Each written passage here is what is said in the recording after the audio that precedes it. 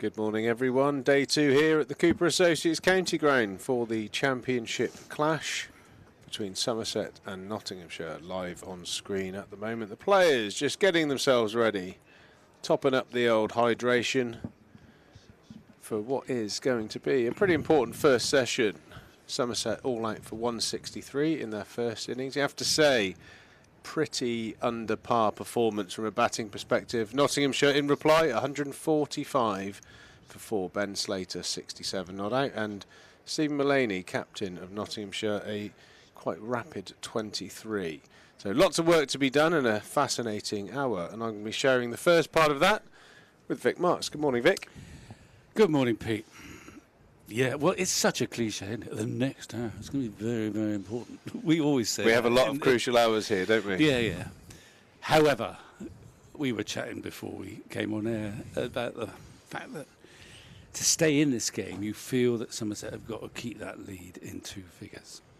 I think anything under 2 figures, they'd take it. If you were offered, if Tom Abel, although he might want more, if he could say 240 all out, from here, he'd be thrilled to bits. Because you're still in the game, you've still got to bat really well second time round. They've got to bat better second time round.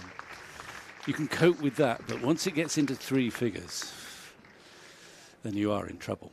Yeah, totally agree. I think the rear guard sort of batting from Somerset has been a lot better. It's just that initial first innings has been consistently quite poor, but Tom Abel is leading the troops out.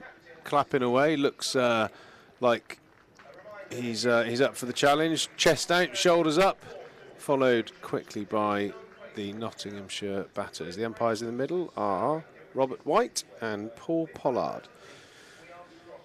Matt Henry last night, I think, he's an exceptional signing. Yeah, I've had a couple of conversations with him. Seems a real good guy, but every time I've seen him bowls with a real sort of vigour.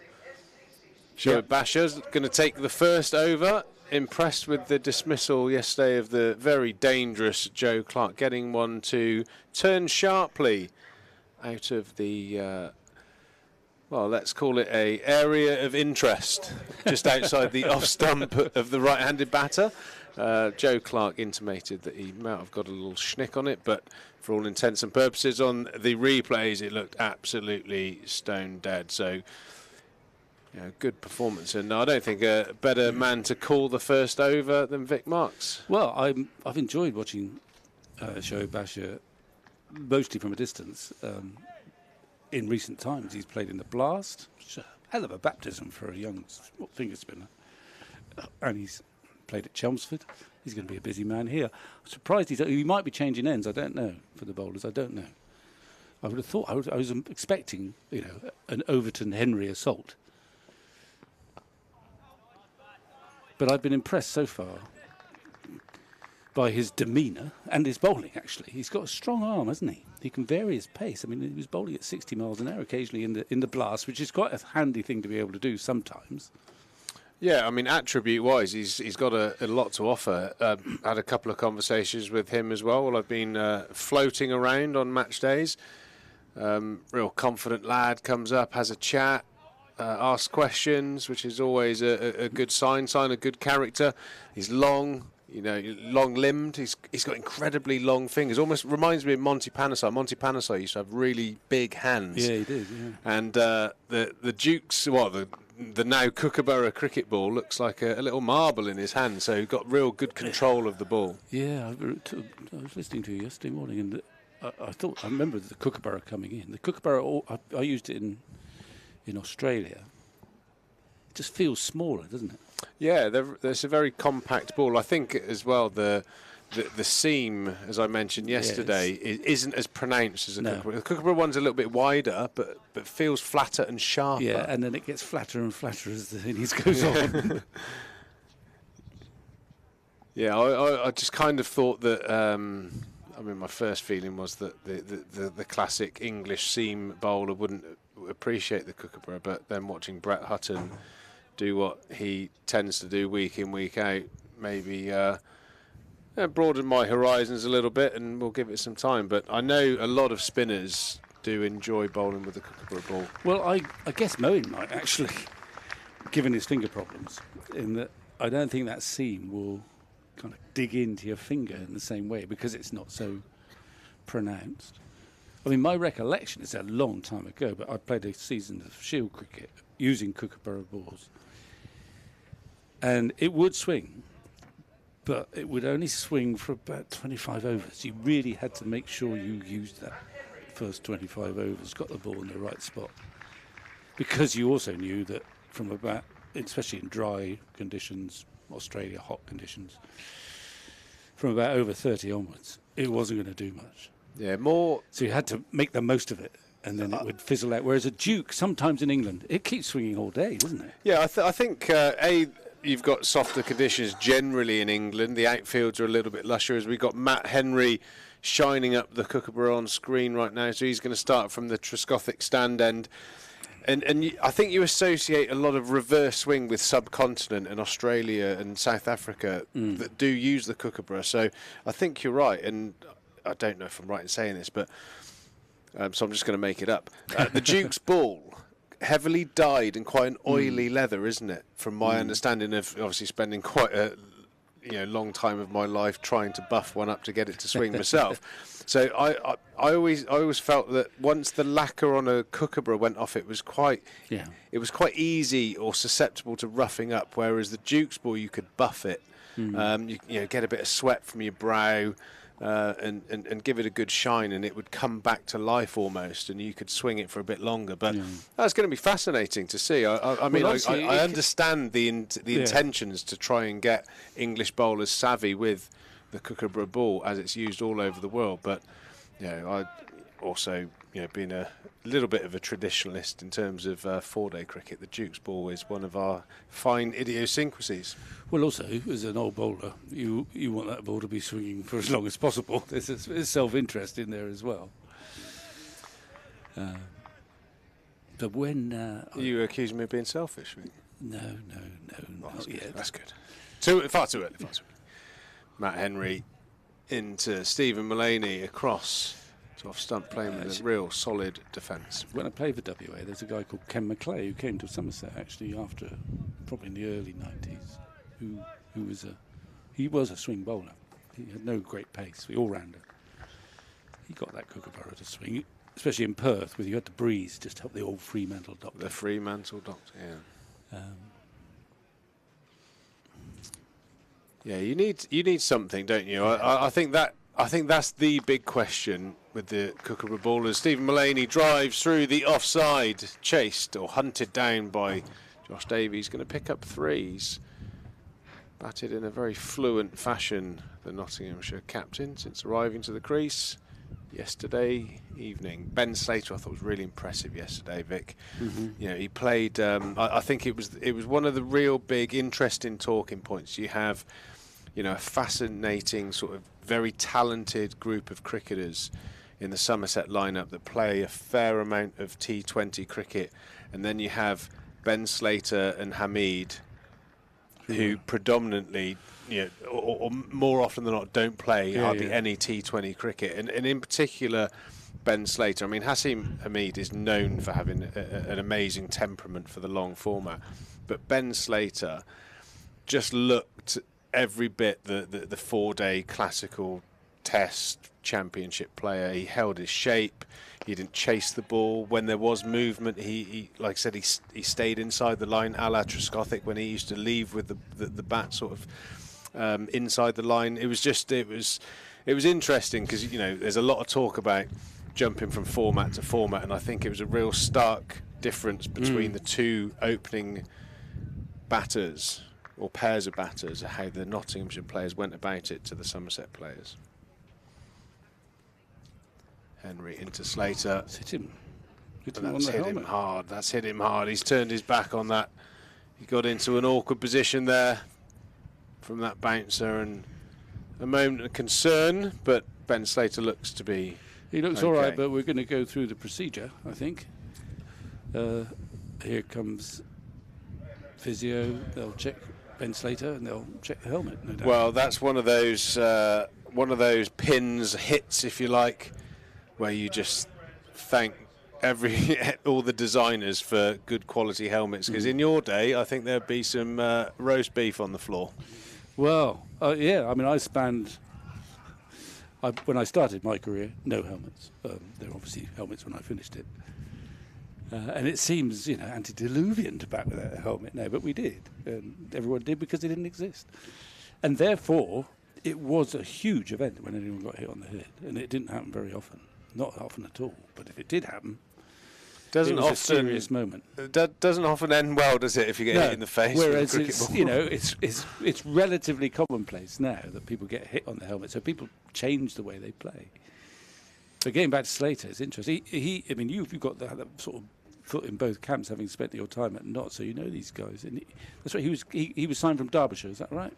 Yeah, signed for Derbyshire a number of years ago. Is he from Derbyshire originally? Yeah, I believe so. And he brilliant 50-over cricketer. He's one of those guys he's technically very astute. He has got all the attacking shots. I don't think his game necessarily lends perfectly to T20 in the modern sense of the word. You'd probably have to bat in the top three, and I don't think he's a go from ball one sort of guy, but he's got a brilliant 50-over record. And when I've played championship cricket with him, he's just impressed me all the time. I actually think he's, in terms of the next step, I think he's underrated. I think he's a really, really fine player, and he's no slouch in terms of scoring when he wants to. But it must be tough in this era if you are kind of pigeonholed as he would be. Although he's a good 50-over cricketer, but what good's that nowadays? Well, we all start aspiring to play for England, don't we? It's only good if you play for England, because otherwise you're playing, at the moment throughout August in a sort of competition that is diminished. But it must be very tough if you are kind of a red ball specialist, which he has become. Doesn't play T20. Well, what? And he comes back into the dressing room in April, and he looks around at his mates. So where are you been? Well, I played in Abu Dhabi. I earned about 400 grand. Have you got on, Ben? Well, I might play the odd game of grade cricket somewhere. I've been worked over on the indoor school all winter. Yeah, with the ball at 90 miles an hour. So it away. Must be tough, wasn't it? Yeah, I mean it's a new era. You're just a bit too old. Just imagine if you'd been 10 years younger. Yeah. You'd have been scooting around playing in every. Well, you did actually. You went to Bangladesh. I got a little bit of it. Yeah, a little bit. Yeah. But if you'd been 10 years younger. Yeah, I mean, from my perspective, even towards the back end of my career, having scored the one-day runs that I did for Somerset, batted number 3 consistently for over a decade. Every time there was a Sky game, I still got called a pinch hitter, even though I was one of the highest scoring one-day cricketers of that decade. And it's normal now for opening batters to hit a seam bowler back over his head for 6, whereas in my day it was all pinch hitter stuff. Yeah. But it's interesting. I was playing golf with Jason Ratcliffe, who I believe is Dom Sibley's agent, and I can remember having that conversation about Dom Sibley, the way he plays and Bazball. Real close appeal there, just sliding down the leg side. I think Craig Overton will have his tail up this morning. It was a change of ends or overs for Basher this morning. Vic's gut feeling was right. The big 2, just sliding down the leg side. Down. Close though. I would like to see. I wonder if you were playing in a test match, you might have reviewed that. Do you think? Or just on the angle sliding there, but Craig not out. He did bowl that from very close to the stumps. He does get quite close, and it was very full, and it just might have nipped leg stump, but it's a perfectly reasonable decision, I think. Yeah, I think the umpire would like to see that sort of shaping back towards the slips at some stages. We have a replay, but umpires will have to adjust, and they are adjusting. Oh, that's close. To the modern way of batting. Because often umpires used to gauge an LBW shape by where the ball went after it hit the pad. So if it went on the leg side, you think, it's probably going down. But then, in that era, batsmen weren't batting on off stump. So it shouldn't matter so much where the ball ends up after hitting the pad, because batsmen are getting into relatively different positions. Do you think there's a correlation between this aggressive off-stump stance that we've debated already this morning in our own time, and the helmet bouncer way of playing? Do you think that if you faced a fast bowler without a helmet on, you'd bat in? Oh, to get inside the line more. Does that make sense? Yeah, I don't know. Maybe. I mean, I think the biggest difference that the helmet brought was that more and more people, once they got the helmet on and got used to it, took on the short ball. Yeah. Whereas you had to be quite brave to take on. I mean, the ultimate Richards would take it on with his cap on. Well, he used to go out in a hat, very much like tractors wearing there, down on the Gimlets Hill. He used to. I can remember, when I first started watching cricket, Devon Malcolm bowling to Viv in an away series, and it was.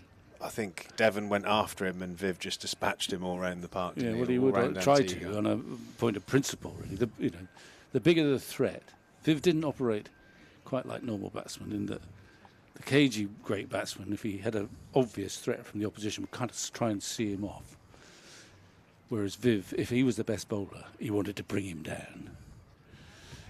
And he would attack him. So if Bob Willis was the best bowler in the England team, he'd go for him. Yeah, or Derek Underwood was the best spinner or something. He'd have to go for him. Whereas the cagier batsman would think, well, I'll just play Bob off and then get some against the other sort of thing. Best form of defence is often attack. Well, that was his, approach, and it worked quite well. Yeah. So my conversation with Jason Ratcliffe, Dom Sibley, who scored a magnificent, very long 100, as Surrey chased down that 505. Yeah. You kind of think, Matchman what is the message to the next? Are we gonna sort of the Dom Sibley style of batting? You're exactly right. You're kind of limiting yourself to having a relatively moderate income in the game, whereas the Bens, unless you get in the test team, your only way is to get in the test team. But then the test team want guys that are not leaving the ball. Well, fascinating. I mean, I'm sure, I'm sure they are flexible enough in that test setup. But they better be. If there was an Alistair Cook equivalent, age 25, one assumes he would be in that test team. Well, you'd like to think so. Yeah. I think a big, moment is going to be how this Ashes series pans out in light of Bazball.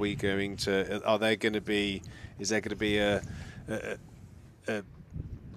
realisation that maybe there are positions in a team for a 5-day game where you might need to go back a little bit to go forward? Yeah. I mean, doesn't seem like it, is it? No. They seem very robust. I mean, we could get what I get unhappy with, where it becomes a sort of virtue signalling process. They want to show everyone. They don't need to show everyone how wonderfully aggressive they are. It's wonderful what they've done, fantastic. But there are moments where you think they're just doing something to demonstrate how gung-ho they are. And that's what upsets me. And I thought, actually, without wanting to, that the declaration was one of those moments. It just said, look at us, we're up for it. In fact, another, no guarantees of anything, but another 40, 50 runs would have been even handier. Yeah. Well, I think if you lose the series, a big series, an Ashes series, I think people's tolerance for the gung-ho will become less and less, because it's results based, isn't it? I mean, let's face it. But the best sides have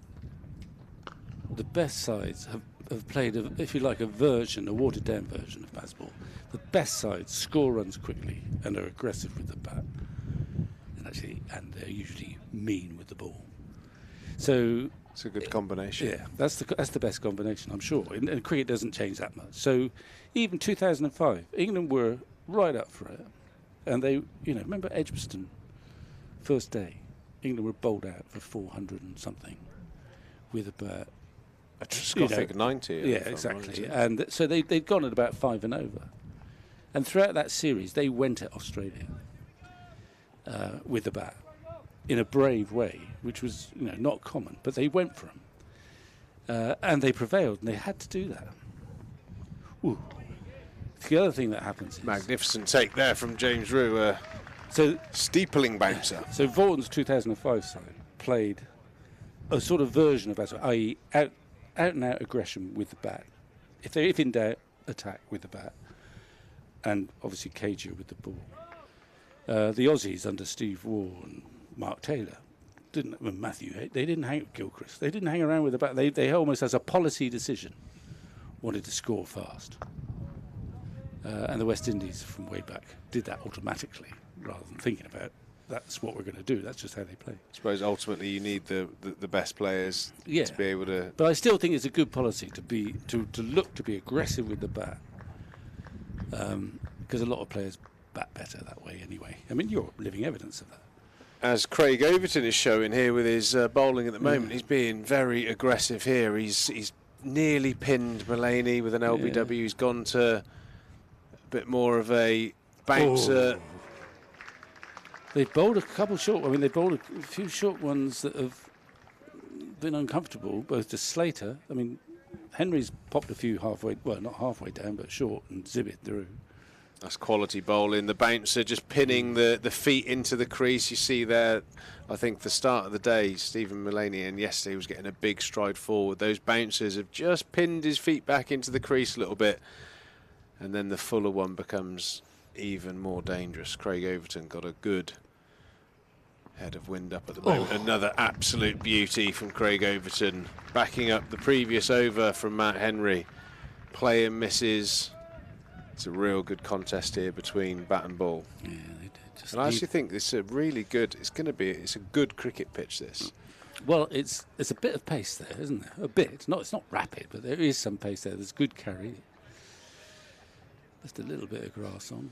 Overton, quite unusually wicketless, especially this season. He's been taking wickets at a pace in the 2020 format. But the Championship cricket has been a bit slow for Craig Overton's usual standards. Into his 14th over now without a wicket. Matt Henry, 2 for 38, bowling magnificently well. Really fascinating stuff here as Notts creep ever closer to Somerset's, I think we can all agree, under par, 163. 152 for 4. And a beautiful nick. Excellent bit of slip fielding there. I think, who was that? Was that Casey Aldridge? Casey Aldridge has taken that very comfortably, and you have to say that's one of the best overs you'll see in county cricket. A couple of rip-roaring bouncers followed by 2 player misses and the outside edge. Well, they've been very purposeful this morning. They've beaten the bat several times, Overton there. And he got the edge. That's a tremendous over. It's a tremendous over. It's a good catch, actually. I mean, but they know he can catch. I mean, Aldridge, like Overton, is about 6'5", 6'6", and that ball was about 2 inches off the ground as it got to him. And he just plucked it out the air. No problem. I've got a lot of time for Steve Mullaney, and I know that he will feel, I think, he will walk off bitterly disappointed, but with, that inkling of fair play, Craig Overton, that's a serious piece of bowling, that's a serious over. Overton's deserved that. It's not the sort of dismissal where you should end up punishing yourself for. No, I think if you add the context of the 5 previous balls, he's nearly had his Swede knocked off a couple of times, 2 outside, player misses, and then the ball that's on off stump, you have to play it with being mindful that Craig can bowl the one back into the stumps. You get drawn into it, and it's bounced and just straightened enough towards the slip cordon, and Casey Aldridge does the rest. Very, very fine piece of bowling here. Matt Henry, can he follow up? This has been a really good passage of play from the Somerset bowlers. Matt Henry's been brilliant at the other end. Ben Slater has played and missed a number of times. The attacking Tom Moores has come to the crease. Young lad who plays all the shots. Sometimes 2 or 3 at Same one single ball. But when he gets in, can be very dangerous. So really be interested to see him. I haven't seen him bat for a few years, see how he's developed. A couple of runs, Slater taking on the short ball. Yeah. Well, I've only seen him mostly against a white ball, where he's got all the modern shots, isn't he? Oh, he's a magnificent talent. He scored a championship 100 when I was playing for Nottinghamshire, and we were in a bit of stum, and he played out of his skin, played brilliantly. I think that, a little bit of sort of cricket maturity as his career will develop. He'll be a serious player. He's one of those, especially against spin. He hits some outrageous shots against spin, but he's got a bit of digging in to do. Like I said, this is where the modern game, the modern philosophies of batting will be tested. Very hard to be positive against bowlers of the quality of Overton and Henry. Yeah, but you'd have come out at number 7 with the same fairly aggressive thoughts quite a long time ago now, Pete.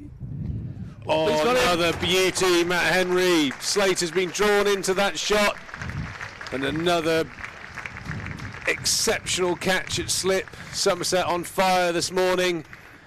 9 runs before they get up to Somerset's 163, but Somerset now right back in this game. 6 down, 154, and you have to say the Somerset bowlers deserve those 2 wickets. The big bucket hands of Craig Overton. Matt Henry has 3 for. It's the tallest slip Gordon I've ever seen, but one of the best. Yeah, I mean, Overton is a fantastic catcher. It doesn't matter where he is. I mean, he's caught some brilliant ones in the outfield during the blast. But he's rock solid in his second slip. And they all say the same about Aldridge, don't they? A pretty solid innings of 70 from Ben Slater. And you'd say that, I think there's a conversation I had with Harry yesterday. I suppose, bit of an old school sort of.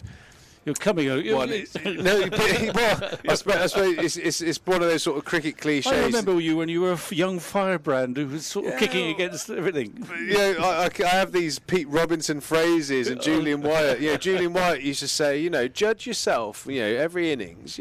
Were you got out or did you get yourself out by being stupid? And I think my point is, Victor, that I think both batters this morning have been got out by very good pieces of bowling. I agree. I mean, both nicks to second slip, having been peppered in various ways, beaten. So you're right. So it's a happy dressing room and not dressing room, because the last 2 batsmen who've got out can go back and say, well, I did very little wrong. They're over the moon. They're looking in the mirror going, well, all is well with the world. Brett Hutton strides to the crease, useful with the bat. Is he? Your inside knowledge is invaluable. Yeah, score some handy runs. He's certainly he's batting 8. He's a good 8 as well. He's a very good 8. He could potentially even be a 7. Yeah, he's a good player. But he's got a good bowler against him.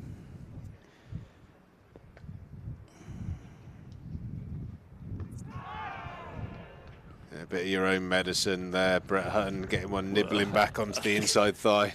About 10 miles an hour quicker, I suggest. Maybe, definitely a little bit quicker. I think when you, I can remember my second year at Nottinghamshire. We were across the road at the Boots ground with the tent. And you see your list and you're facing, I don't know, Luke Fletcher and Brett Hutton, and you think, I haven't got enough thigh pads for this. Brett Hutton having a swat. Good shot. Certainly showing that he's got some calibre with the bat, pulling Matt Henry through straight mid-wicket for 4. No mean feat. Well, it's a top quality shot there. I mean, second ball. Yeah, he can into play. Position quite quickly. Hit it way in front of square. Down. He went down as well. Good. So he's justifying your build-up as a batsman. Yeah, there's a good battle here. Good bit of rear guard action. I think these two. I think Brett Hutton has got quite an orthodox technique. He's a good player. Mm-hmm. Tom Moores, if he wants to fight fire with fire, I think you're going to see some more. He's a bit more slashy. Likes to stay leg side of the ball. Plays over extra cover. But your point was with your pre-season in a tent over the road at Trent Bridge. Masters you of got absolutely in a pummeled fight, in the absolutely peppered. You just couldn't get enough padding on. You know, I'm Luke surprised you Fletcher and didn't Brett run at Hutton. him. Well, it did happen. Yeah, I think I think one of the things is about the being positive when you're under pressure. Well, it'd be interesting because I'd have thought Moores especially. The match is suddenly right back in the balance. It's one of those moments, and I think he'll take the modern view that he'll meet fire with fire once he's settled in. He's that sort of player, and I think I would, if I was his skipper, I'd want him to. Yeah, I think he's. I think everyone backs the more aggressive players to be aggressive, and I think if you don't have the temperament to block and leave and build a Tavares-esque innings, and you're a ball striker, I think actually technically when you are being positive, this is what I always used to find with my game, and having conversations with Trez up the other end, who kind of knew a bit about batting. He always just said that when I was playing an aggressive shot, my shapes were always better. I actually looked technically better when I was trying to be positive, and I think, maybe I didn't have the sort of patience, intellect, whatever it might be, to again leave on line and all that kind of stuff that the great sort of top order batters do. I think there was just more clarity in my game when I was trying to. Yeah, it makes absolute sense to me. The notion that you get into better positions when you're looking to hit the ball. Even if you don't end up hitting, you might end up defending. Well, you played with one of the original, Master Blasters, Ian Botham, and he was technically sound, but he would get into better positions too when he was looking to attack. Joss Butler is a far better player when he's, to take a modern sort of icon, when he's looking to be aggressive, gets into better positions. And talking about positions, Somerset have scrapped themselves back into a pretty good one at the moment. 2 new batters to the crease. Who else have we got? Hutton off the mark with a 4, and I think it's fair to say, with the qualities they have, Brett Hutton, Jake Ball, Dane Patterson are, they are bowlers, but capable of some level of batting. Matt Carter can whack a few, but I think there is an opportunity here because all of these players do like to get on with it. So, well, they are facing a high-quality pair. They both bowled beautifully this morning, Overton and Henry. Whether Somerset will be able to sustain that assault, if you like, with the other guys, they won't be so obviously threatening as Henry and Overton. Yeah, that is the challenge for Davey and Shoaib Basher in particular. Casey Aldridge, I think, well, he's got so much ability with the ball, but he does seem to have a 4 ball in the locker every over. Be quite an interesting little puzzle for Tom Abel. Whether, obviously, I think he'll want to keep these 2 going for another maybe 20 minutes, half an hour, because if they prosper, they could completely turn the match. But after that, it'll be an interesting puzzle whether you go 2 seamers or whether you go to Shoaib and a seamer. We aren't quite there yet. I think busy slip cordon. I think Shoaib would be my choice, and rotate the seamers from what is always the preferred end. Matt Henry into Brett Hutton. Plays with. I don't think that carried. Played with an angled bat and relatively soft hands, and played into the deck. No, didn't carry to Casey Aldridge. That's a very long-armed slip cordon, as you've mentioned. You got 2 proper Mr. Tickles in there. They're not. There's 2 6'6" standing there. Brilliant catches of the ball. Matt Henry into Hutton. Plays with a very straight blade. 158 for 6 now. Somerset have started brightly this morning, and I think that's probably a bit of a frustration for a lot of the Somerset supporters that follow the Championship cricket. They seem to get themselves in trouble and then have these passages where you see how good they can be, and it's just interesting to, I suppose, how do you prepare yourselves to start on the front foot? They seem to be a really good Championship rear guard team. How can they get that first session, first day, to get ahead of the game? I don't know. I've no idea. I sense, but perhaps it's coming from me rather than them, a kind of tension at the start of the game. And then... what a ball that is. That's definitely out. And what a sight for any fast bowler. Middle stump, uprooted, cartwheeling back towards James Rue.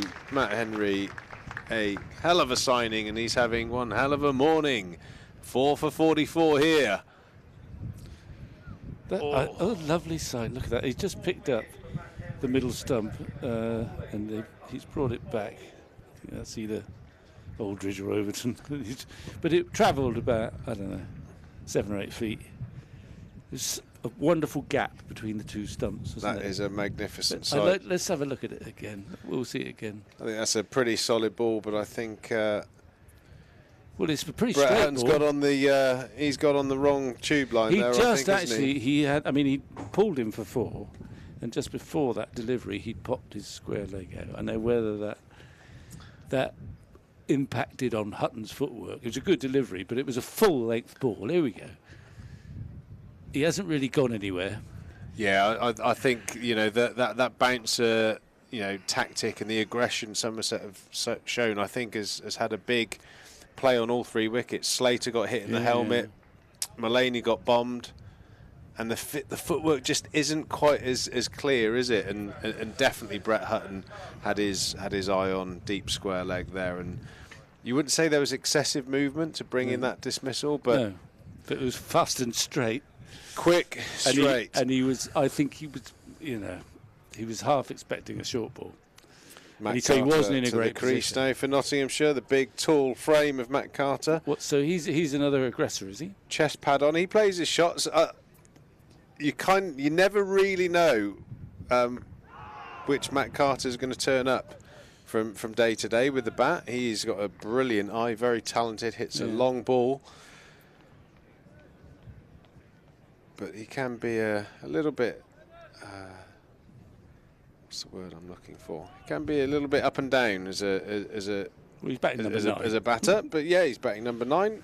But he's but he could do something. You're saying a sort of poor man's Graham Swan with the bat.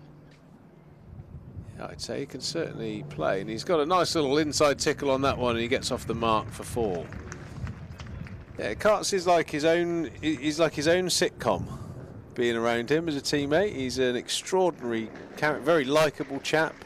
Always drama going on in the life of Matthew Carter. He lives in Lincoln, commutes into Nottinghamshire. I don't think he's ever driven that A road without having a burst tyre, which is the reason why he's late every morning and all that kind of stuff. Stuff happens to him. He's one of those guys. He attracts action, Matt Carter. I love him to bits. He was brilliant to be around, but there's always something going on. Does he play T20 or not? Yeah, he's an exceptional T20 bowler. Bowls a lot of the power play overs. Right. Tall off spinner, gets good action on the ball.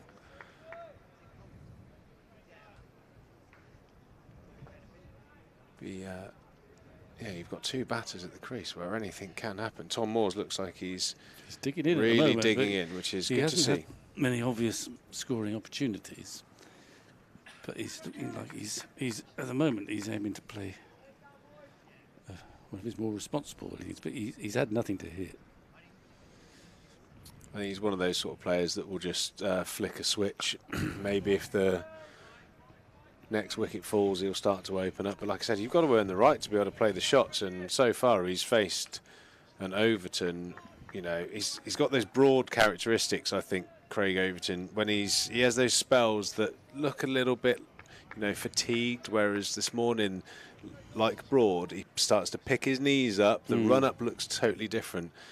And the outcomes are spells like this. Matt Henry's getting the reward, but Ooh. There's no doubt in my mind that the fact that Craig Overton is bowling the way he's bowling is the reason why Matt Henry is getting the success at the other end. 162, one behind, but only 3 wickets left in the shed for Nottinghamshire. Bit of movement there. He's over the wicket to the left-handers, which hasn't always been the case, but he just got that was a bit too high. But yeah, there's they've got something out of this pitch still. It's a good cricket pitch, I think. This. Yeah, no, I totally agree. When I was down at ground level, I wanted to kneel down to assess the pitch, but I couldn't quite make it.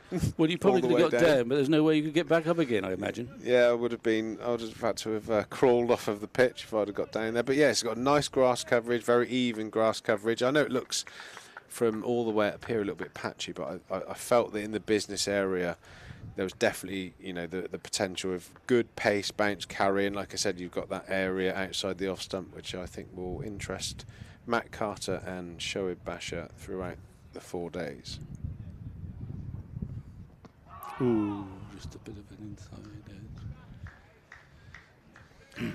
Man coming in from deep square leg because they want to keep Carter on strike at the beginning of the next over. Oh, that's a very good delivery. That well blocked out by Tom Moores. I think Tom Moores is a sort of batter that a couple of bouncers could just get him out of his shell. I always thought that Morsey was quite a compulsive puller hooker.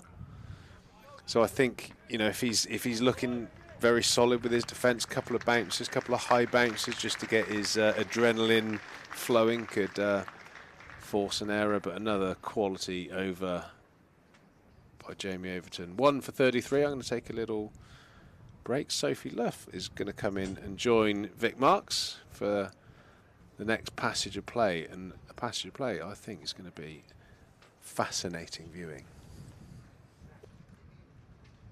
It's been pretty good viewing so far, particularly if you're looking at it from a Somerset perspective. The doom mongers up here, that's probably me, was saying anything in double figures, a lead in double figures would be manageable. Now we're getting a bit greedier. The scores are almost level. They're one behind. We'll allow them a little bit of a lead, but now we're thinking, 30, 40, that'll be enough. Anyway, hello, Sophie. Hello, Vic. How are you? I'm good, thanks. It's been a great start this morning, hasn't it? I've been watching in the background behind yourself and Pete, and high quality, isn't it? It has this been. Pair. Yeah, and absolutely. There's some good catching to go, and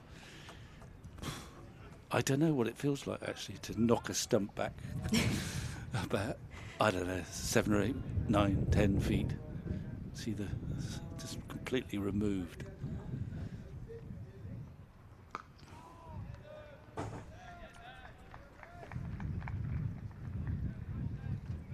Yeah, I've got my eyes on 2 games today, Vic.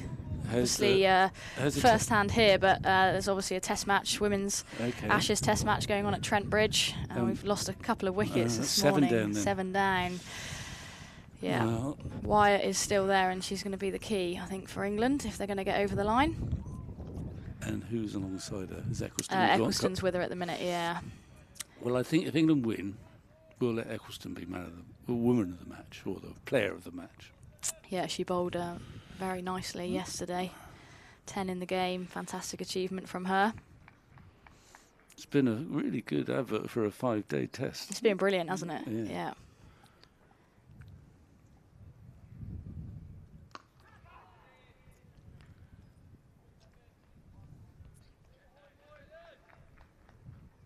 And the women, by and large, am I right in thinking, they crave these long games? But, they want more if they can possibly. Yeah, I think if you talk to any of the England girls, and likewise Australia, they want to be playing in this format. They just don't get the opportunity to do it very much. Well, this will be a good advert for that. I'm sure there's a sort of commercial argument why they say, we can't play, we can't do that. But a test match like this, where there have been reasonably good crowds, I would have thought. I mean, there was a dire one, wasn't there, at Canterbury? Yeah, that was fizzled out into that was the a fair dullest few of years draws. ago now, wasn't it? Yeah. But this one, partly because it's been allowed 5 days, there's natural finish. Last ball, this Henry over. Knots 162 for 7 here. Well, we've had 40 minutes play. I think it was 145 overnight. So 17 for 3 in 45 minutes, is that right? Yeah, 145 for 4 they started the day, Yeah. Nottinghamshire. So it's significant. Now, can they finish them all off? Moores is yet to get off the mark, and we know he's a darting, talented, gifted player, but Overton has given him absolutely nothing. He's yet to get going. Yeah, it's been high class from Overton and Henry this morning. Oh, he's gone for that one, hasn't he? He certainly has. Play miss there by Moores. Yeah. You were talking about the slip cordon earlier, Vic, and notice Tom Abel's right in there. Don't usually see him. Not certainly at first. And start of the season, we saw Cola Cadmore in there. So well, I think he's got bandages. You know the problem. Yeah, finger injuries. Yeah, thumb. Yeah, that must be it because he's you can see him at mid-on actually with. I think he's at mid-on, and he's got a bandage on his left hand because he was renowned as a top slipper. Yeah, I feel like even in the white ball T20s, I've seen him at first slip regularly, especially in those early games. I think. They've got a lot of hand and finger injuries at the minute at Somerset. I know. Jamie Thorpe would have been busy there. Gregory and Van der Merwe. Yeah, Peter Siddle as well. Peter Siddle, really serious one. And most of it is, I imagine, as far as I can make out, it's from it's the perils of T20. There's often for fielding off your own bowling. I think is probably the most dangerous bit. Yeah, people smash it back. That's definitely how Van der Merwe did his. I think, and I think probably Siddle as well. I'm not sure. I think so. The perils of. I've seen umpires, reach for their helmets, standing at the bowler's end. He's got hold of that one, Yeah, Moores. he has. He's had to wait a long time. It's a good shot in the end. He bided his time, but he hit that sweetly.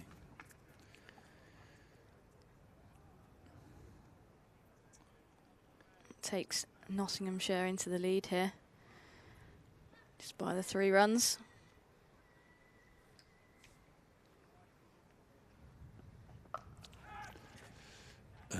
That's 4 more. It's a short boundary out that side, isn't it? Yeah, well, he dug that in on purpose, but he hit it pretty well. It was in the air for a while, but I think he middled it, and I don't think it was quite carrying to the show bashes out there, but he was about 10 yards away. So it's a pretty sweet shot. Now, what do you reckon? Do you reckon he might give me one more?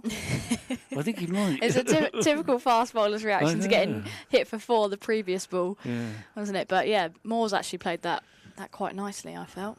Got into a pretty reasonable position to play that. Yes, he does. And he's had a word. I think he's had a word. He's talked to someone anyway, Craig Overton. He's bowled well this morning, and he's a bit grumpy that he's had to concede 2 fours, but he's just getting some encouragement, as ever, from Tom Abel. Is he going to give him one more? I expect he probably will.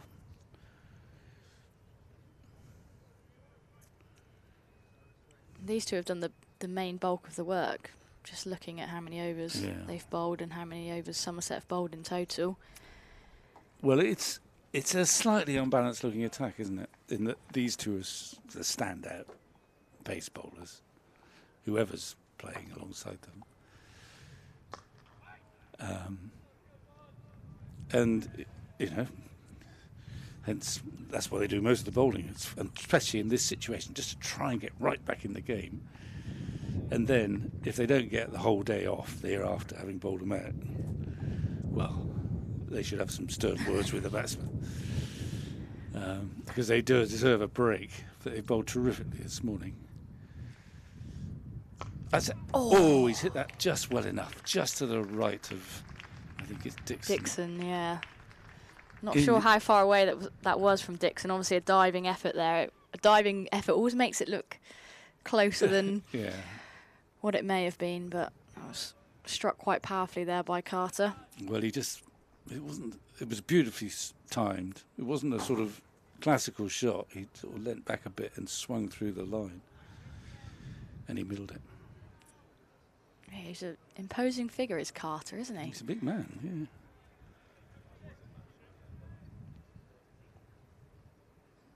He's got a very prominent chest pad. He's got quite a prominent chest, but he's got a very prominent chest pad. Is what I'm really aiming at. He might have to use it in a second. No, he's bowled him. He's bowled him. He didn't need it for that one, did he? I think maybe he thought a short one was coming in again, but that's nipped back again. That hasn't. It's sent the bail a long way, but not the stump. I mean, what a bowler this man is, and what an asset. Incredible bowling from Matt Henry. 5 for in the game. He'll be searching for a couple more to finish this Nottinghamshire innings off, though. Yeah, his feet didn't really go anywhere there. Well, Carter. His feet didn't go very far when he smacked him for 4 the ball before. And like me, he may have been thinking he might bang this one a bit short. He didn't move much. But I think it moved a little bit as well. Just see the replay there. Yeah, that's a decent delivery there from Matt Henry. This guy's got some pace and he's got a lot of skill. And he's got a great sort of enthusiasm too. You see him out there and he looks like he's enjoying himself. Yeah, and he kind of looks like he will be such a kind of good influence on everyone else out there. Yeah, because he's just giving it everything. Everyone said he's fitted into the group really well and he's quite unassuming. I actually was watching a couple of the Blast games here and I was chatting to my dad and I was saying he doesn't look, like a real tall, fast, imposing bowler, but he's got so much skill and he's been a great signing for Somerset. I think he's been a brilliant addition in both formats. Yeah, absolutely. And I think they knew that. I think obviously he's done his stuff in New Zealand and he's actually just peaking as a Kiwi test player. I think he's kind of in the team now, which he's always been just there or thereabouts. But he did such a good job at Kent. They loved him, I'm pretty sure, at Kent. That you kind of knew that he knows county cricket. He knows what to expect, and he had a great influence down at Kent. Probably got them promoted actually. And if you look after him properly here, he will be a fantastic asset. And that's actually Somerset's season was almost triggered when he arrived, and it may not be totally coincidental. Anyway, he's got 5 for 53, and Somerset just need 2 more wickets to be right back in this game. Well, then we've got the agonies of watching him bat. No, we'll love it. Yeah. Oh, hopefully it won't be too far away. Henry's in again, and that is a zip through. This is a good pitch. Cracking delivery. Great zip there off the pitch. James Rood taking that at head height.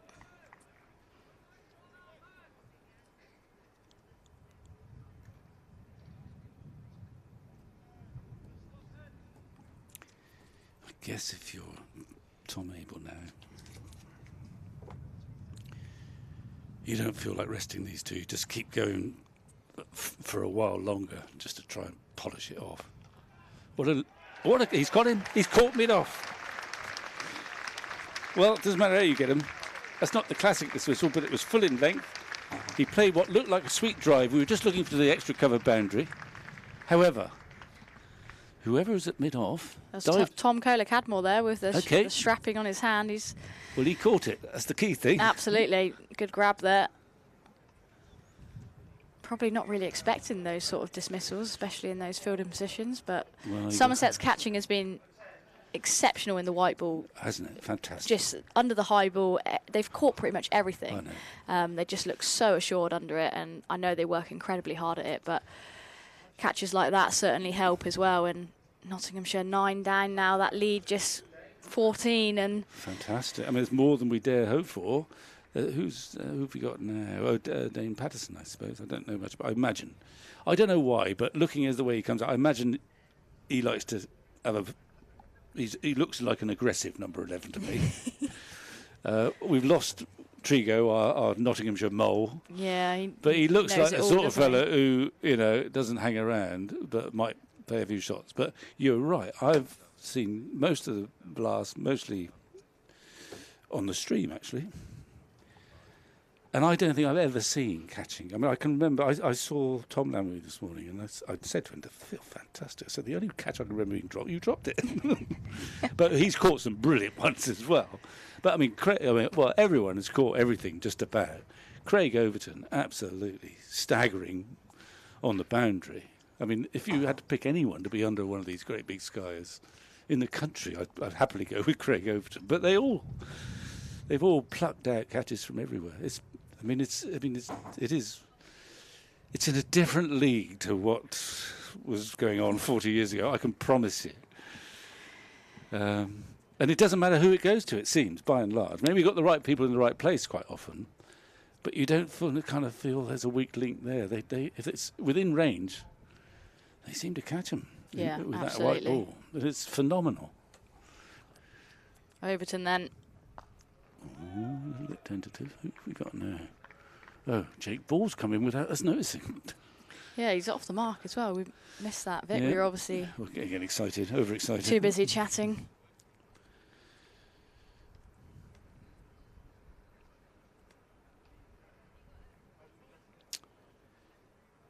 Well, when I set off this morning...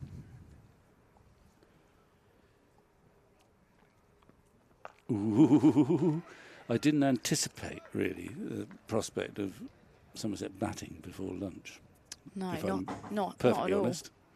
I didn't see any of yesterday's play because I was playing myself. But yeah, when you just look at the scorecard, it doesn't paint the best picture from a Somerset perspective. But no. I heard Shane Berger talk at the end of the day's play, and he was happy with how they'd fought back into the game, and they're certainly fighting hard this morning. Well, they've been fantastic this morning, whether it's catching or bowling. I saw a bit on the stream, and there were moments you thought, well, there's runs out there, like you do at Taunton. But there were also moments where the ball jagged around, and Brett Hutton got the ball to nip back. It's a very good surface, I think, because I think we've had some bland ones here in Championship cricket, not quite got the balance right. Whereas there's clearly there's quite a lot happening at the moment, and the carry is good.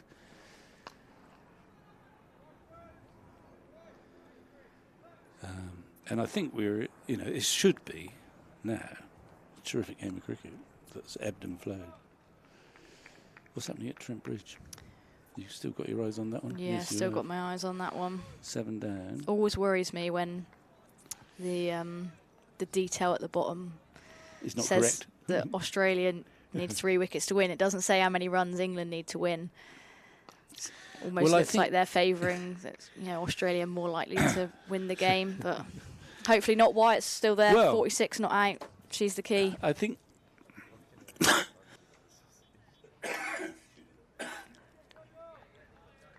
I think I saw a quote from Sophie Eccleston say, we're going for the win, which is actually the only result they can actually get, so it wasn't quite so gung-ho, because if they bat all day, they'd have won anyway.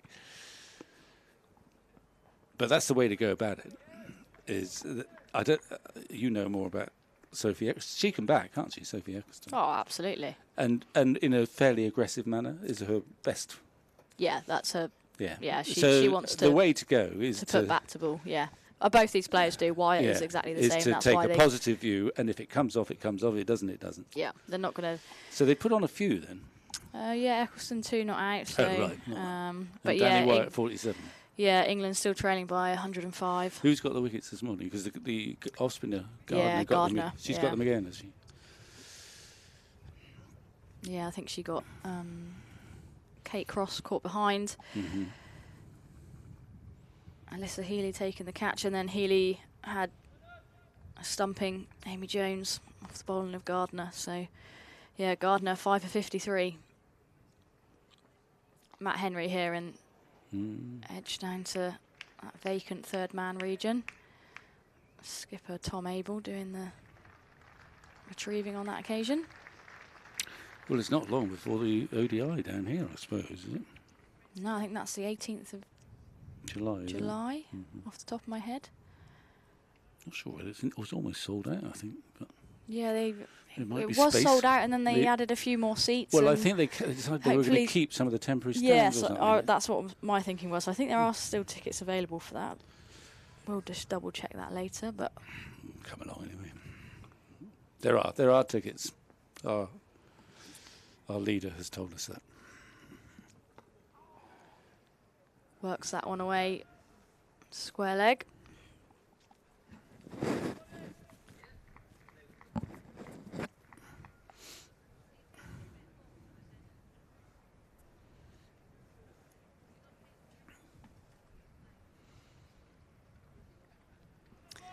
There we go. Extra tickets available now. Tuesday, July the 18th. I think that's the last game of the multi-format series. They go into the T20s next, and then they finish with the ODIs, and I think the Taunton one is the last one. Kola Cadmore's going to have to get his skates on to chase that down. He does pretty well.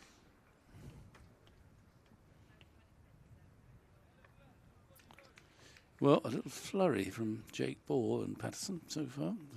The wickets fell so quickly, we're getting very greedy. You know, we think, well, hang on, you can't let them get another 10.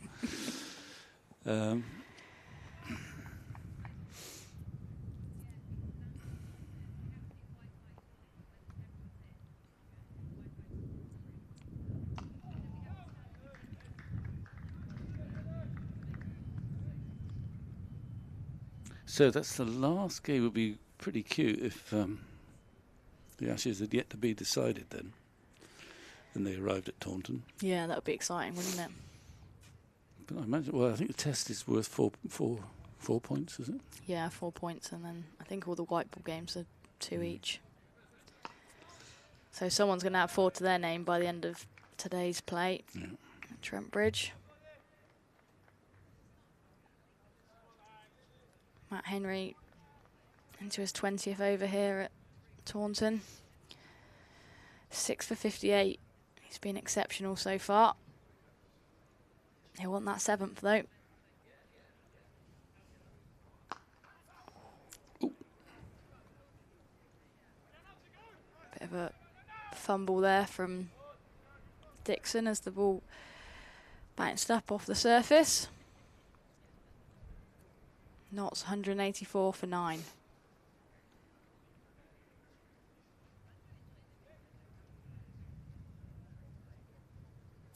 Well, this pair look like tail-enders, but they're actually putting back to ball quite nicely, aren't they? Yeah, they've run pretty well between the wickets as well and found a few gaps.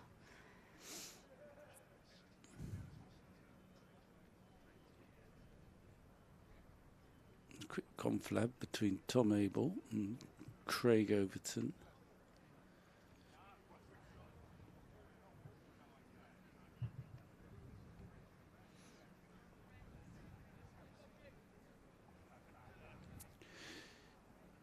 They're batting so well, and they do look quite like tail-enders, that the short ball may have to be used. Just see how they react to that. Yeah, got deep square leg, fine leg.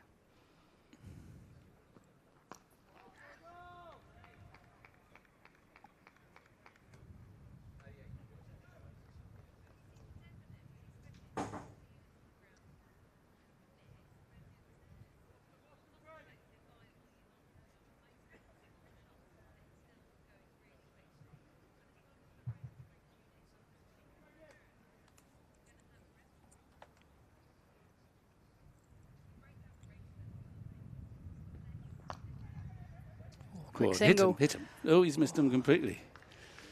Tom Kola Cadmore, a bit of an aberration. He was thinking about where he was going to throw it before he picked it up. Yeah, I was going to say these two have run really well, and that was slightly risky, but putting the fielder under pressure and made a mistake.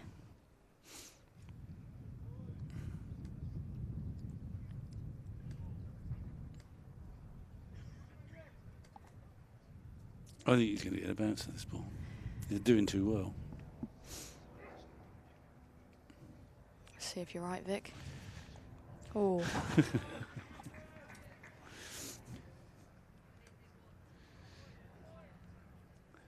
There's a guy who played for Essex many, many years ago called Ray East, who was a great joker. And he would have made that calculation, and then just as the bowler was delivering the ball, he'd actually dive to the ground before he actually saw where he's going to pitch. But usually he got it right, because it looked hilarious.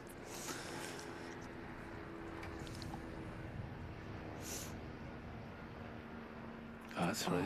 That's right. So you've got to give him the bounce, so just to keep him honest. So Overton gets a second, and he kind of deserves that. He's only got the one. That's a terrific session for Somerset. 186 for 9, so the lead is just a mere 23. Is that right? Yeah. Yeah. Which is a real bonus. I mean, us, there's pessimists up here, i.e., well, Trigo and myself actually said anything in 2 figures will do it. You did say that, yeah. Well, it is in 2 figures, but it's not the sort of figures we expected. It's even Steven in this match now. Yeah, and actually, in terms of the psychology, if there is such a thing, Somerset have got the edge now because they've come back from being almost out of the game to being right back in it. Yeah. But now, as an act of gratitude to Henry and Overton, that top half a dozen have got to get some runs. Yeah, but they might. I mean, you've got to be buoyed by that. You've got to be up for it now. You're right back. It's a bonus situation in a sense because we were nearly out of it. Yeah, the bowlers have definitely got us back into the game here, and the batters have got to do their we don't half like of the to job promote now as these well. divisions between the two setups. And you, as a captain, obviously don't want to do that. But Overton and Henry deserve to have a nice lie down, and certainly not to have to bowl again today. They should be very grumpy if they have to bowl again today. I would have thought they would be. By the same grumpy. token, if Somerset are still batting tonight, they will be in quite a strong position. So they've got to still be at the crease tonight. Anyway, we've got a game on, Sophie. We do, yeah. This game's moving pretty quickly, isn't it? Yeah. There were a fair few wickets here yesterday, and there's been a fair few wickets this morning. Just looking at the bowling figures there. Matt Henry, the standout, 6 for 59 off, well, good stint, 20 overs he's bowled. Overton was into his 19th. He finishes with 2 for 46 and then 1 wicket apiece to Aldridge and Sherbashir. Ground staff just working hard on the wicket there. I'm not sure the Nottinghamshire bowlers will be too thrilled that they're back out there so quickly, actually. I mean, they were out there with the bat, weren't they? But yeah. That probably wasn't the plan from their perspective this morning. I mean, I suppose, what do you say in the Notts camp? It's still doing a bit, lads. Yeah, good time to bowl. Yeah, a fast game's a good game. But they will be, they will have had in their minds, if we could get a lead of 100 here, and then we've got a bit of leeway to kind of dominate the game and put the pressure on the batsman. Well, that's gone. But there's some demons in the minds of the batsmen. I mean, Brett Hutton. I mean, I'm in the danger of being impolite, but he looks kind of like, I was going to say the archetypal club bowler, but that's probably unfair. But he's the archetypal sort of county yeoman. He's got no great pace. But he tormented Somerset yesterday because he bowled a length and he got the ball to jag around a little bit, particularly back into the right-handers. And he tormented them. He's one of those bowlers that there's a lot of, they sort of, used to be like Darren Stevens and all these guys who you think torment you in April, May when it's zipping around, but should get easier to play as the season goes on. But he was still getting the ball to move. And the ball's in the air long enough that you've got time to think. Of course, thinking is diabolical for most batters, Once the brain starts to consider all possibilities, it sometimes gets more difficult. Yeah, well, his lack of pace is almost an advantage. Yeah, he got 5 for 34 yesterday, and when Somerset played Nottinghamshire in those early April days at Trent Bridge, in that first innings, in that Somerset first innings, he picked up 6 for 45. Okay, I was just starting to get a little breath of optimism coming through now. I'm not so sure. Yeah, but I just double checked it because I did feel like he was the main threat was the key man. when we played them up there, and obviously we lost that game by 165 runs. So yeah, Hutton obviously has got plenty of wickets against Somerset this year, but the Somerset batters will be doing all they can to just got to play the ball, as you threat. say. You've got to play the ball. If you know, it's easy to say that from up here, isn't it? Not the man. I mean, you know, and in most times you think, you know, Brett Hutton, as I say, you'd see someone bowling like that at top level club cricket, but not with the same skill or the same consistency, I'm sure. But you know, there's no great pace, but there is accuracy and an ability to hit that seam, and that's often enough. But, well, right back in it. But there is a sort of anxiety about watching Somerset start their innings at the moment. They haven't really cracked the opening. Dixon's had a score at Chelmsford. Lammonby's had a couple, you know, some scores here and there, and yesterday looked good for 20 odd, but then got out quite meekly actually to Hutton, just edging to slip, having looked good. But it's not the most reassuring sight at the moment, seeing Somerset's red ball opening pair come to the crease. But maybe that'll change today. Yeah, fingers crossed it does. Nottinghamshire bowlers just warming up out there. Sun sort of hiding behind the clouds here, Vic. Yeah, well, we don't want that. No, we don't want that at all. It was looking glorious as Somerset were walking off the pitch around 5 or so minutes ago, but just getting a little cloudier here.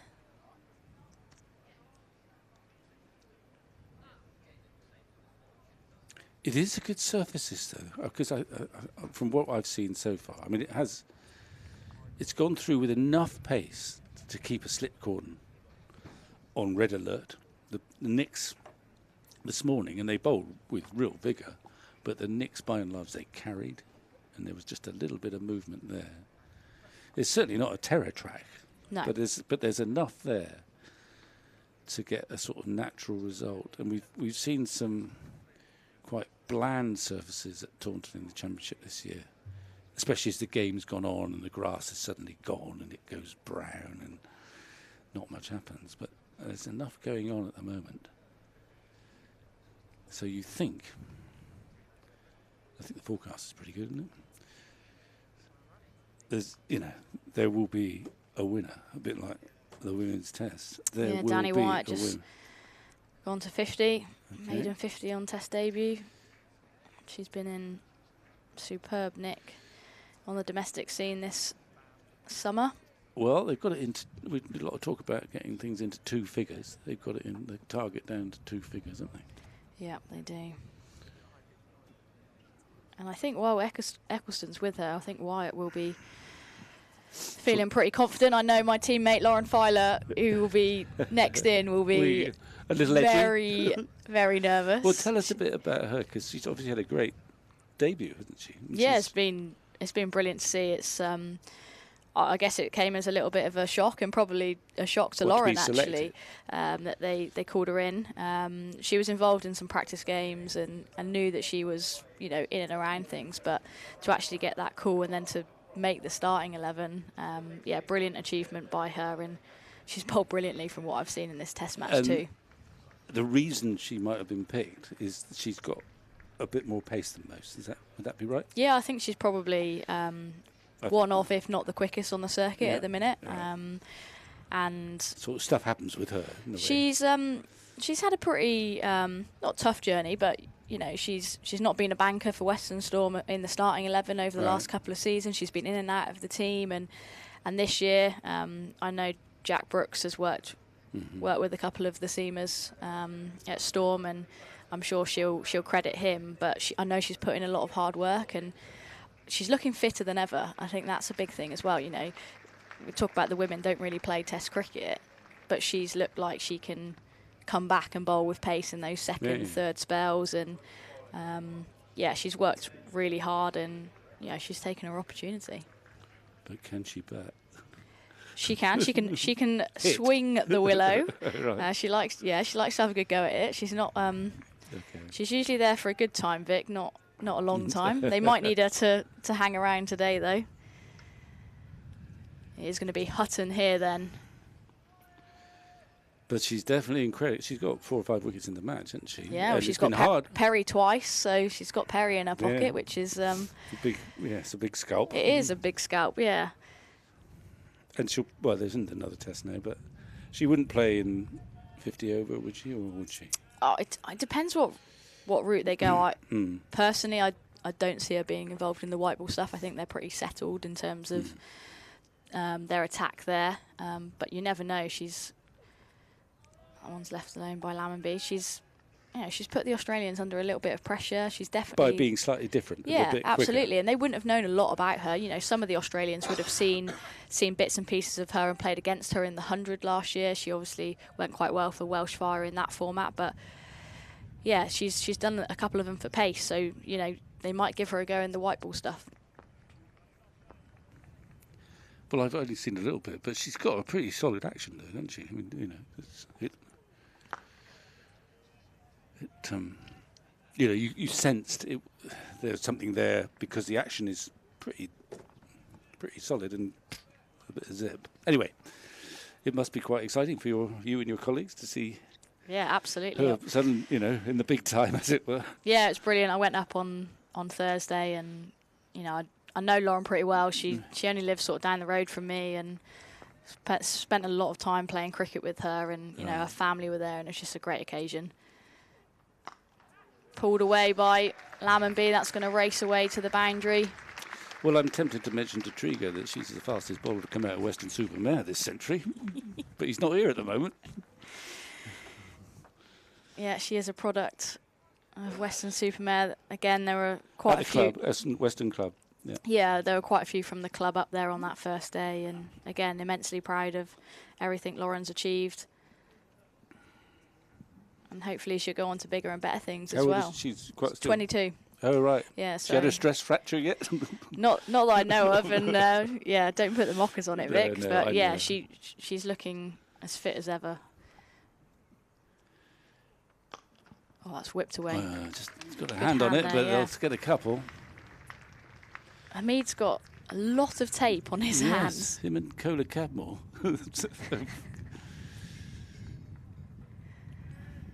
Looks like he's got nearly every digit strapped up there. It does, doesn't it?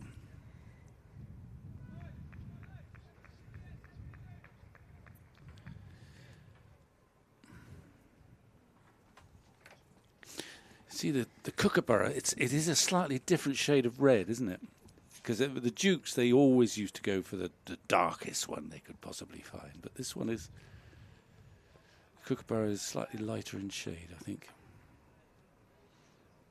Doesn't seem to have negated the bowlers much, the Kookaburra, however, in this match. I mean, I think that would be a fear. They thought, once it gets old, it goes to sleep, sort of thing.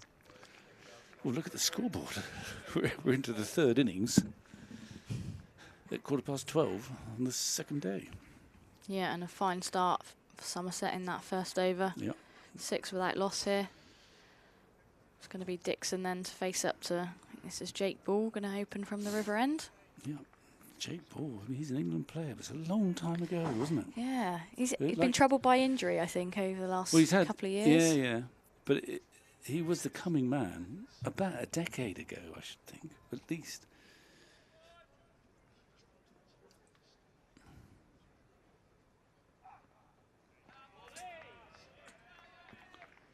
And you can see why he played for England. He's rangy, he's tall, nice easy action, gets a bit of movement away. I guess in a way it's been a frustrating career. Lots of people have frustrating careers, but pick for England.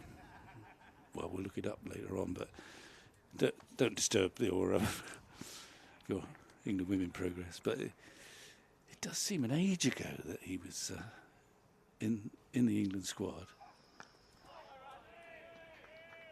This is where we need Harry Everett on, because he's just full of all the all the knowledge and. Well, there's plus and minuses and everything, isn't there?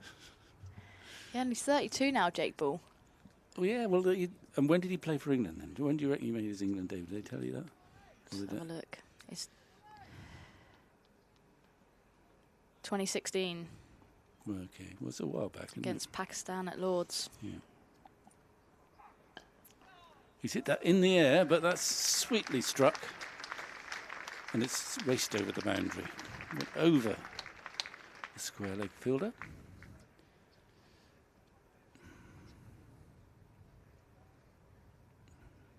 He just picked it up. Quite a cavalier fashion. It's 4.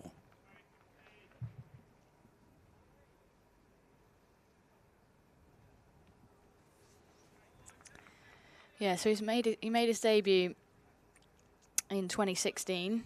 Mm-hmm. Not a bad place to make your debut at Lord's, but he last played for England in Brisbane in a Test match, and that was 2017. Right. Probably played some white ball stuff as well. I'd forgotten that. Later on. Yeah. So it's a while back. It's 6 or 7 years ago.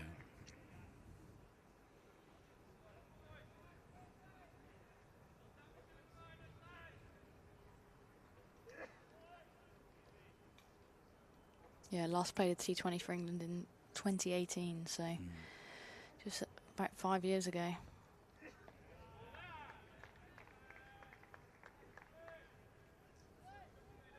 Sun starting to creep out from behind the clouds here. Good signs from a Somerset perspective.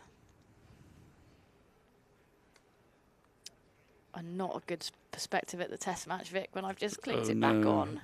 Eccleston has gone. They're 8 down. Oh dear, no, you've got to watch Lauren Fowler, Pat, and you'll be a bag of nerves. I will be nervous for her, bless her. Well, it's easy to say up here, but she's got nothing to lose. Really. Yeah, absolutely. She flayed a few away in the first innings, and did she? It looked like she was absolutely loving it out there. Right, okay. So, yeah, hopefully she gets a few away and can occupy the crease for a little while. Not her natural game, though.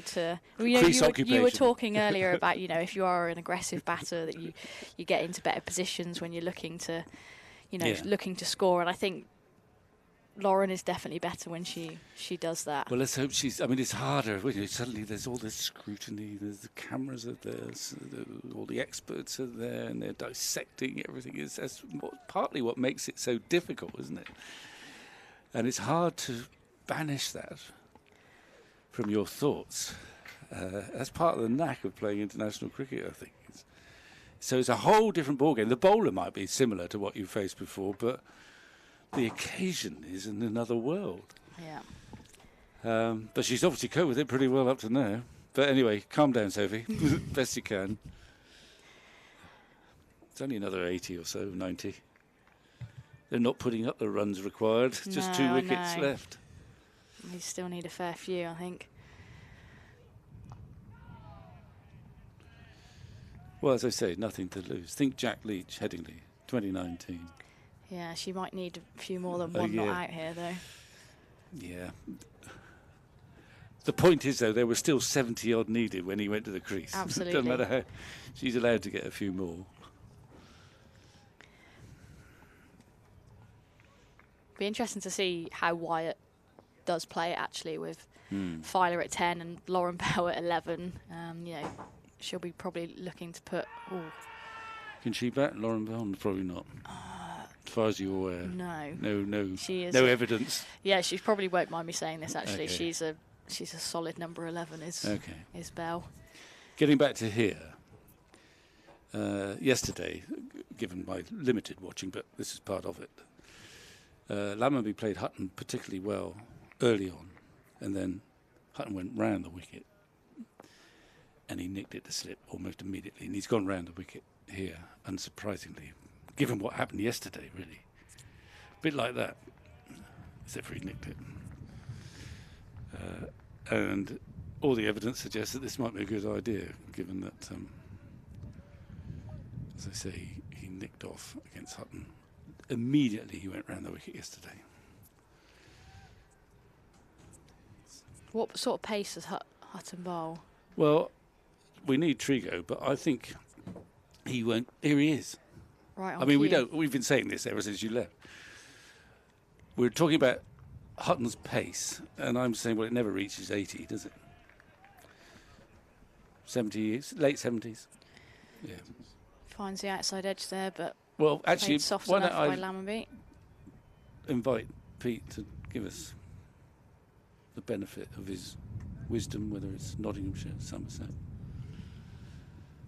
You can sweat up watching your mate batting at Trent Bridge. Yeah, Triggs will probably want to watch it as well. Oh, the actually. Western crew, yeah, it's the Western Mafia here. Lammonby yes, one. before he comes, I'll give him his introduction in terms of pace. End of the third over here. Just a bit of uncertainty when he came around the wicket to Lammonby. I think he's got to just sort of sort that out. But they're still there. It's Kookaburra. It'll be more dangerous. I mean, it's about the evidence of what we've seen today. Obviously, it's when it's newer, it's harder. It carries more. If it moves, you're more likely to. The nicks are more likely to get to the slip cordon.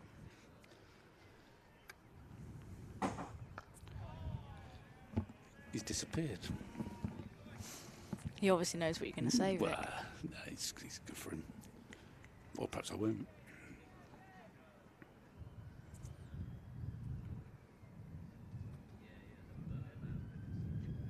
Three slips in for Nottinghamshire.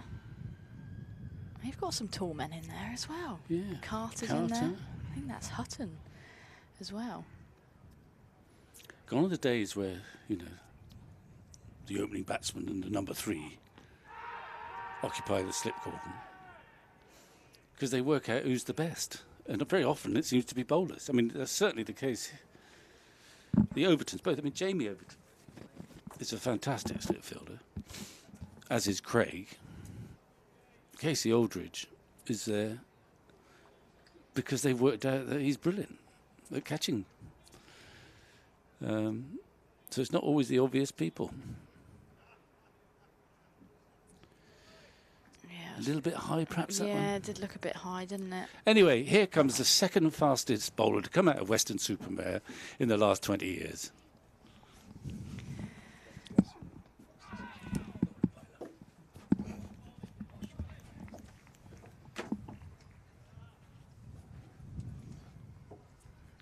Leg by there. Dixon's off strike. Lammonby's going to face up to Jake Ball for the first time this morning. Just looking at that LBW shout from side on to see where it hits Dixon. Afternoon, Soph. How are you? Definitely a bit high, that, wasn't it? Yeah, a little bit high, wasn't it? Looked a little bit high. Yeah, always a little bit worrying, though, early on, getting those sort of calls. Well, Vic this morning said that if the Nottinghamshire lead could be Always put him down. 2 figures, Somerset would be happy, and we've done better than that. And Brett Hutton has dropped one there at second slip. Lammonby fishing to the outside edge off of Jake Ball. Brett Hutton offered the hand but put it down. So a life for Lammonby. Very unusual to see Brett Hutton drop a catch. Very solid in there normally. Somerset have a lifeline on 11. Quite a remarkable session of play so far from a Somerset perspective. Have done really well after a poor start to this game, but it's very much on as even now, I would say. Yeah, Somerset will be hoping that these two can, well, make it to the lunch interval, but it's still 35 minutes before lunch, Pete. Yeah, there's a bit going on at lunch today, Soph. Got a couple of bits of news for our listeners. Keep an eye on your social medias, the Somerset social medias at 1:15, announcement of an overseas signing. Oh, very exciting. For, I'm assuming, the rest of the one-day competitions, maybe even longer. I don't know the full details, but an overseas announcement to be made at 1:15. And also Anthony Gibson will be presenting a 1902 bat used that belonged to Lionel, can't pronounce this, Parleray, who captained Somerset in 1907 and played for England in 1902. So that's going to be over at the museum at 1:15 also. So you can be over there watching that presentation while getting the news of our overseas signing. But for now, Brett Hutton steaming in from the Trescothick stand end to Dixon and Lammonby. Lammonby's had an up and down season. Dixon in 4-day cricket has had one up and a few too many downs, so pretty substantial innings is the order of the day for him.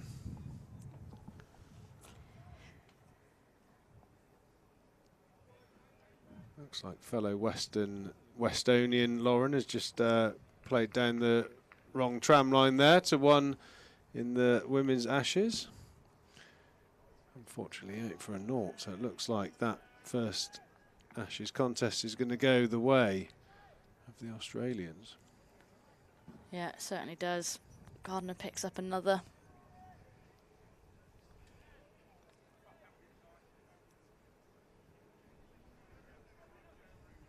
But Lauren's had a fantastic Test debut. She'll be disappointed not to have contributed with the bat there, but fair play to her. She's looked like she's loved every minute of it. Yeah, why wouldn't you? Trent Bridge, debut for England. 4 wickets in the match, I think. Bowled some really exciting balls. Dixon on the ball. Looking to fight fire with fire, and all the way for 6 into the leg side boundary. Dixon is renowned for playing the pull shot well, and maybe a change of tempo to his batting is the order of the day. Yeah. Play positively. Picked up the length early there. Yeah, superb shot. Full-blooded pull shot there from Dixon, away for 6. What's Brett Hutton's riposte to that?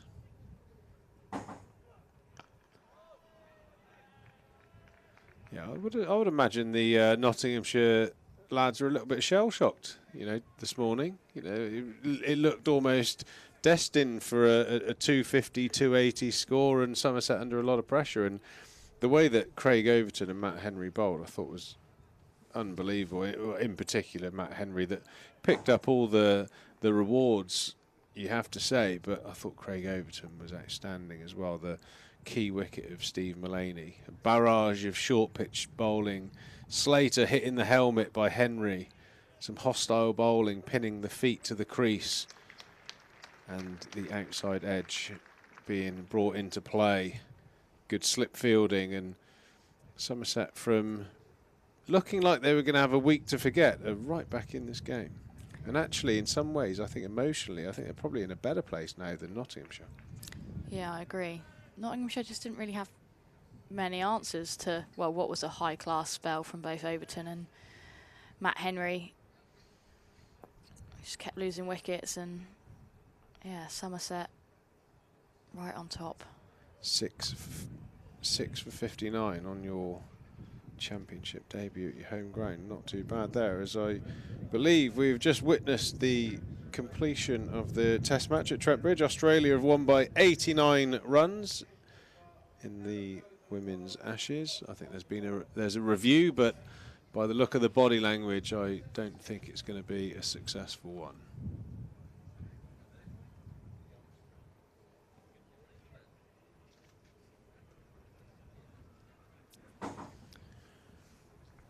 Yeah, just to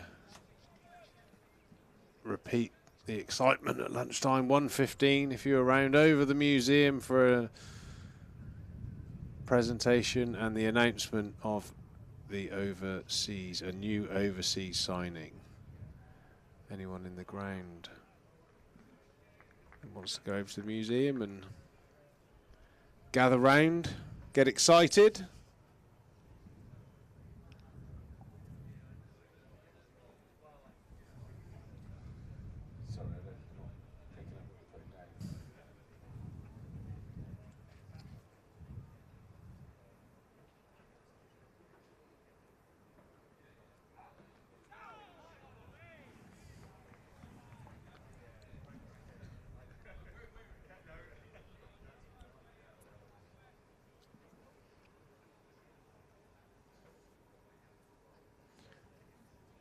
Any live listeners in the ground using our Virtue Motors earpieces? Give us a wave if you're excited about our little announcement at 1:15. Who's your money on? You could have a sweepstake in the Hildreth stand. Anyone in the Hildreth stand listening? Get a sweepstake. Who's it going to be? Yeah, we've got the waves at the top of the stand. I bet there's going to be a lot of chatter, Soph, over the next, what will it be, 45 minutes? Yeah, I'm intrigued. What nationality? What nationality is he going to be? Ooh. I'm going to have a look, keep an eye on the social media and stuff. They don't trust, there's no trust anymore. They don't even trust me with the information. No. Cloak and dagger here at the Cooper Associates County Ground. I'm sure whoever it is, if he performs anything like Matt Henry, he'll be an instant success. Jake Ball running in hard. Lammonby into the offside. A shy from Hasim Ahmed at point. Dixon makes his ground. Somerset pick up another run. Good bit of intensity between the two Somerset batters here. 20 without loss. 20 is not a huge number in terms of partnership, but it hasn't actually got to 20 many times this season, so a real good start from these two. Can they build on from that? Be great to get level with Nottinghamshire without the loss of a wicket. Another 3 runs to get there, and then all of a sudden the blemishes from day one are all but gone. Yeah, they've had a couple of lifelines. Lammonby dropped by Brett Hutton at 3rd slip, and it was a close LBW call against Dixon. But they're both still there, and that's the important thing from a Somerset perspective. Dixon 12 to his name, Lammonby there on 7. I'll be hoping to extend this partnership.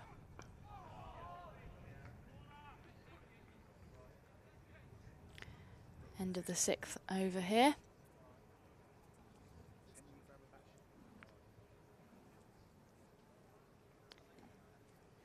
Yeah, solid start from Somerset. 20 without loss after 6 overs. I think the danger period with the ball, when the lacquer comes off, the shine gets into one side and the swing comes into play. Even though I suppose Hutton and Ball aren't big swingers of the ball, they're more nip bowlers, but I don't think you could have a better batting surface than a day 2-3 pitch here at Taunton. So certainly the best time this week to bat on this pitch. Lammonby clipping into the leg side for another run.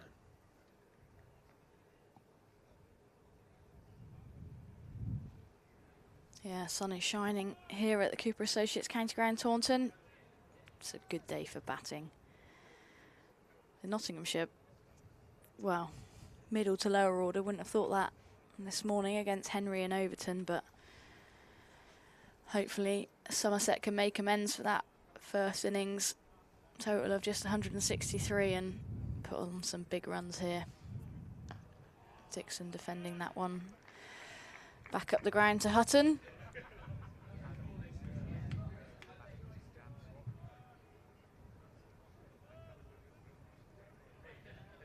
We were just saying earlier that Hutton, a bit of a nemesis for Somerset with the red ball in his hand this year. Got sick fur at Trent Bridge when we played them in early April and took 5 here in the first innings. Yeah, he's certainly been in the wickets. I think all year he's been picking them up at quite a lick as he gets 2 straight there to Sean Dixon, and that is certainly a strength area of his. Anything sort of leg stump wise, he's very strong in that part of the ground, and he clips off his pad, and certainly some good feels going around there for Sean Dixon.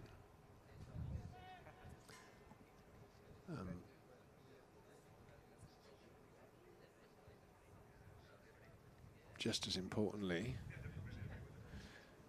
we have something to bowl at already. No wickets down, so really good morning for Somerset.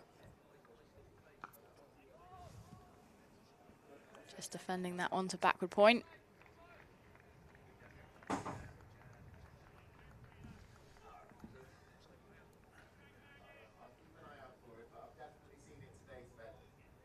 So after that previous boundary, short mid-wicket in now.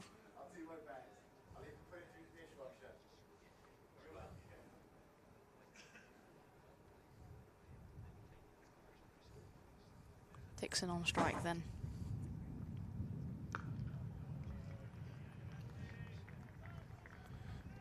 Solidly in behind that one. Yeah, I do sense that the atmosphere is a bit flat out there at the moment. The Nottinghamshire lads probably keeping a good eye on the clock, hoping for 1 o'clock to come as quickly as possible, regroup in the dressing room and calm things down a little bit. Has been Somerset's morning, completely dominated the day's play so far, led by Matt Henry, 6 for 59. End of Brett Hutton's fourth over. If this overseas signing is as good as what Henry's been.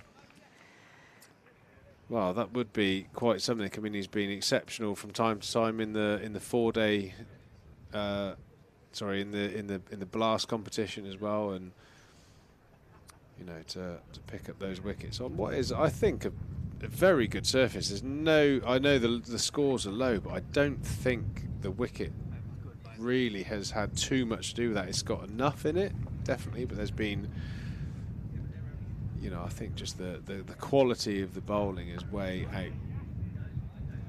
outmatched the quality of the batting on display. It just takes someone now, or a couple of batters, to take a bit of responsibility now and just dig in. Like I said, there's no way the ballers behaved to suggest that a 163, 186 would be the first innings here at Taunton. So two teams that are just having a little bit of a battle with their batting lineup at the moment, but two exceptional bowling attacks. Jake Ball in from the River End. Didn't quite get it right in the first innings. Jake Ball only bowled a few overs, but they were quite expensive, while Brett Hutton was cleaning up at the other end, so he'll certainly want to get in the wickets himself. Yeah, well, he's been pretty tight to start with here. Into his 4th over, just gone for the 6 runs. But they'll want wickets in that wicket column, Nottinghamshire, to get themselves back into this game. Almonby defending that one.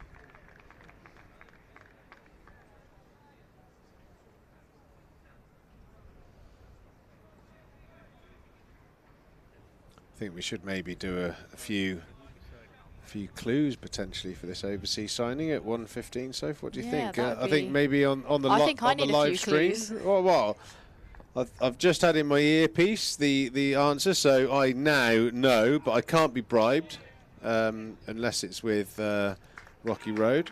So no bribing, but yeah, maybe some clues. So if you're on the live stream, in the comments section, let's go for what country? What country do we think?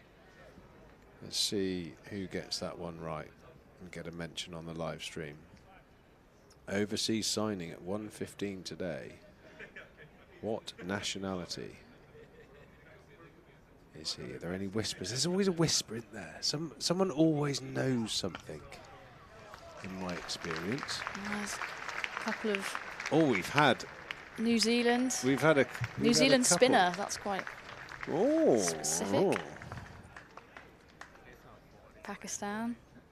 Well, we've obviously had a couple of fantastic Pakistani overseas players. Azhar Ali, Babar Azam have graced the turf of Taunton a number of times recently. South Africa. We've got a couple of guesses for New Zealand. Maybe there's been a text from Matt Henry to a mate. You never know. Great bit of fielding there. Saving a few runs. End of the over. Somerset 28 for 0.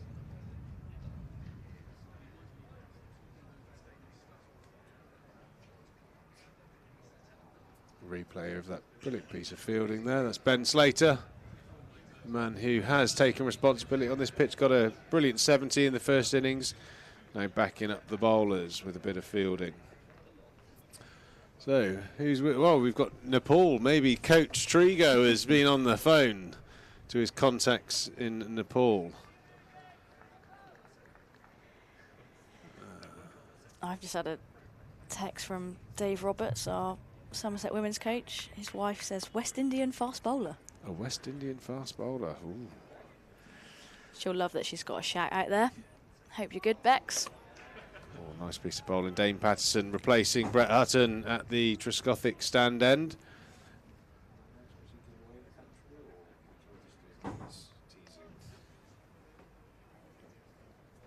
We'll give it a couple more minutes to the end of this over until I will divulge the nationality of the overseas player.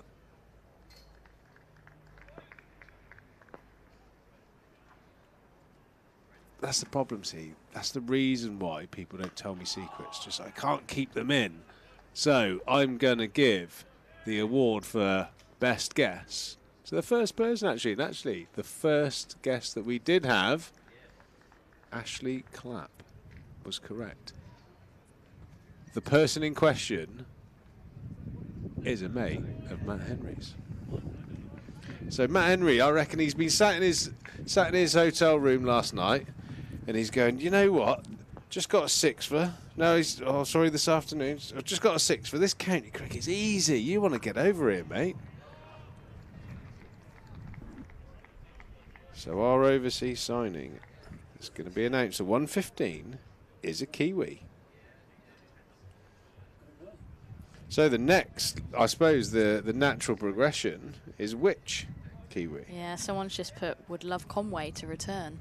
Oh, okay. Yeah, played a bit of club cricket, Devon Conway.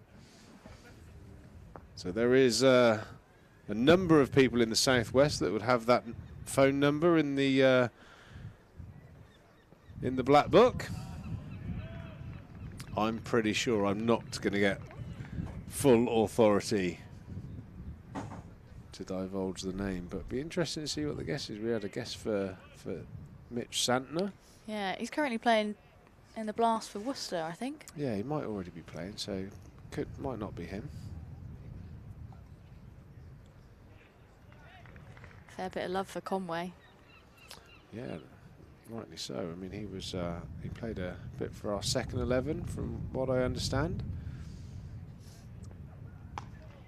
Dane Patterson just getting into his work here. I can't tell you until 1:15.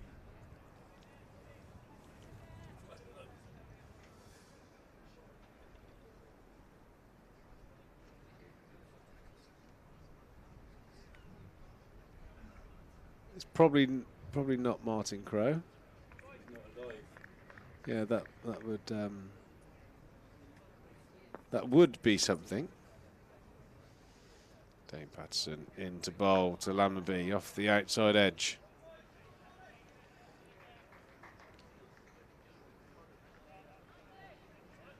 Yeah, I'm afraid this is probably as far as our quiz can go, but we are expecting, like I said, an announcement at 1:15 on all the social media platforms that a Kiwi is going to be putting on the Somerset shirt in the next few weeks. So very exciting news. Somerset 28 without loss here then. 9 overs gone. Still going to be Jake Ball from the River End.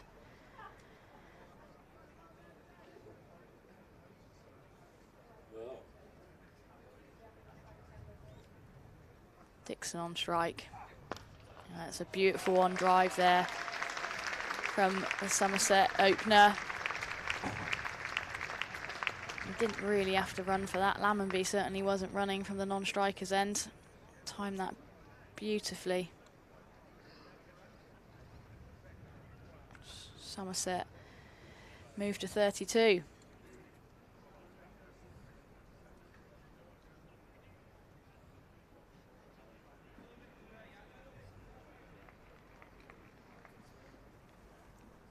Yeah, it's been a great morning so far, and what a great opportunity for Somerset to really turn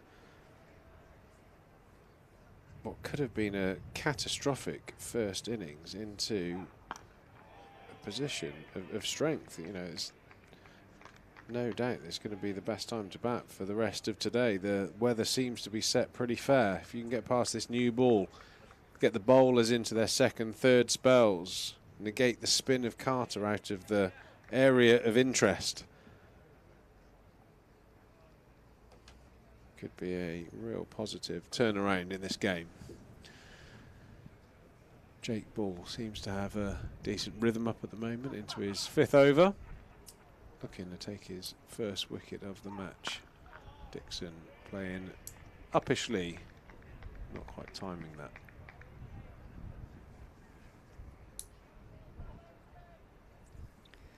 Carter's just doing a little bit of limbering up at second slip.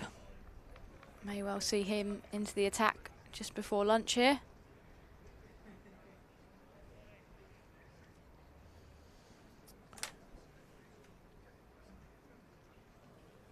Yeah, very good spinner is Matt Carter. Big lad, very tall, bowls with good pace, fire the ball into the surface.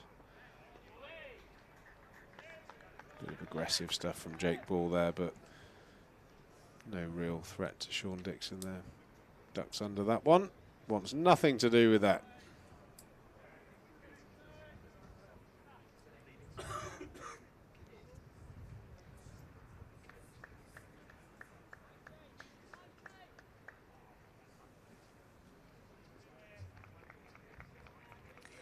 Always look on the bright side of life. Assuming it's for the men's team, I'm sure Sophie would love to have one of the White Ferns over. Yeah, I absolutely would. That's edged away and gonna race away for 4.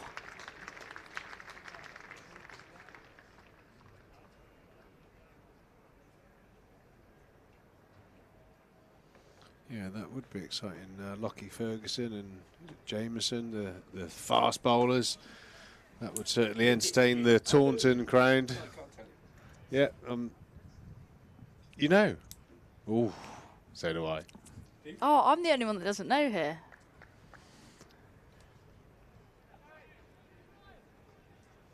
I suppose the only thing I can give you is his name will be familiar in English county cricket.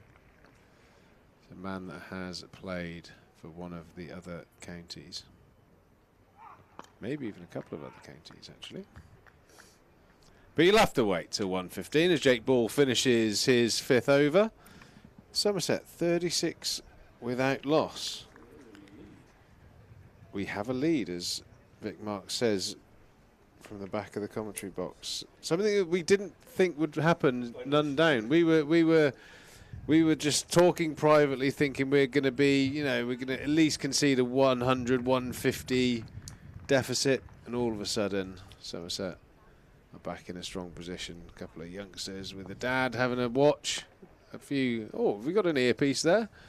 With your 2 sons, give us a wave at some stage. Dane Patterson catching the outside edge of Lammonby, but played with soft hands down to 3rd man. Pick up a couple of runs. Thanks for the wave. Very smart lads in your one-day shirt. Right now, you're on screen now. Give us a wave. Your multicoloured hats and your Trade Nation shirts. What a great day to spend with your sons down here at the Cooper Associates County Ground. Hope you have a great day. Do you reckon they've got the day off school? Wow. It's Monday. Could end up with a bit of detention going on there. Skiving off. You never know. The teacher could be watching on the live stream in the classroom. Where are those 2 lads? Good running there from the Somerset pair. 3 runs to the total. Lammonby and Dixon looking to bat a bit more positively and a bit more assured today. It's just as I said to Vic earlier, it's a shame that it almost takes the Somerset batters to get a thump on the end of the nose before they react. It's a shame. Most times this season it's always been a bit reactionary, but looking solid at the moment. Patterson into Dixon. Oh, that's a close call. Trapped on the knee roll again. The ball nipping back seems to be the kryptonite for Sean Dixon. He's gone again, LBW to Patterson. His bright innings of 26 comes to an end, and Somerset lose their first wicket. Yeah, Dixon gone LBW again. We've seen that numerous times. Have a look at the season. replay. Just thrusting that front pad down and the ball nipping back in is, in fairness, a tough ball to play. Decent ball. It's been, it is enough for Sean Dixon. He's on his way for 26. Played well, but he'll be disappointed not to kick on today. Stuck on the crease.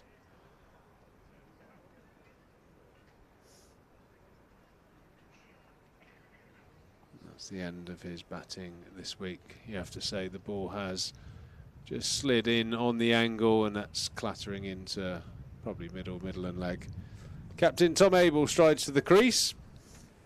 Another batter that likes to take that aggressive off stump, middle and off stance.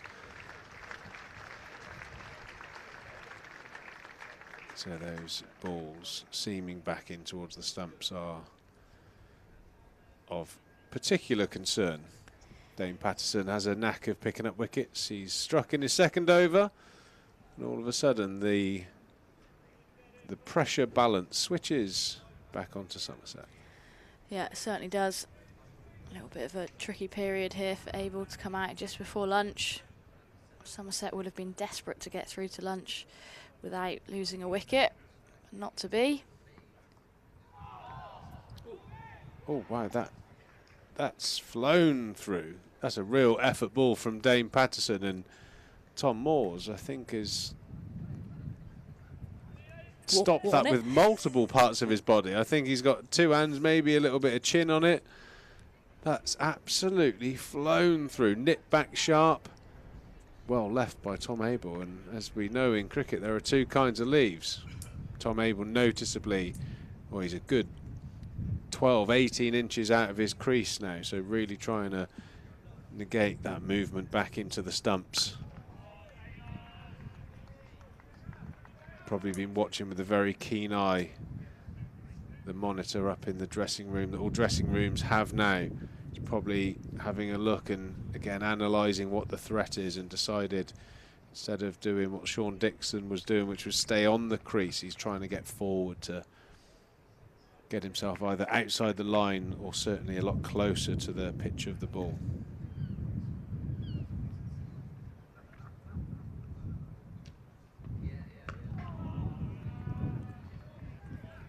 End of a very good over from Dane Patterson. 41 for 1 in the 10th over. Again, common theme. Scoring rate is never a problem for Somerset. They score freely. It's just about stopping those nip backers. It seems to be a bit of an epidemic. The nip back delivery seems to be the danger one for most of the batters. It's going to be a good scrap through to lunch. It's always that awkward time, isn't it, when you come to the crease? You know, you can't really gain anything. You're not going to walk off the field in the next break with any substantial score. But the last thing you want to do is lose your wicket. Always a horrible time to come in 5 minutes before the interval. Jake Ball into Lammonby. Yeah, hopefully the two Toms can see Somerset through to lunch.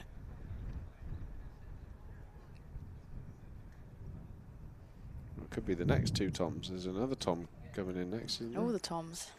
Oh no, there's a George. There's a George before the next Tom. Oh, okay. Yeah, it certainly makes for interesting reading at the in the one-day competition with Banton, Kohler, Cadmore, Abel, Lammonby.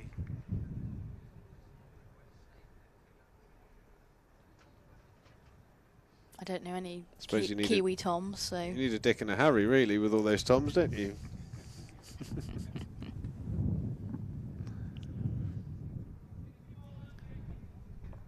Jake Ball turns, running in with purpose. into Lammonby's favoured area, into the pad, into the hip.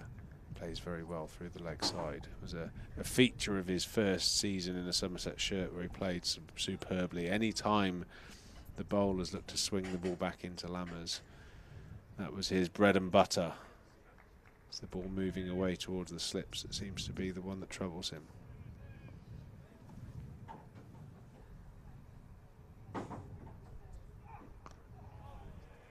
Defending that time is Lammonby. Notts have got 3 slips waiting. Already had a chance this morning to get Lammonby put down by Hutton.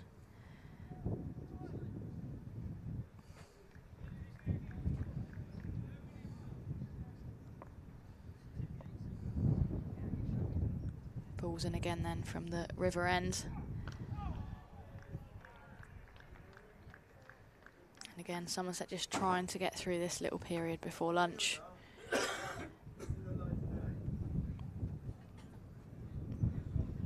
One ball to go in the 12th over here. Notts will probably be keen to get through and see if they can sneak another over in before the interval. They will certainly be doing that. They'll be charging round to get into position to give Patterson one more bite at the cherry. Off the outside edge, Lammonby running that off the outside edge down to third man, Joe Clark. Quick across the ground. Having a... Oh my Lord have mercy. Tom Abel's run himself out.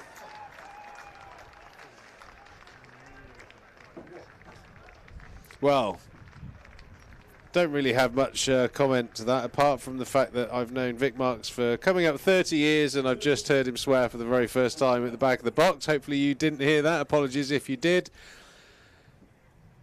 But that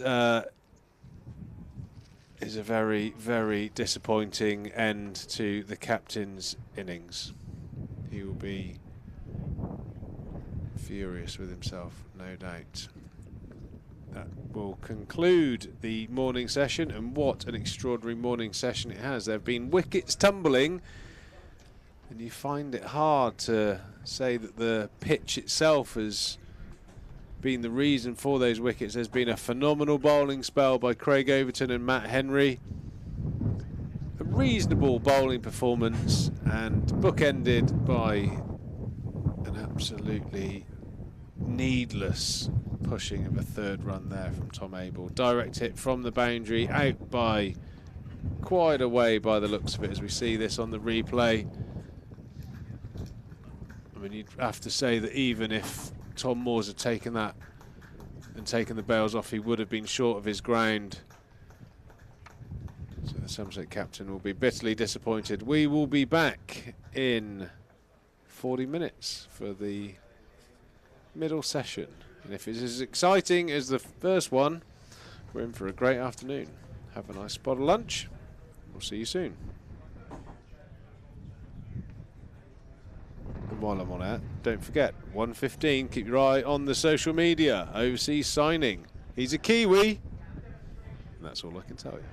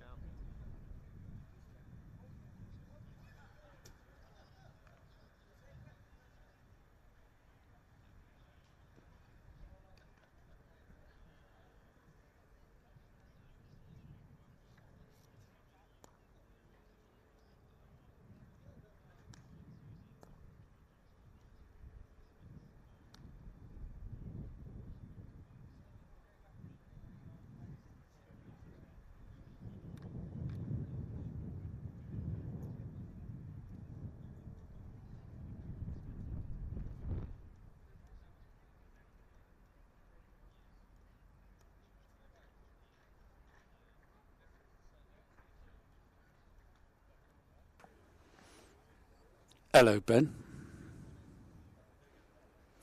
There doesn't seem to be anyone else in here, so I'll welcome... okay. Oh, no, Triggs is here. So tell him to go back. We don't want you anymore.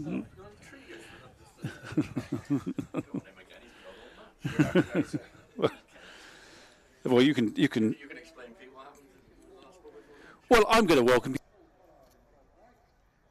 Restart. We're just still recovering from the shock of the suicidal single just before lunch.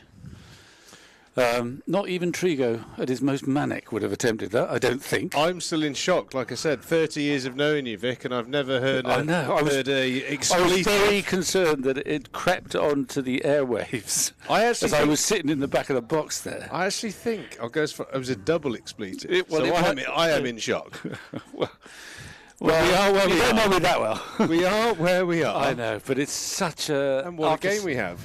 We've got a great game in our hands, but at 40, it's such a big difference because the blunt truth is that Tom Abel is our best player, and he's run out for a duck unnecessarily. But that's the nature of the game, and off we go again. No shortage of drama. Yeah, I think the impact... It spans beyond just the Abel dismissal as well. It's also, bringing a up and down middle order exposed to a slightly newer ball. If Tom does what he normally does and bats for 20, 30 overs, all of a sudden you shield the middle order from that new ball. And Notts, like I said, would have been very flat after their performance in the first hour and a half. And by contrast, they've just before lunch, had that uplift. They know Tom Abel is probably the most coveted wicket in the lineup, him and probably Kohli Cadmore. And in the circumstances as well, I think it would be, they'd have been laughing and joking and hollering about that. But like I said, we are where we are. Bartlett to the crease.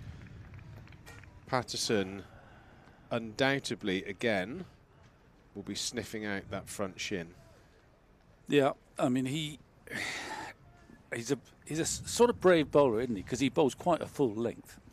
Yeah. A lot of the time. And we've seen Dixon LBW a lot of times, but I thought that was one of his least culpable LBWs. It was a tricky delivery, actually. It was full in length, thudded into that front pad, having come back in.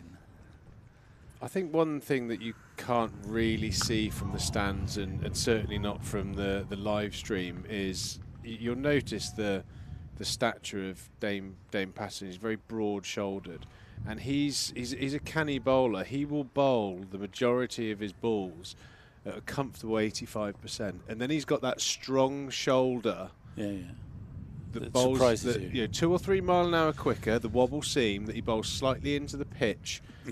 He sets you up. He draws you across the crease, and then with his big, strong chest and shoulders, he'll just jam one into that knee roll. And if you're not on your guard, what happens. Bartlett again thrusting that front pad at the ball. Very, very dangerous to play in that manner. If you have a look at that replay there, Vic. Yeah, he's just outside the line. But very led by the front knee. So it's not just what you're saying, and I'm sure this is right. It's not just the nip back element. It's that extra bit of pace that makes you a bit late on the ball as well. Yeah, he's got that. Got that effort ball, the little bit of overdrive where he can just, like I said, he'll drag you across with his stock delivery, and then he'll just bowl that heavier ball into the front pad. Oof. Again, Bartlett just fiddling that one outside off stump. And I think the number of times I've watched George and Dixon play, they seem to almost lean that front knee towards the ball. I think as a bowler, you can see an LBW candidate a mile off, can't you? And I just think something needs to be sort of adjusted with the way that George offers that front pad to the ball, because just looks like both edges are a bit vulnerable early on in his innings. Once he's in, though, he's a fantastic player. Well, of course, it's not a good idea to be known as an LBW candidate, because all the umpires get to, chat amongst themselves and, I was umpiring that. I don't know what, he's an LBW candidate. And it kind of, it doesn't help your cause, does Well, you remember what happened in that Ashes series when Shane Watson was sort of pigeonholed as an LBW. It's almost like it got in his head as well, and people were sending tweets and pictures with a blown up, doctored, massive, great big front pad. I mean, it's almost a self-fulfilling prophecy sometimes, isn't it? Yeah. So I suppose the positive spin is it's a great opportunity for someone, one of the younger players, not Tom Abel, to really make an impact.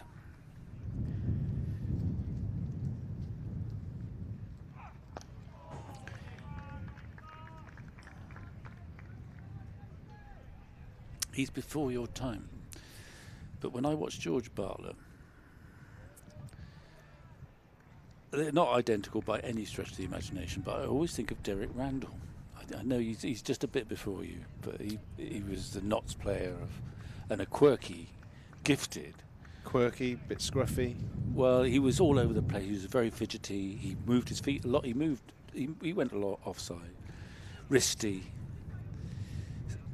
Unorthodox.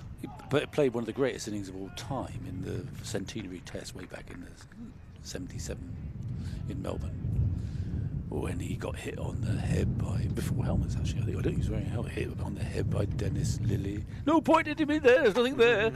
And doffing his cap. A hero at Trent Bridge. You must have heard about Derek Randall. But oddly, Bartlett, and a brilliant fielder, massive hands, caught everything. But as a batsman, although he's not identical, George Bartlett reminds me of him. With shots like that, where he just a little punch square of the wicket on the offside, that not everyone's going to hit that ball for four. It's a bit too straight, you know. So he kind of beguiles you, George Bartlett, at the moment, but he hasn't got the weight of runs yet. He's obviously got 100 at Lord's, but he plays shots that occasionally makes you think, hang on a minute, how do you do that? Yeah, a bit like Lathers used to, although Lathers was probably a better player. Yeah, and that's the frustrating thing. You know, George has got 7 first-class hundreds. He can clearly play. He's got 100 this year. Plays shots that, you know, wow you, and then I don't know. It's almost like progressively.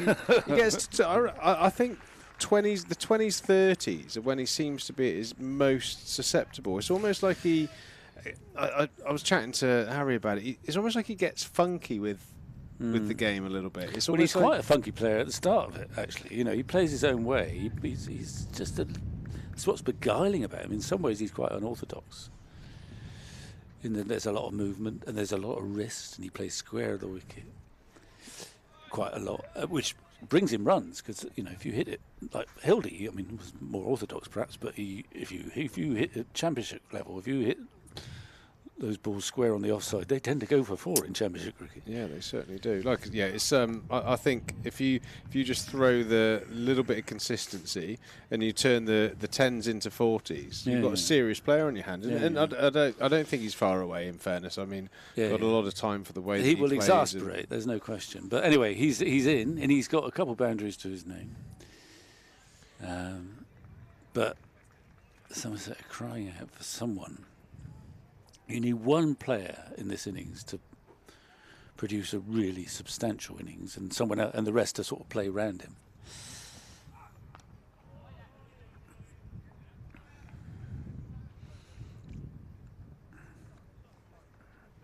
And it wouldn't have helped if you could wear down this Notts attack. I mean, they're surprised to be in the field so quickly again. And they've got the 3 frontline seamers. Well, the game is certainly moving forward at a rapid pace anyway. I'm down for commentating all 4 days, and I think it's hard to see much on the 4th day. Yeah, day 4 looks a long way away, as we're, you know. Well, if we're still playing on day 4, Bartlett's got 100. Well, someone's got some runs. On both sides, probably.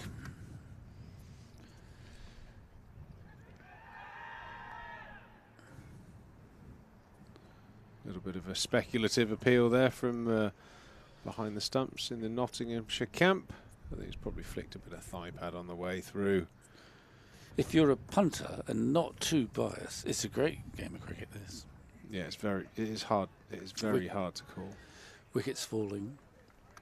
It's possible to score runs out there. We've seen that. We've seen some, you know, lovely shots in this innings. But there's so much happening, and we don't know which way it's going to go. I think if the Somerset batting lineup can give not only runs but some time, as Lammers plays a beautiful on drive, textbook on drive. Like you mentioned, Vic, Dane Patterson does bowl a brave length, but Lammonby is equal to that and plays a classical shot down the ground, full face of the bat. Well, you're right about batting time as well. And it'll come a point where, the fatigue will start to impact on a bowling side. I mean, just thinking again from the Somerset perspective, you desperately need Overton and Henry to have a bit of space to themselves. Yeah, well, when you look at that's exactly what I was going to allude to there. It's the bowling workloads. Providing Henry and Overton have some good time to have a couple of warm showers, have some massage, and just generally switch off from the game, chill out. Hopefully Overton doesn't have to bat for a while, because they've already bowled sort of nearly 19 overs and 20 overs respectively. So I think that's going to be a big factor. One thing that I suppose Nottinghamshire have in their favour is, the main bowlers only bowled sort of 10, 14 it looks, and Matt Carter obviously bowled those 14 overs, so they're probably a little bit fresher at this stage. But I mean, the way that Henry bowled, that's one of the more impressive spells I think I've seen to almost raise the whole team on the back of your own shoulders, really, and assisted pretty well by Craig Overton. Like I said, he's got that Stuart Broad, run up when he's on song. Craig, the knees are picked up and he charges in, and he's gesticulating and he's getting stuck into the batters. He's being aggressive, and that's the Craig Overton that does so well for the club. But Matt Henry, I mean, his skill level, it was just relentless. Well, it can't be by accident, but having watched him in various forms, he's got that capacity to get that ball to jag in from the offside, the nip backer, but at a good pace. And he's done a bit with a white ball, he's done that, but he's done it a couple of times today with the Kookaburra, which is actually performing quite well, the Kookaburra in this match so far. Absolutely. I have to admit, my preconceived idea is that it wasn't going to be particularly well suited, as George Bartlett somehow gets the ball in between the wicket-keeper and Brett Hutton. Well, Brett Hutton touched it, and he's hurt himself. He's got one on the old turkey drummer on the thumb, I think. I think he might have done. He's played a leg glance. There's a leg slip there. It bounced in front of him, and he didn't fall very gracefully to his right, and it's... That's always sore. That's a sore one, that on the turkey drummer. Just bottom of the thumb, near the wrist. If you get one on there, that can be really uncomfortable. But I think we can't judge the Kookaburra ball too quickly. But here, on a surface that I think it's the best wicket I've seen at Taunton this summer for Championship cricket, in that there's more pace in it, I think, and a little bit of movement. But everything's on offer. But yeah, it offers everyone something. Looking around the country, there's some quite big scores building up. I think, it depends on the surface as well as the ball, I suppose, is what I'm coming around to. No, you're exactly right. Definitely needs a nice firm surface with a bit of live grass. Jake Ball into the attack. Bowled well before the lunch break, backing up the first innings where he wasn't quite on song, but he's a key bowler for Nottinghamshire. So when you were out there, you said that it's one of it actually, unusually for Taunton, there's a slightly more grass than we can see from up here. It's a bit thicker grass than we're used to. Yeah, it was live, and it was a very even covering. You just and normally, through my experience of seeing pitches like that, especially at Taunton, is live grass normally equals carry. It doesn't mainly go sideways. It just means that if you do get a bit of movement, it will carry. The nicks carry to the keeper. So many times, I think, when the wickets are too far the other way, is you'll beat the batter. You'll get the edge, and it will bounce halfway between the batter and the slip cordon. But arguably, I suppose, guys like Matt Henry with their pace and bounce get the ball to carry a lot better than little wobblers. Ball into Lammonby. Straight drive again. Magnificent. Carbon copy of the previous over. Great shot there from Lambie. Very easy on the eye, isn't he, when he's in? Yeah. And he's... in his last few championship innings, he's actually... I mean, he played really well at Chelmsford in the second innings when we were up against it. And he got to 50 or 60. And then, all I'm saying, he hasn't quite converted the patches where he's looked in control into substantial scores yet this year. Which you got to do to be a top-class player. Yeah, I think as a sportsman, Vic, you get to the stage where, when you get fed up of being ordinary sometimes, don't you? I think it's sometimes got to come from within. He's got all the ability, same as George Bartlett. And I think, with performance, with the game being the way it is and the number behind your performance, you can't hide from the fact that you're getting low scores. Even no matter how good your shots are, how pretty you might look and how talented you are, you have to get the runs. And I think they've put themselves in a situation, a number of the Somerset batters, where there's a little bit of a cloud over their place in the team. I think as an individual, you'll get fed up at that some stage, and you'll have that desire to go on. And starts like this against a good bowling attack. If you can turn that 26 into a 76, all of a sudden the cloud disappears. Yeah. But that's part of the wonderful struggle, really. Because you don't want to think, you can't think too far ahead. That's the other thing, it's a question of kind of clearing the mind, isn't it, half the time? I mean, the worst thing Tom Lammonby can be thinking of now is, oh, right, I've got a 20-odd again. I mustn't make a mistake from here. Or, you can... you just need to try and empty the mind almost and play the next ball and then the next ball. Well, I think in sports psychology it's called being in the zone, in the bubble or whatever they call it, where you're kind of on autopilot but you're conscious. And that goes back to my point I was making yesterday. I don't know if you heard about,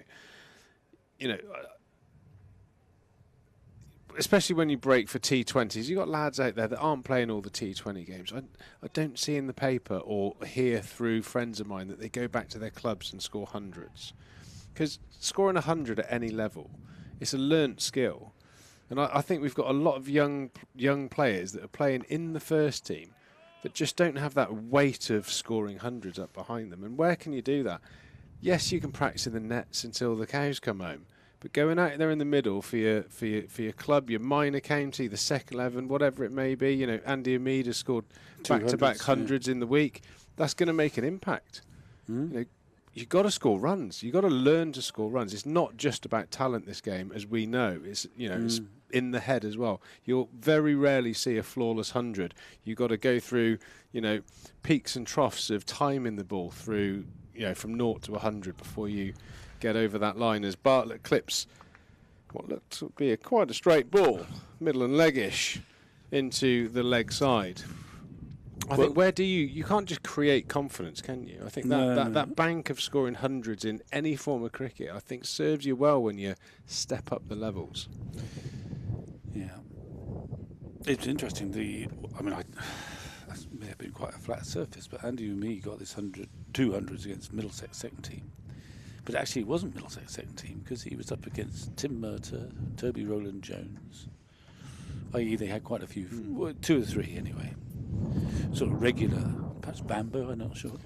Well, he's also scored, if I'm right in saying, about 700 runs this month because he goes back to the Birmingham League where he's also scored another couple of hundreds. Yeah. And I think people, I think there are 2 camps that you'll come up into, up against. But I feel like I speak from relative authority and knowledge base here that at times in my career, going back and scoring runs, or I can remember going to New Zealand and being a bit, not quite feeling it. I went and played a midweek bun fight 20 over game against whoever it was and got a few runs, and I got runs the next game. I don't think there's a fluke there. I mean, sometimes you've got to go, let's forget this. Oh, you've got to rest and make sure you're fresh and all that sort of stuff. I think as a batter, I think Justin Langer, he always used to say, and he threw an expletive into this phrase,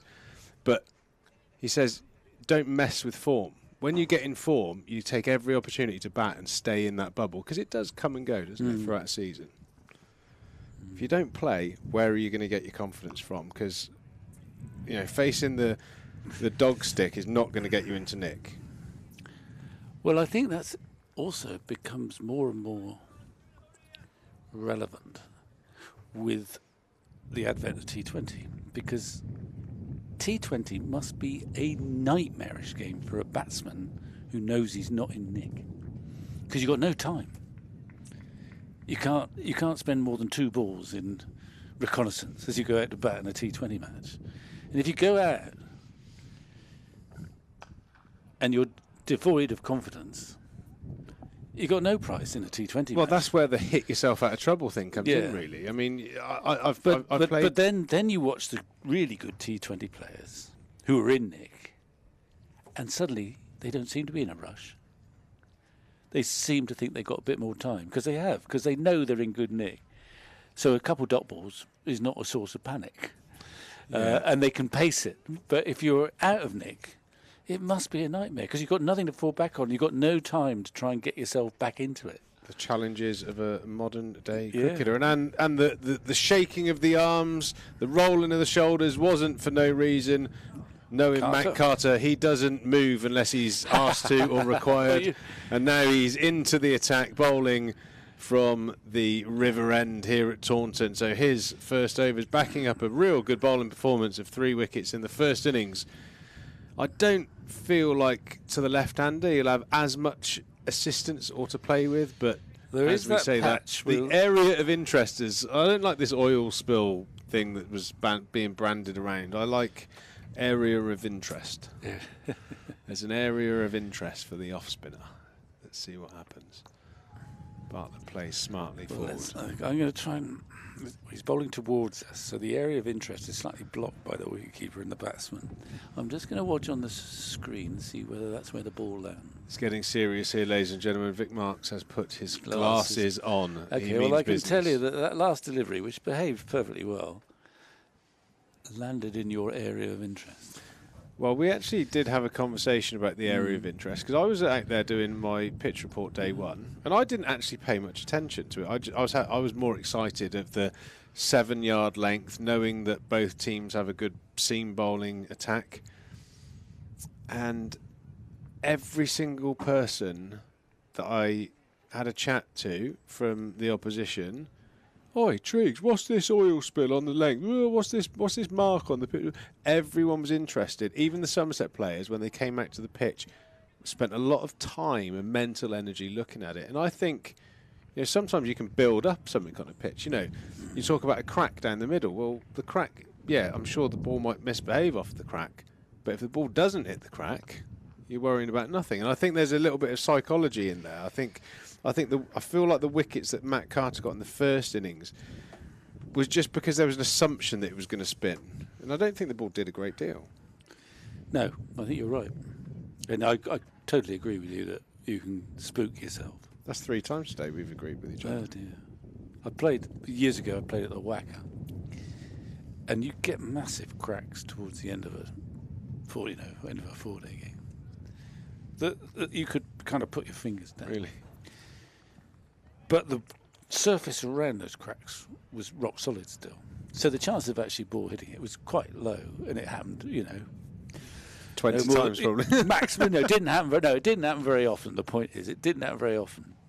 And the pitch was still playing true. But it was disconcerting to see these wide cracks thinking that something's going to happen. But very often, most times it didn't. Well, that is the hard thing, isn't it? It's the same thing, when you get one to spit off a length. Chances are it won't happen again for the rest of the game, but it's in your head, isn't it? Yeah. Going back, I'm just rabbit on about Viv, but Viv's interesting because he was the greatest player in the world. If we were playing here or anywhere else on a spicy surface with bit of grass or moist or ball moving around, Viv's batting at 3, he'd kind of watch briefly just to check it all out. But then, we'll take the runs. It's going to be 4 of them too. Another extravagant bit of movement there from Bartlett. And I think that's That is a classic example of, George has played in sort of a one-step sort of routine the whole innings, nicely forward, nicely back, and all of a sudden there's this extravagant movement, almost from nowhere. Yeah. Gets 4 runs for it this time, though. But just to get back to it, the Viv would watch briefly, but then he wouldn't bother watching because he didn't want to spook himself by saying, "Oh, look at that one move, look at that one move," and then he'd just go out and he'd just play what he saw. Well, that's the magnificent thing. I mean, I know me and Hildy used to laugh about this quite a lot when we were batting together, and I actually experienced it on Saturday playing for my club side. I asked the captain, because I haven't played in the Wiltshire side of Whipple. I was like, what's their bowling attack? And he goes, we got this, Luke Sellers, he's a good bowler for Cheltenham. All right, okay, what does he do? Well, he swings it away, he can nip it back, and the odd one keeps low. And I said, well, that's the end of me then for today. You can. I know. Yeah. I actually just said, you can stop there, mate. I'll find out for myself. Thank you very much. Patterson on a length, but I think it's important to know what you're up against. Like I said, the challenge day one was always going to be, if you face these guys, you think, you know that your stumps and pads are in danger. As we have the hero of the first innings. Let's hope he can cradle that little baby. Yeah, all afternoon. Hope he's got safe hands, like our slip catchers. Yeah. Always a nice time of life when you're travelling around and taking your young ones about. Nice to see that he's bringing his family along to enjoy a bit of the southwest. Well, I think it's also fair to say that traditionally the overseas players have liked coming to Taunton, partly because it's an easy place to be an overseas player, i.e. you haven't got the hassle of living in London and sort of traffic and getting to the ground and all that sort of stuff. You can, wherever you live in Taunton, it's not that difficult to get to the county ground, and it's a nice part of the world.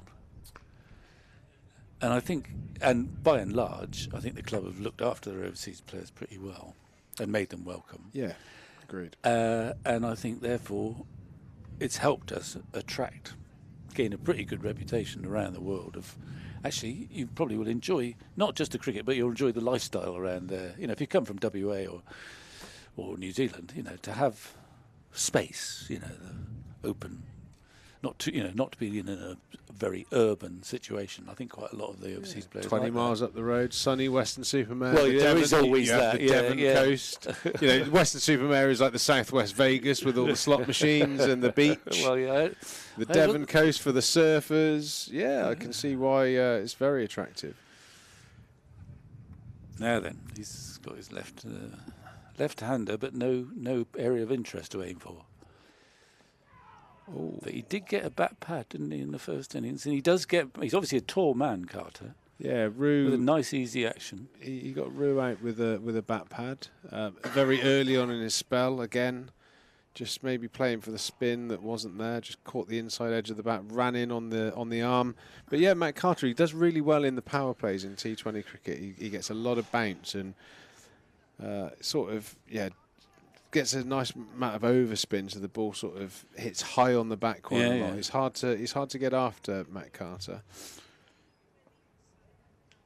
George Bartlett's got himself to 15. Lammonby played really nicely for his 26 runs into the 20th over now. 72 for 2. Somerset are in a relatively good position. The one shame was the run out of the captain, Tom Abel.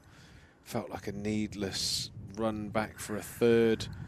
Direct hit, magnificent, you'd have to say, direct hit from the boundary, but I think always a bad run there. I think Tom Moores, even if he'd have caught the ball and taken the bails off, Abe was struggling as Lammonby rocks back and strokes that one through backward point off the back foot all the way to the boundary in front of the Somerset stand area, finishing the over with a 4. Yep, the magic figure was not a magic figure, although sometimes it is regarded as a magic figure, is 23, which is the deficit, isn't it? Yes, 23. So whatever Somerset have got, you've got to take away 23 to get the lead. The magic number, is that something to do with Michael Jordan? You know, all the superstars go for 23. Jordan, don't I they? think that's off the back of Michael Jordan, isn't it? 23. I don't know, but I expect Sophie doesn't. I don't know what number you have, but you can come and tell us. So either 23 or 7 is the the best. Did you not have 23? Cantona. I'd have thought you'd have had someone. Brian nicked it. Robson. I was number 7. You didn't have 20. Who had? Does anyone have 23 in your Somerset side? 23. I think Errol Sapaya may have been 23. Really? I think I'm right in saying that. But yeah, I think it's a David Beckham, but I think originally a Michael Jordan thing. Okay. Yeah. Because he is the GOAT. Okay. While we say goodbye to the GOAT of commentating, Vic Marks. Sophie Luff's going to join me.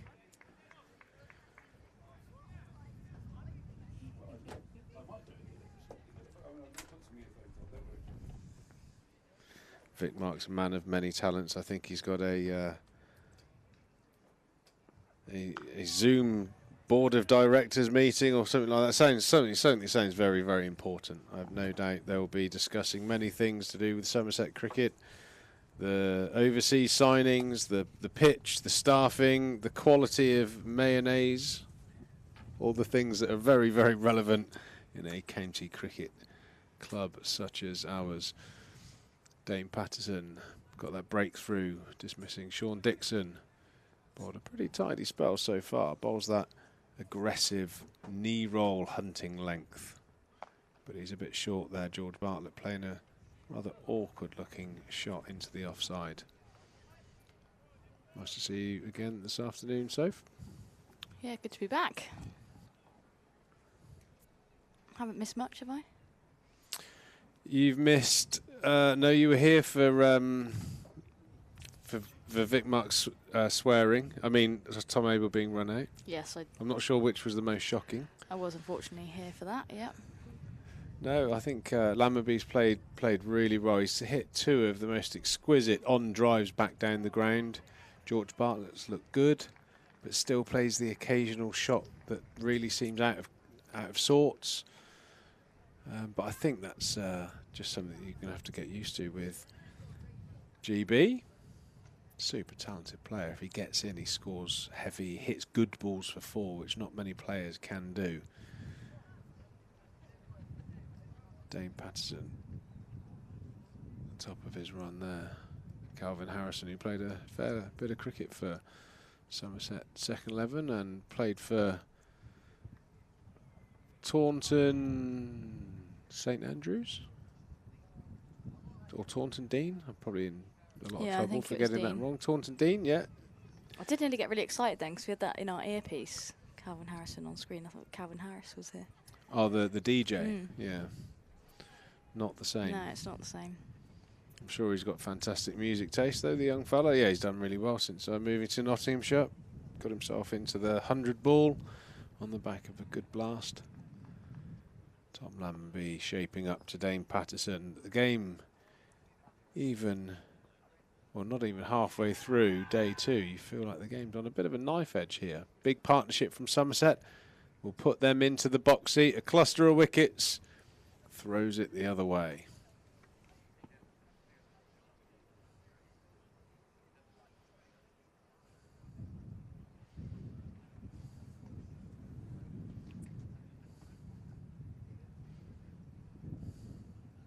Carter's going to continue then from the river end. Nottinghamshire just getting their fielders in position. Short legs just getting ready in there.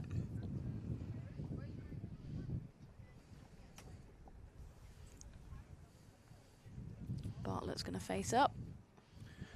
Leaving point open, which is interesting, trying to entice the right-hander to play with half a bat and get it into that area. The one occasion where I think it's a pretty good move to not have a point. Nicely played into the leg side from Bartlett. Just a bit too short there from Matt Carter. George on to 17.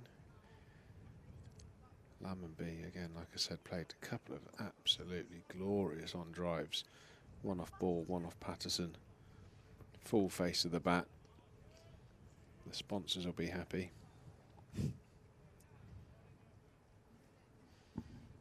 Tiny little bit of cloud coverage coming in across the ground, but the weather's set fair today.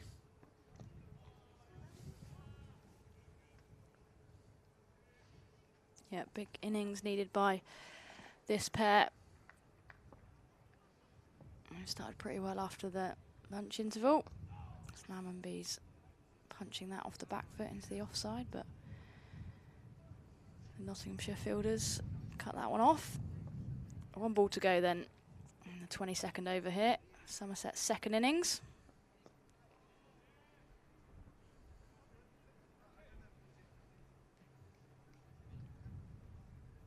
Carter finishes his 3rd over. Just gone for 6 runs, keeping it pretty tight at that end.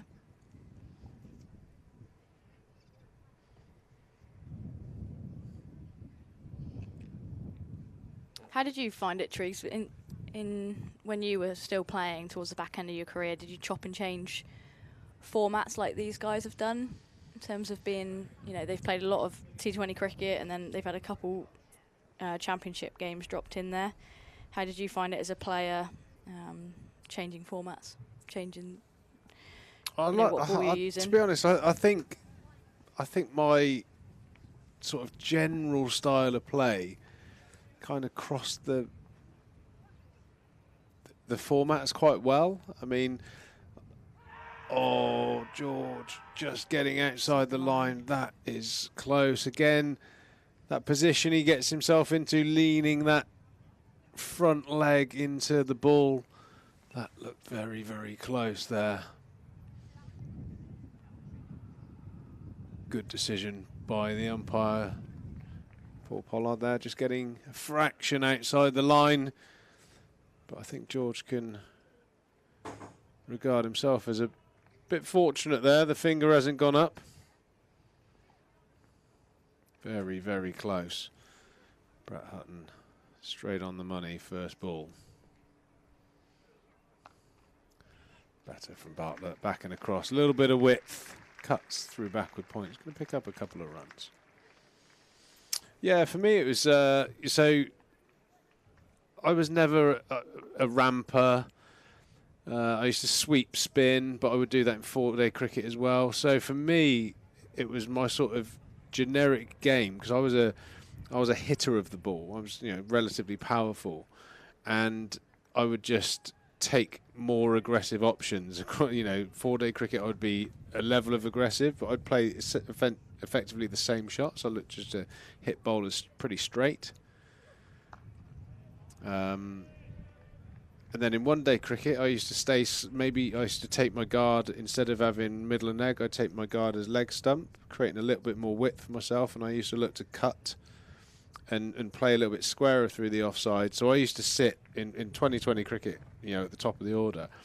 I used to look for anything outside off stump that I would slash through the offside, and anything short and at me, I'd then pick up over the leg side. And, you know, I think I was probably on that cusp of the game getting really, really analytical. So, you know, it was interesting when I started working with Greg Kennis here, batting wise, and we did a bit of research into where my scoring area is. I think every time I played a 1-day game, before a ball had been bowled, someone would put a cow corner out, assuming that that was a strength area of mine. But I scored far more runs through the offside, far more runs. It was like it was a huge difference. So. Yeah, so I always found it was more like a mental switch. Right, it's 2020 today. I'm going to give myself a couple of balls to have a look, and then I'm going to go on the offensive. 4-day cricket, I just played the situation. I can remember getting a text from a friend saying, I think, well, this is how long ago it was teletext. Teletext is broke. You're on 3 off 100 balls. You know, but we were battling to save a game, so that was the appropriate innings. Yeah, you just got to play the conditions. I was lucky, you know. I think these guys now, they're brought up playing the majority 2020, whereas when I came into the professional scene, pretty much everything we played was multi-day format cricket. So we were taught, even as an aggressive player, to bat the situation. The game's changing. Some of it for the good, some of it, who knows.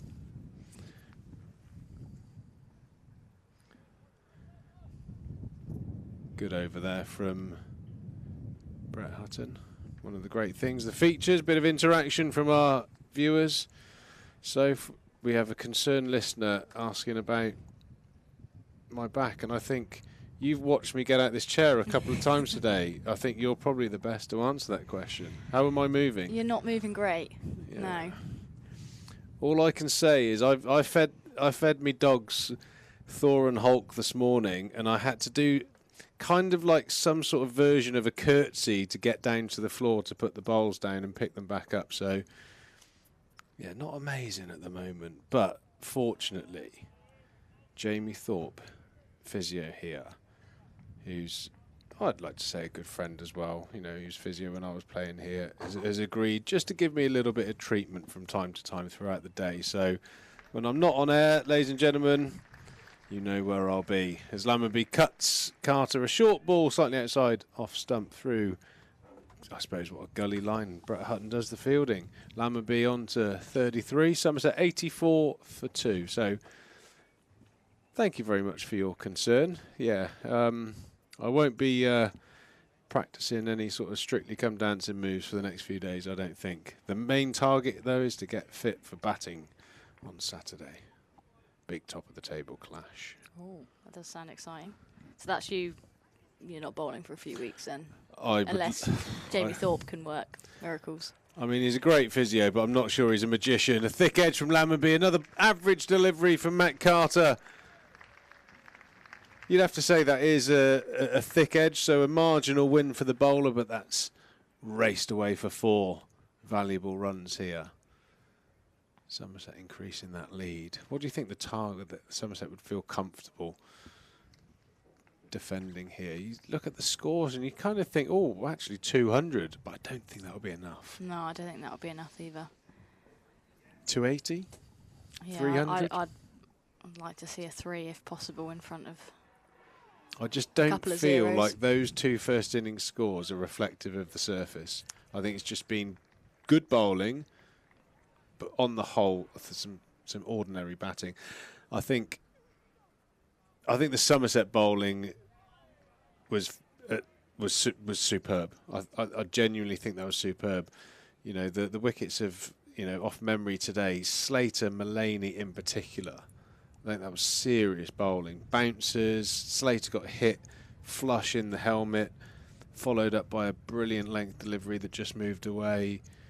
Mullaney got really worked over that one over. A couple of bouncers, 2 player misses, and then the nick. Oh, some serious cricket.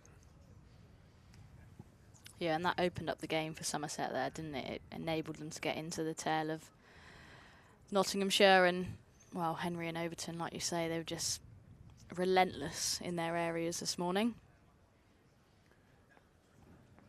Yeah, they certainly were. Talking of relentless, Brett Hutton starting his 6th over, but he's given George Bartlett the ball he dreams about when he goes to sleep at night. Short wide outside off stump and a straight back cut through backward point for 4. Orthodox point would have probably caught that one. But the point for George Bartlett. So it's almost on a gully line.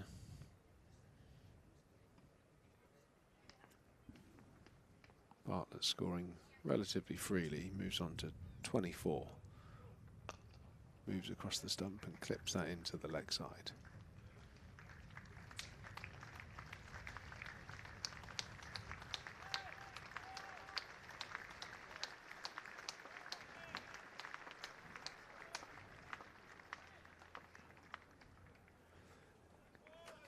The applause in the ground you might be able to hear on the effects mic is the 50 partnership between Bartlett and Lammerby, and isn't it needed after the run out of Tom Abel.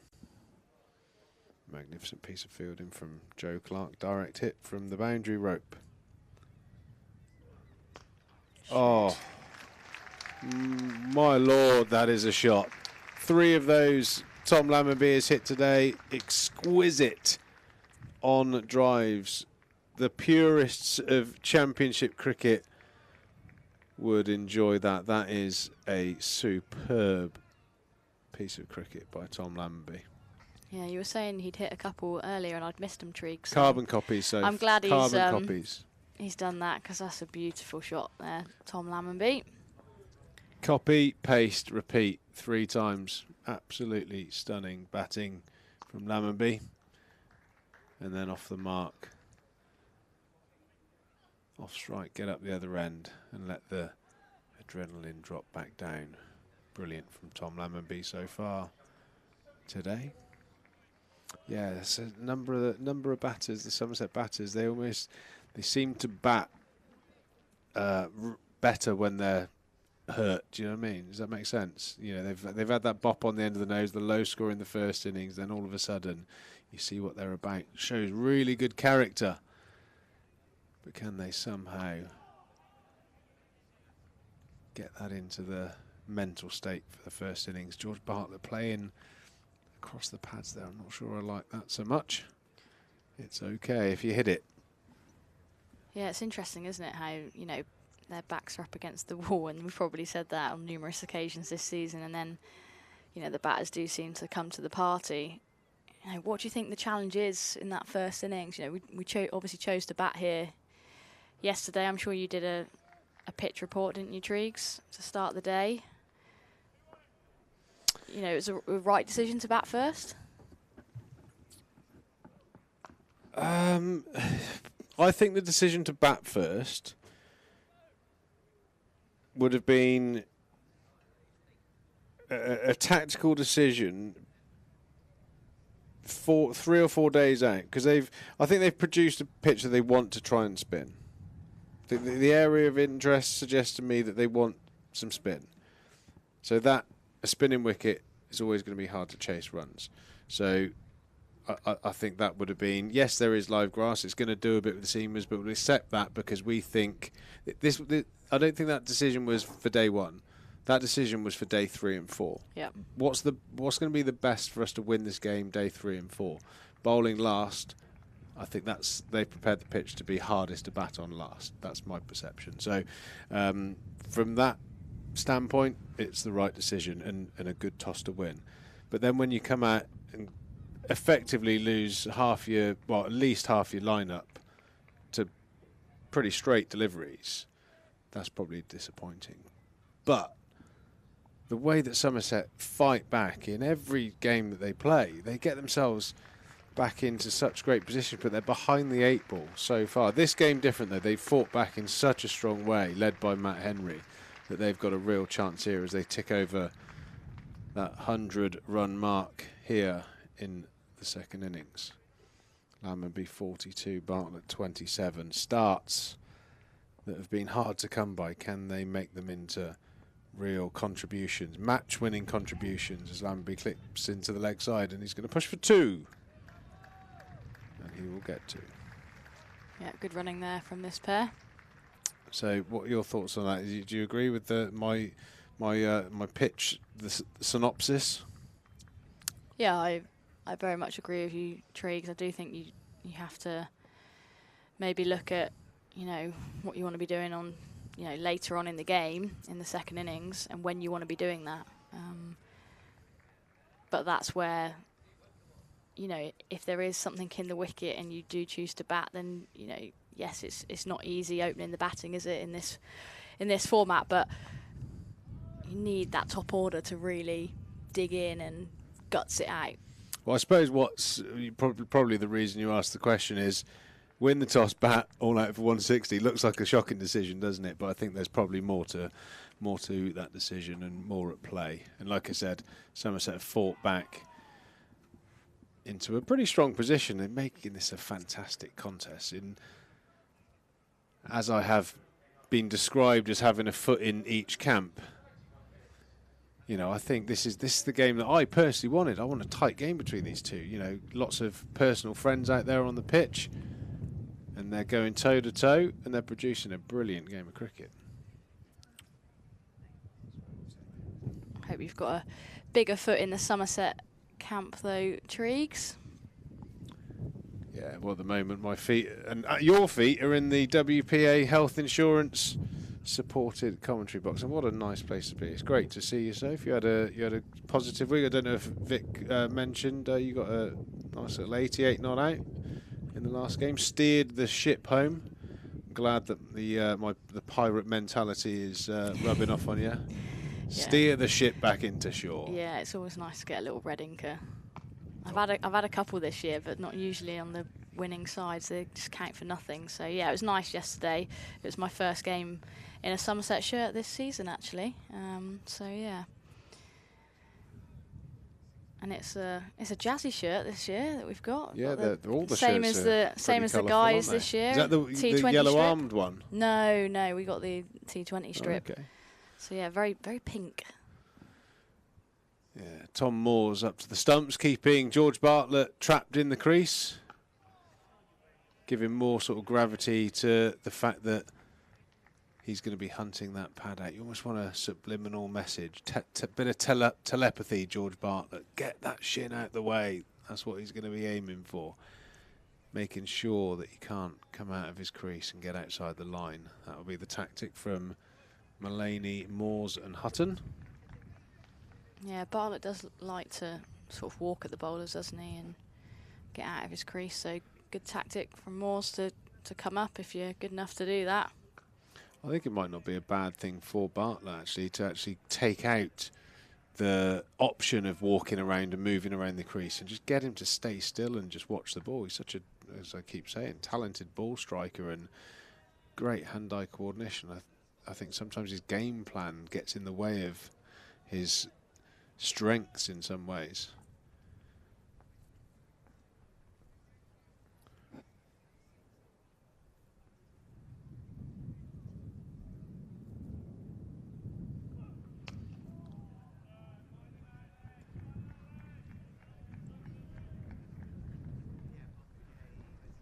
Not quite a England-esque umbrella field, but two catches on the leg side in front of George Bartlett. Straight, mid-on, mid-off.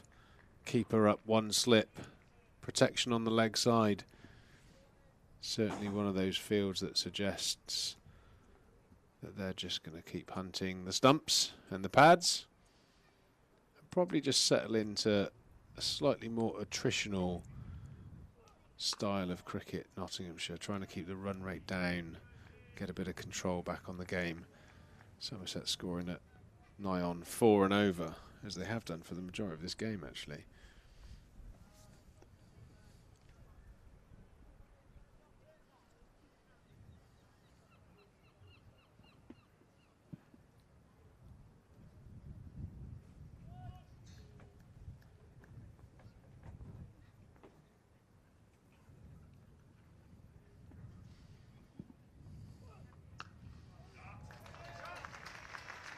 Not really the field set for that delivery from Hutton. Exactly where George Bartlett wants to strike the ball. He picks up another boundary. Yeah, really strong in that area. George plays it a little bit differently. I mean, a lot of players play shots that are that wide with a very horizontal bat. George Bartlett plays it with quite a straight blade and uses his wrists just to flick it a little bit squarer. Pings that away to the boundary for 4. That lead moves past the 80 mark now. Carter's going to continue from the river end.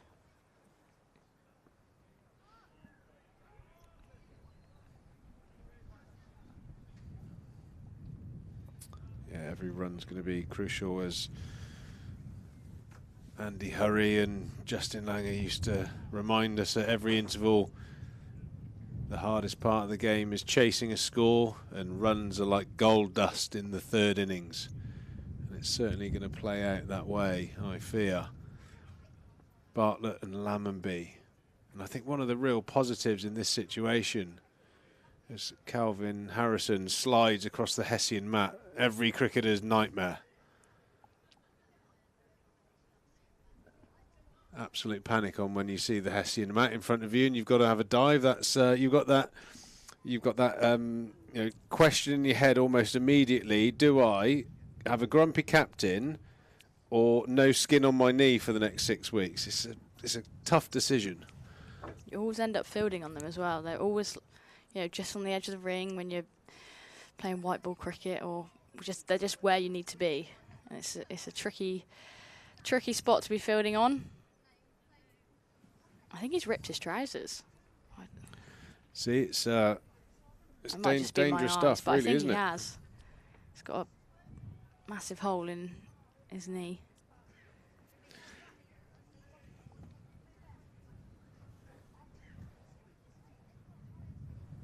Well, I suppose when we're talking about sliding on Hessian mats, wounds in the knee, ripped trousers, flesh everywhere, it's probably a good time to talk to someone from WPA Health Insurance. Mark's going to come and join us. What about that for a segue introduction? That's a segue from the gods as we're halfway through this afternoon session. Afternoon, Mark, and welcome to the commentary box. How are you enjoying the day's play? Very good. I've been at work all day. So the thing on my mind is, how's your back? Having listened with interest yesterday. Do you know what? It was, if I could paint the picture for the audience, I rolled out of bed, played underpants hoopla to get my boxer shorts on, led on my foam roller, and I thought to myself, even though I've been retired a couple of years, I wonder if my health insurance is still intact with the Professional Cricketers Association.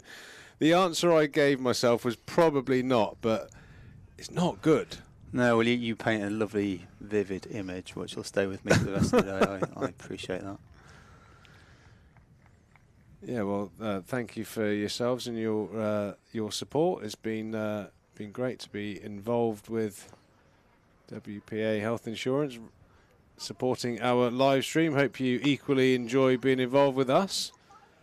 Yeah, but I suppose you look after yourself, and as a ex-professional sportsman, you're used to all the superb care that you get when you're having your health insurance sorted out. I suppose get all the top quality places to go, and the treatment, the care, the love, the attention, and then all of a sudden you're an ex-player. And you're back on the scrap heap, but I think I might have to reassess my insurance situation. That's for sure.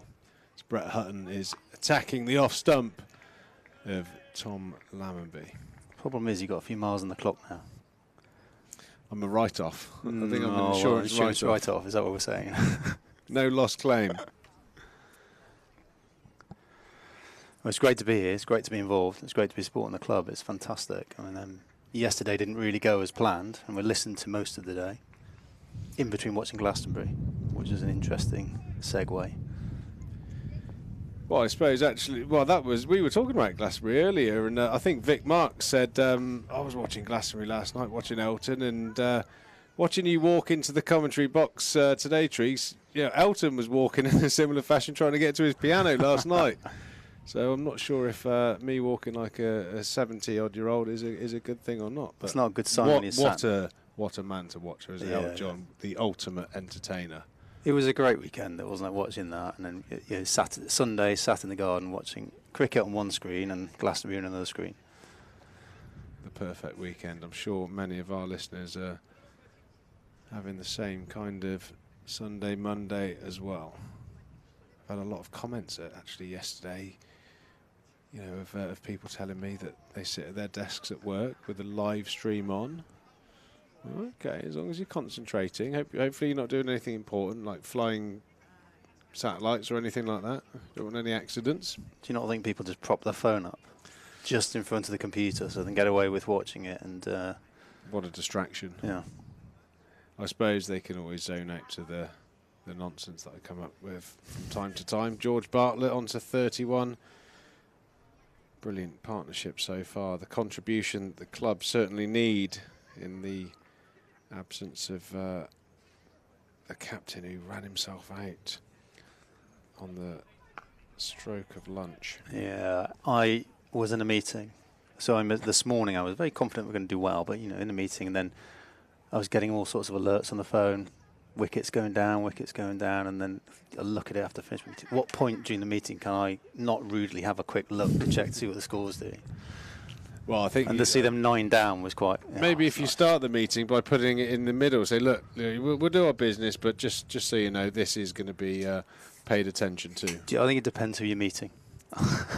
True. What is the day-to-day of yourself in WPA health insurance? What does a day look like for you? Apart from obviously skiving off and watching the cricket. This is work. This is work. Let's be clear. No, I'm very lucky in that I look after our sales and marketing, so I get to do things like this. Come down, talk to the fabulous commercial team here who look after us beautifully, understand how the partnership's working between us and the club.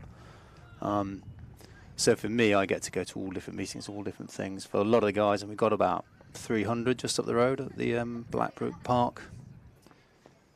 They will be answering calls from customers who've hurt their back and have played the underpant hula hoop routine in the morning, looking for treatments. Hey, I'm getting good at it. I'm day two. I'm down to like 16 attempts and 3 screams so far. Do you not think that's the sportsman in you to try and make it a competition? It definitely is. It definitely is.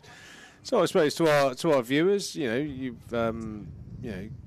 as a sales and marketing, you predominantly deal with industries, big companies that have lots of staff that need supporting. Or also, from an individual point of view, your product, how would you best sell? We do everything from individuals right through some of the biggest companies in the country, where we look after their health for them. And right now, it's been very busy. As you'd imagine, the NHS is struggling to cope, so that means that people fall back onto their health insurance to get their treatment. So we've had a really busy time.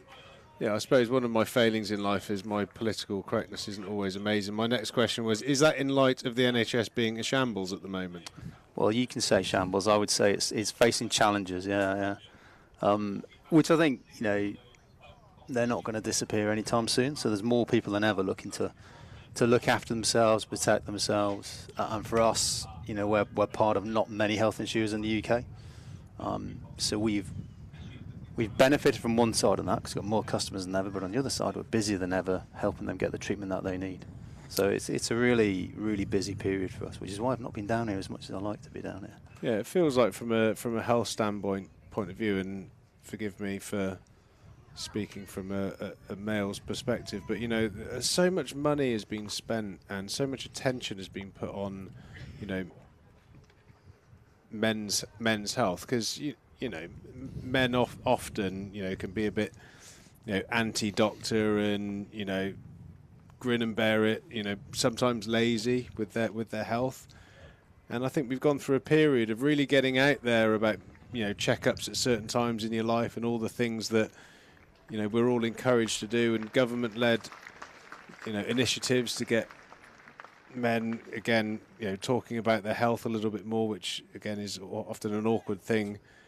And now all of a sudden, you actually try to go and see your doctor, and at best you might get a Zoom call, or you're put on some sort of, automated chat thing. And I couldn't think of anything more. I mean, even if I, did want to go and see a doctor for my back issue at the moment, the process you have to go through, I'd think, I'm just going to take a load of painkillers and hope it'll go away. I hope for the best. And I think it, depending upon where you are, that could be the postcode, if you like. Some areas are really good, some areas struggle. But there's definitely a challenge right across the health spectrum in the UK. But we're not alone. It's the same in Europe. Someone that is in a healthy place at the moment is Tom Lammonby, ticking over that 50 as we discuss some other important issues. But Tom Lammonby has chalked up another 50, and he's played marvellously. And don't the club and team need him today? George Bartlett clipping off his pad smartly for 32 so far. So plenty more runs to be had out there, as the pitch looks like it's going to be in its best state to bat on the next probably 100 overs of the match. This is the time when the batters really want to cash in.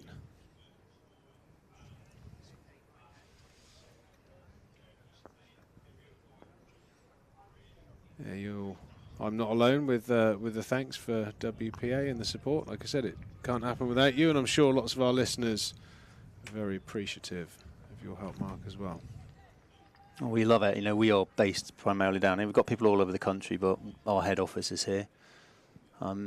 This is our community, so you know, there is commercial reasons for supporting the club and the stream, but there's also the fact that we are supporting the local community and the local club, which means so much to people around here. I mean, this is pretty full, isn't it, for a county championship game, compared to some grounds you could go to. Yeah, we normally sort of, I'd suppose, you know, 2,500 every day of county championship cricket. You know, the one-day games, if you've been to those or seen them on the stream, you know, it's brimming, full to the rafters. So really well supported club. You know, I suppose the demographic, the part of the world, the southwest, great place to come and retire. So those cricket lovers from all over the county migrate to the Taunton area.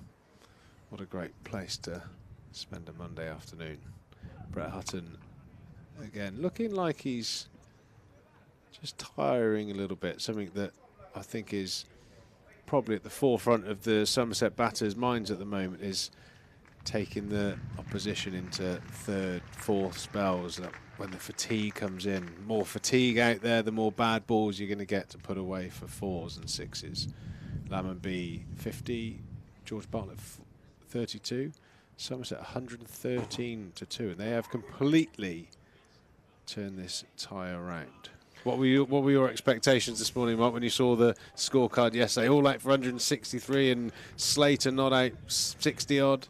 So I texted Caroline Herbert this morning, which you saying what time you're coming on at 2:30, and I said by the time we get there, they'll have bowled them out and we'll be building a decent lead. And I was being overly optimistic, but I was actually right for once, so I'm quite happy.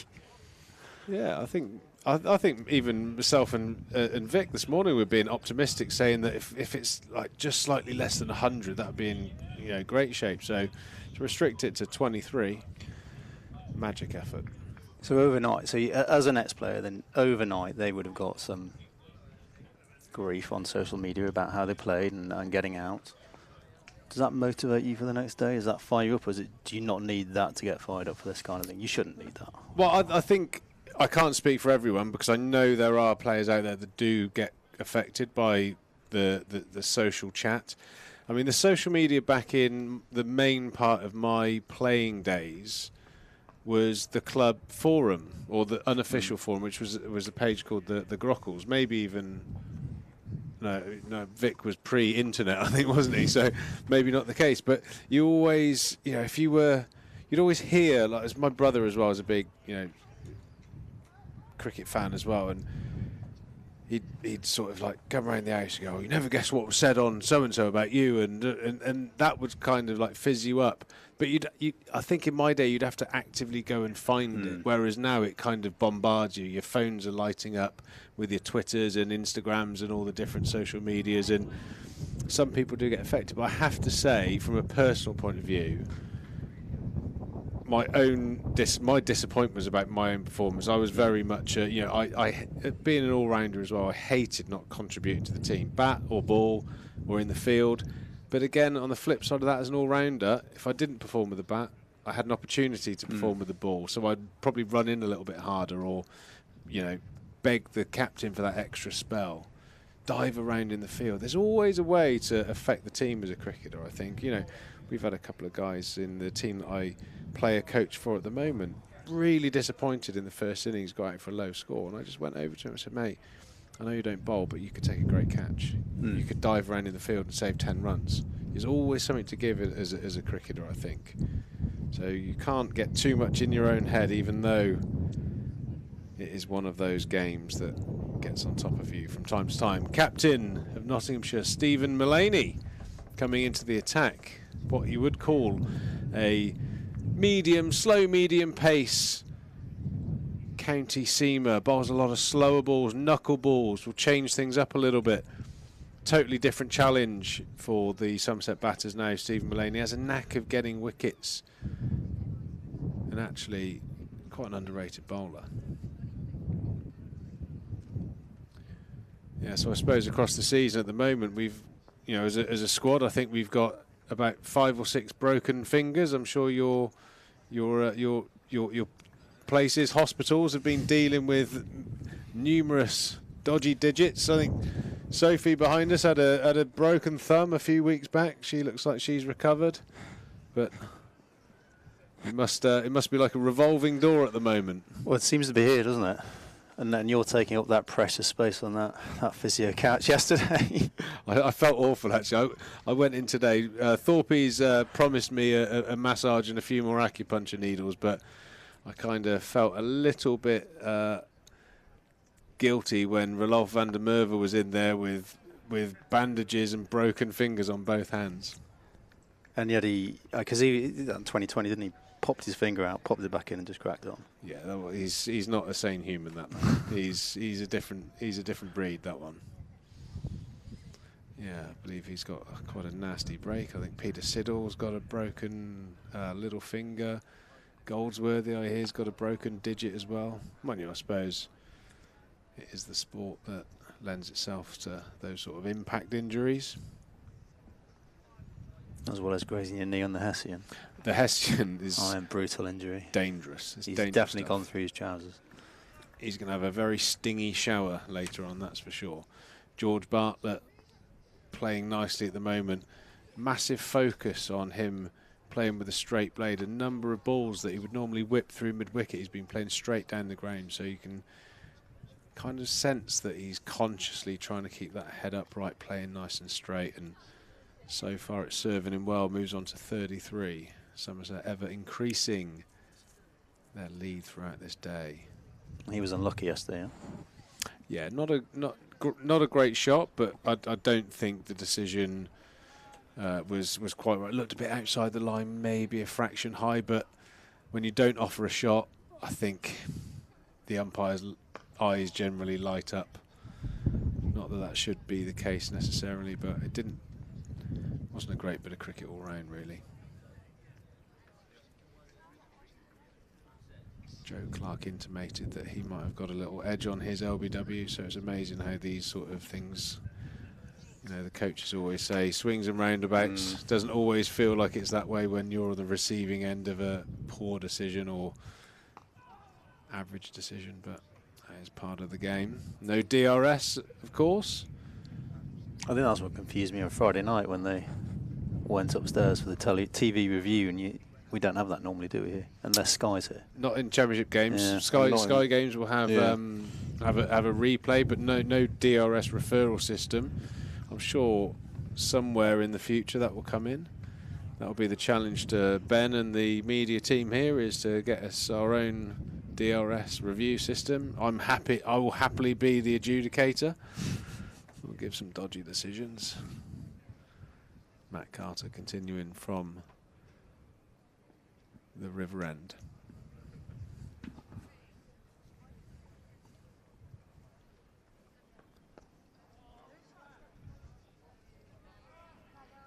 You a keen cricketer yourself? What? Never played. I was brought up in the northeast, and we didn't really play cricket when I went to school and that kind of thing. So it's just since I moved down here.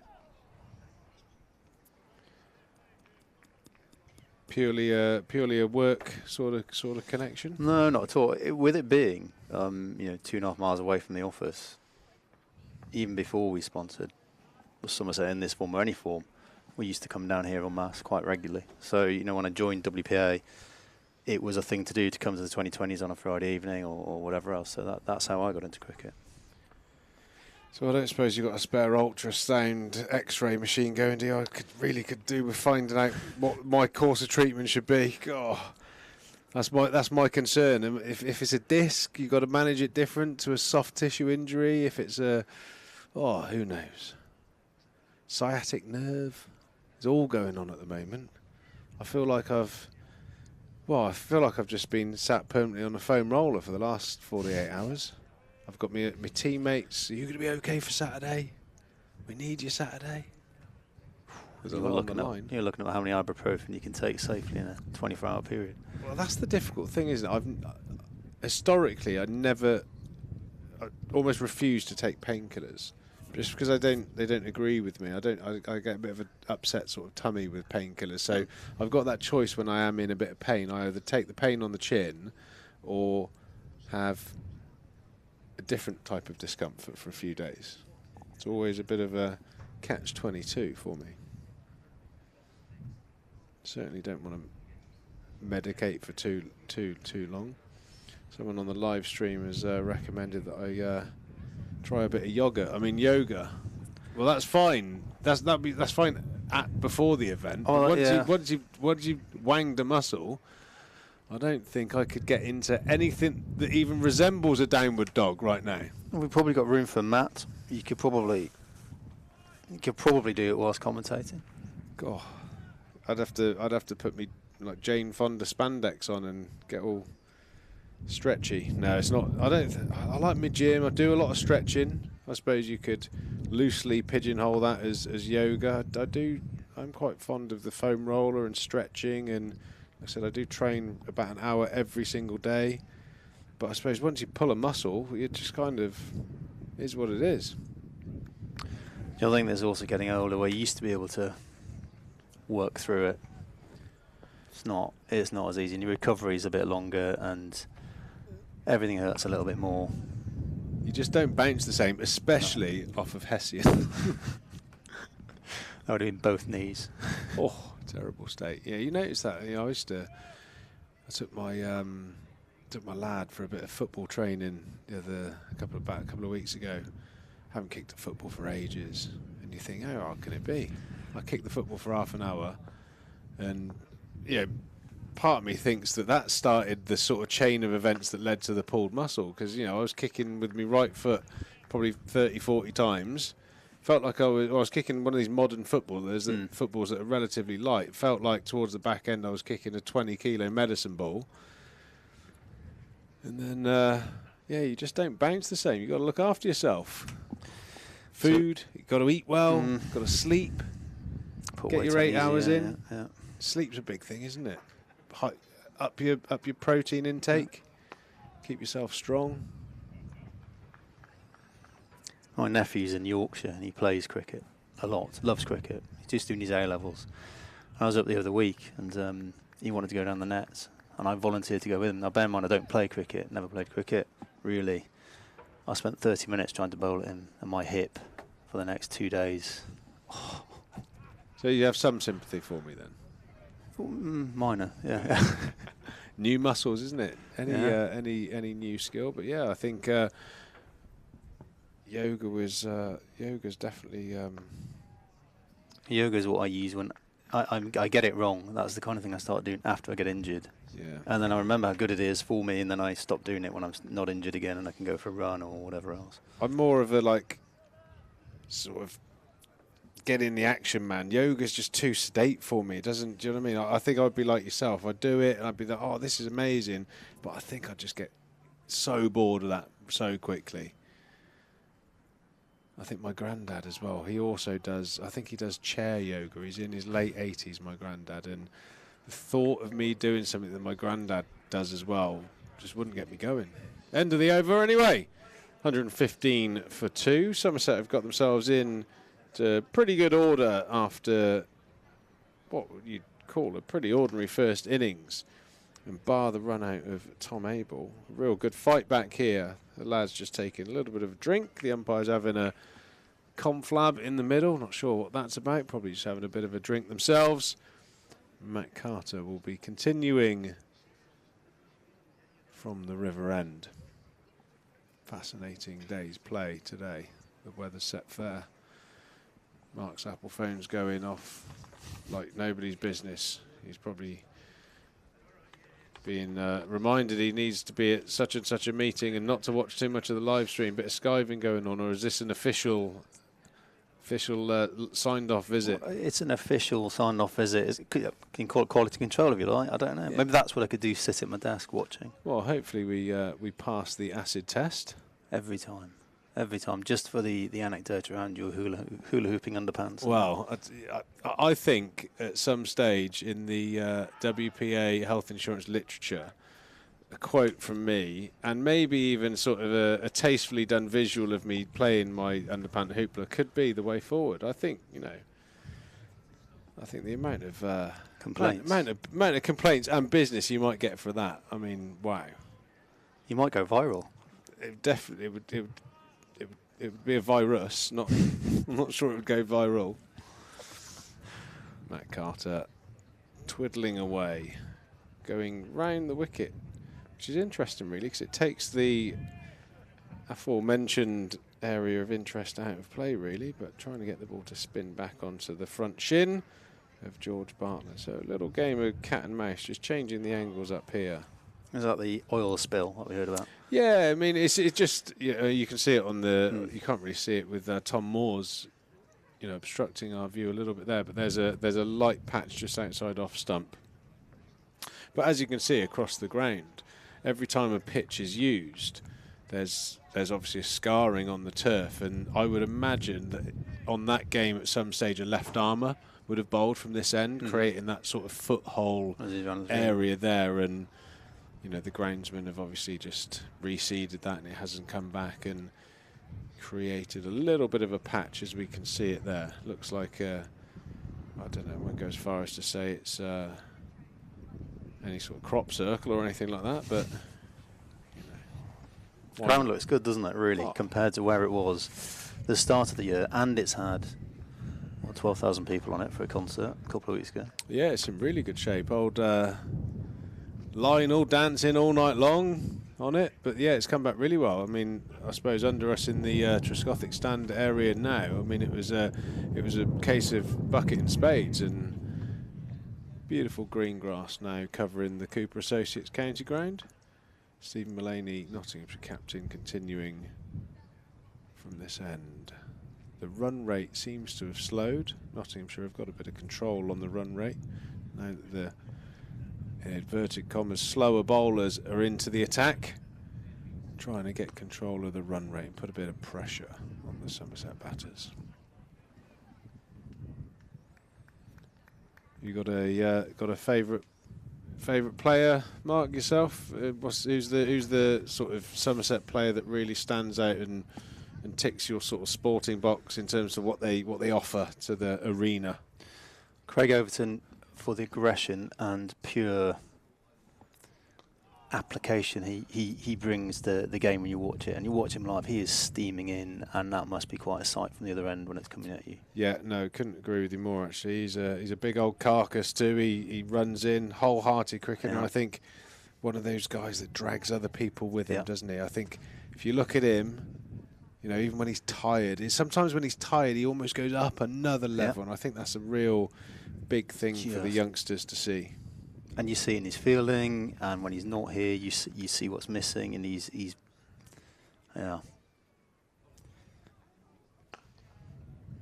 Ben Green's style, obviously, carrying off that kind of haircut. You're happy with the? Very good, very good. I forget the character's name. Cletus from The Simpsons. The redneck that's married to his sister, or something like that. That's the haircut, and the moustache is kind of Burt Reynolds-y. So, yeah, I've got a lot of time for it. I mean, to roll around with any level of confidence looking like that is, you've got to tip the cap. You do, yeah, very much so. But then again, I always, when I make comments like that about other people's appearance, I always get someone send me a picture of some of my haircuts from when I was 25. So. Yeah, and he's not going to be interested in taking fashion advice from a couple of 40-year-olds, to be perfectly honest. So. Definitely not.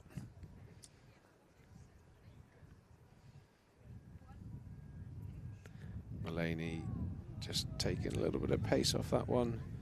Again, bowling very straight with that England-esque umbrella field. So what do we think is going to be a good score on the pitch then? Oh, me and Sophie had that discussion earlier. I was working, I missed it. I think that they're almost outliers, the scores, anomalies, if you will. The 161, 186, 163, 186, sorry, in the first innings, I just don't think is reflective of the surface. It's a good batting pitch, but I think a combination of exceptional, good bowling from Nottinghamshire, poor batting by Somerset, and exceptional bowling from Somerset, and a couple of iffy shots towards the back end for Nottinghamshire have led us to this point, but I don't think the wicket's that bad. Also, day 2, day 3, historically, if the sun stays out, very good times to bat as we have a look across the fields of Somerset. Looking absolutely beautiful. the weather's set fair. So I think day 1 and day 4 are probably the toughest times to bat. This is time to cash in. So the long-winded way of answering the question is, I'd be nervous if it didn't start with a 3. Mm-hmm. I think 300 would be where you'd want to be. I think minimum 275, and that's a real minimum, and that would require Craig Owen-esque spell and Matt Henry backing up, another fantastic performance, and the new kid on the block, Shoaib Bashir, new off spinner. I wouldn't want to have too much pressure on a young spinner last day, but I do think if it breaks up, he comes into the game. So yeah, 275, 300. Somerset, I think, will have a level of comfort at 300. And the weather's not. Is the weather set fair for the next 3 days? Well, I think. A bit changeable? From what I gather, we could have a little look. But I lost faith in weather forecast in probably '89. Was it Michael Fish? It will be fine, and everyone's roofs blew off. Yeah, set fair. Yeah, 21 degrees for today, Tuesday. Wednesday, the outside chance of a little bit of rain, but you know what an English forecast is like. That could be cracking flags or a tsunami. Don't trust forecasts.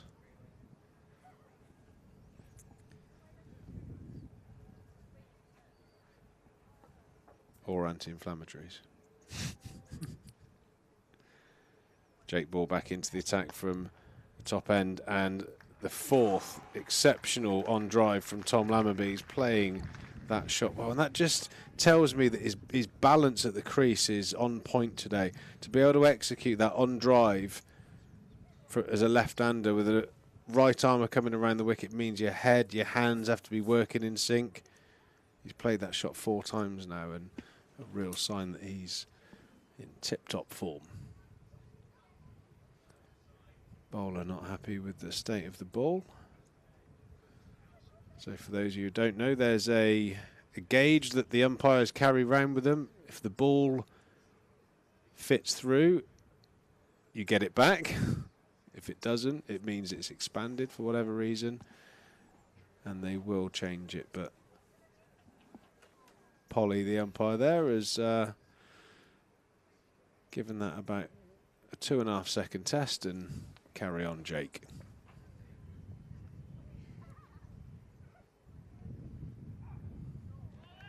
So you've probably already covered this. So they've got the Kookaburra ball versus the Duke ball. As a non-cricketer, what's the real difference are you expecting to see as a result of this change? Well, I was expecting it to be not particularly well suited to an English wicket, but it's actually performed really well. From what I've seen so far, it's bounced, it's carried. There's been a bit of seam movement. I was a bit concerned that the seam was too flat, because a Duke's ball's handmade, and it has a much more pronounced seam. Also, because it's handmade, I think there are larger tolerances of quality. Sometimes you can get a ball, and this might sound silly, you might not get this, but you have your whites on, and when you shine the ball, sometimes you look down after you've been shining it for half an hour and it'll be quite a dark purpley red colour. And then sometimes you'll shine the ball and it'll be like a pinky colour. The pinky ones are normally balls that don't swing very much. The darker leather seems to swing and hold up as Lammerby plays a loose shot outside off stump, and Carter drops an absolute sitter at second slip. Didn't look like he was ready for that one, and he's normally very steady there. Jake Ball's absolutely raging. He's caught the edge. He's hit the seam. Carter somehow put that one down. He's had about 6 attempts of getting that in his hand and failed at all of them. Big blow that for Nottinghamshire, in particular Jake Ball, who hasn't quite been on song. That could have changed his fortunes. Lammerby back into the ball. He's got to shake that off, that disappointment of edging it. That moment's gone. Lammers has got to get his head back on and back in the game. You can see he's quite despondent, but you're still there, Tom. Keep scrapping. Yeah, so there are tolerances, and I think the tolerances with the Duke ball can be quite vast and quite game changing. Even the same box, you could pick one and it swing. I could pick one and it won't. All right.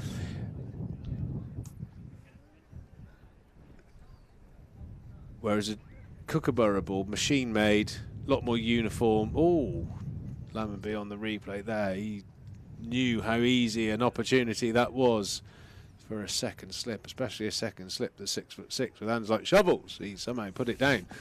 Kookaburra ball, characteristic wise, I don't think they shine quite as well. They don't swing for as long historically, but they're uniform. The seam's wider, but not as deep, so not as pronounced.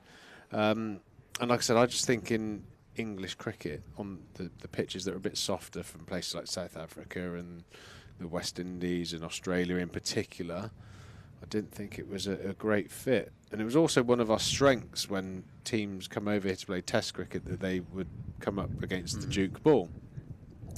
Whereas I think the ECB kind of want to take that out of the equation, and they want everyone to play with a uniform ball. So I get the reasons why you'd want to play with a ball across the world, but it was kind of one of the real.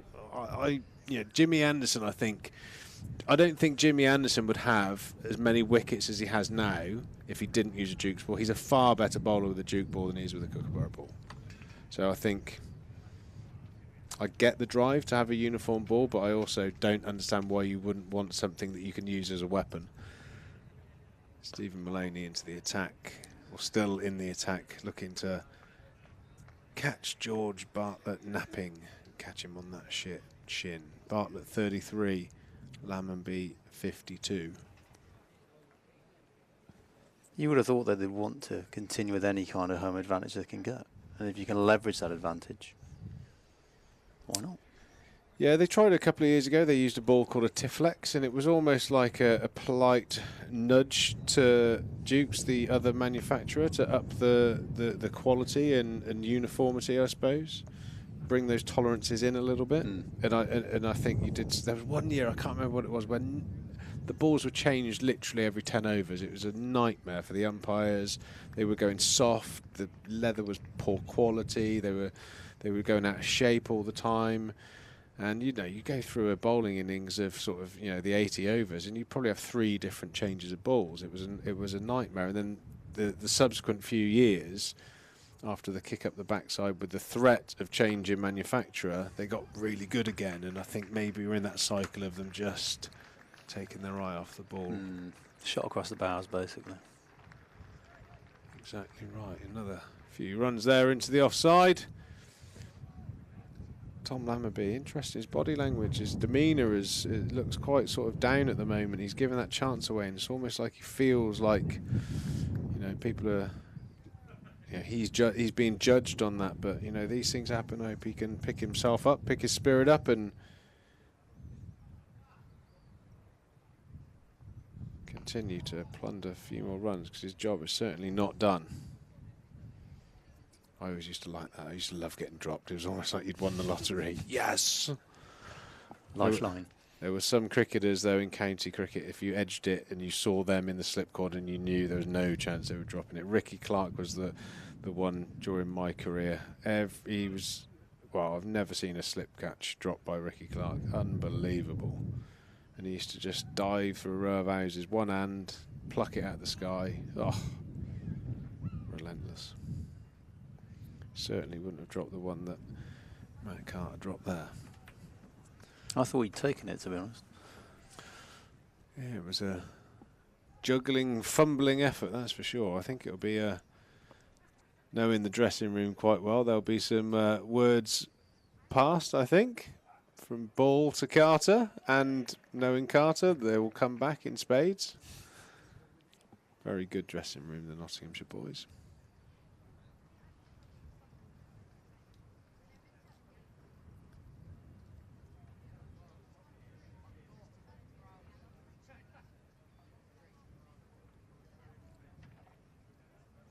You'd have played with one of our colleagues up there, Chris Nash. Yeah. He works with us. Nashy was a brilliant county cricketer. Great character. very lively on social media as well. Lammonby, another edge just past Carter this time, not to the hand. Jake Ball feels like he's got the world against him at the moment. 4 runs, a double whammy, just out of reach of Matt Carter.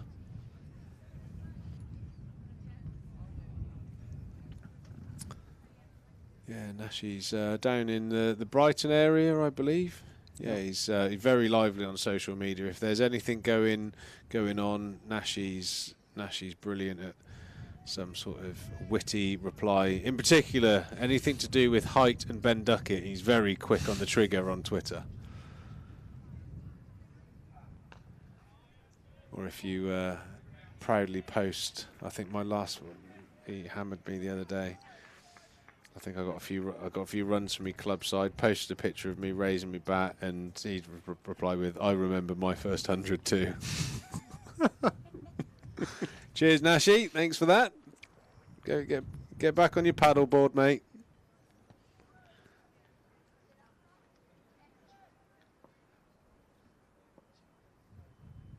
Jake Ball desperate for this breakthrough. Not on song first innings, but has bowled a lot better and has got no reward for it so far. Coming up to his 10th over.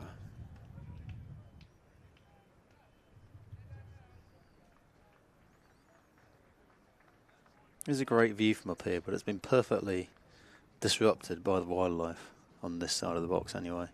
You just set windscreen wipers to... Yeah, I've been thinking about making a comment about the bird strikes. We've got what I don't understand, Mark, I've got to be honest. So this commentary box has a window that's at probably a 25-degree angle. And I just don't know how the bird has managed to crap down the window, to be honest. How has that happened? It must be a wind. As we pick up another boundary here at Taunton. Bartlett just clipping off of the pads. Oh, sorry, hooking off of his head. That proves I wasn't watching there, ladies and gentlemen, wouldn't it? There's me focused on the bird mess on the window. Yeah, we're gonna have to get the we're gonna have to get a very brave window cleaner up here. See what you've done to me, Mark? Oh, I think it's your back. Well, it's the painkillers. Is it the painkillers? Yeah, I think my my stint sitting in this chair is going to come to an end very quickly. I'm going to pass over to Sophie Luff, who's going to sit with you for a few more minutes. I think I'm going to have to go and hunt down Jamie Thorpe. Bit of acupuncture, bit of soft tissue, and all failing that, I'll be giving you a call. Somerset 127 for 2. George Bartlett 39. Lammonby 57. He's survived a chance, but he's still there as the lead goes in excess of 100.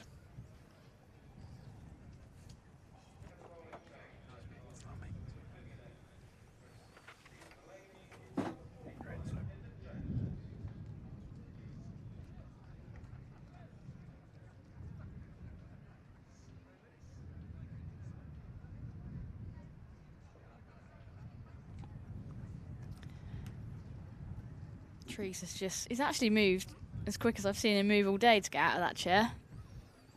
As the last half hour's gone on, he's been more uncomfortable and more looking awkward.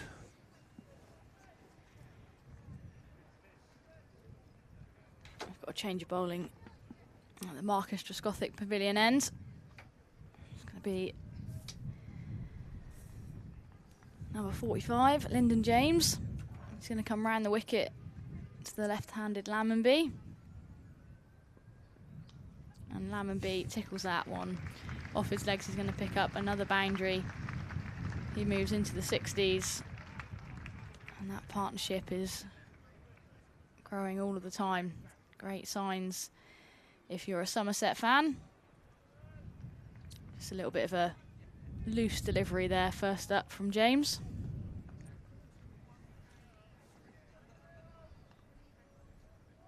You must be relieved now you've got a clear view on your yeah, side. I haven't been this side actually today, Mark. So, Yeah, I mean, those stains have been there a fair few weeks, actually.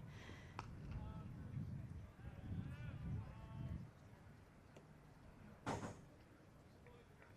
yeah, like you say, it's one of the best seats in the house up here.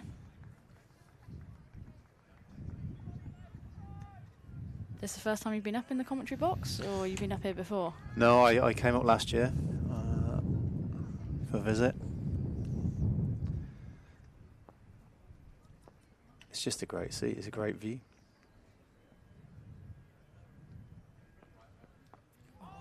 Nearly chopped that one on.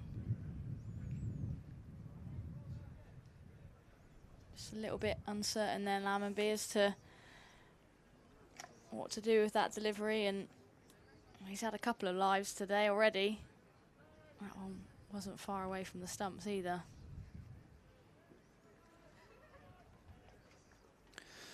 Does it play with your mind when you get that kind of dropped, when you're dropped and you kind of, you should have been out there? Or can you just block it out and get on with it? Yeah, it's a good question. James is in again, and Lammonby full face of the bat in defence that time. I think sometimes it frees you up a little bit in terms of you feel like you got away with one. Right. And so you feel like, oh, I should have been out, but I'm still here. But I think certainly in the female game, I know that so many of us are perfectionists. You know, we'll be disappointed to give chances and maybe make mistakes. But you've just got to clear it from your mind and focus on the next ball. And that's the same if you play and miss and all of those sorts of things. It's okay, like on to the next ball. I think temperament's what's needed in 4-day championship cricket. You know, even when you get a few boundaries away, you know, you don't want to get too excited in the other way, do you? Yeah. You need to keep yourself pretty level out there. And yeah, Lammonby 61 not out at the moment on strike. You would have thought you'd develop that kind of thing with experience, wouldn't you? But James Rue, given I know not a lot about cricket, but James Rue looks like he's got that in spades already, that ability to just move on and next ball. Yeah, I Good agree. temperament. Yeah, I think I think some players, you can almost just see it within them. And it's interesting. I don't know how that is developed or whether that is just a trait that some people have. You know, think about Tom Abel and watching him bat here, and his temperament is usually spot on. I always use the word tempo when I talk about the way that Tom Abel bats, but he's got a brilliant temperament as well. And to be fair to these two, they're going pretty nicely at the minute. Somerset 131 for 2 here, 41 overs gone into the second innings. They've built a brilliant partnership after lunch. Bartlett's looking to take the aggressive option there, but wasn't completely convincing. So what's your preferred format, Mark? You said you come down here for, you know, T20s on a Friday night. You know, is that your preferred format, or you like the longer format as well? I like the longer format for coming for a day. See, if you come for a day, take a day off work, you can start there, you can work right on the ground, you can go out for something to eat for lunchtime. You can get back in, you can watch more cricket. It's just a nicer, chilled atmosphere. I like the 2020 because it's done in 3 hours, you can come after work. I like the one day. You know, it's just, I think it offers everything to have all those different formats of the game, and I know it's a tight schedule and I know it's difficult for the players and the club to fit it all in, but it's responding to demand, isn't it? Yeah, absolutely. I mean, the schedules are crazy, to be honest.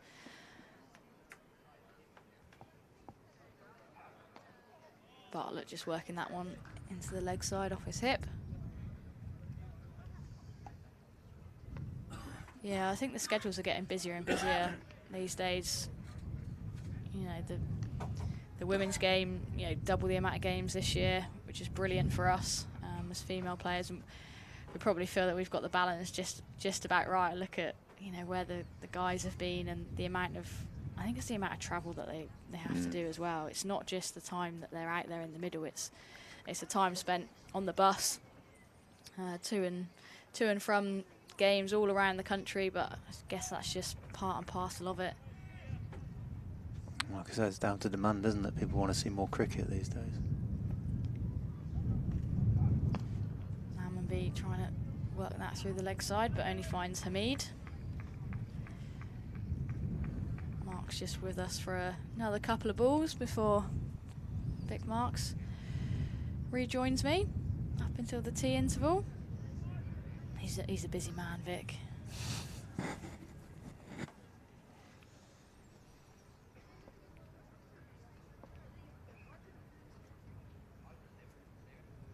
Ball round the wicket then to Lammonby. Lammonby defending that one. Picks up a single. Not entirely where he intended the ball to go there, but he'll take it nonetheless. So what's the plan for the rest of the day, Mark? You in for the rest of the game, or have you got to go and do some work somewhere? Well, given that this is going out, I'll be saying I'm going to do a little bit of work somewhere, but you might find me sat around here some point. It would be a shame not to.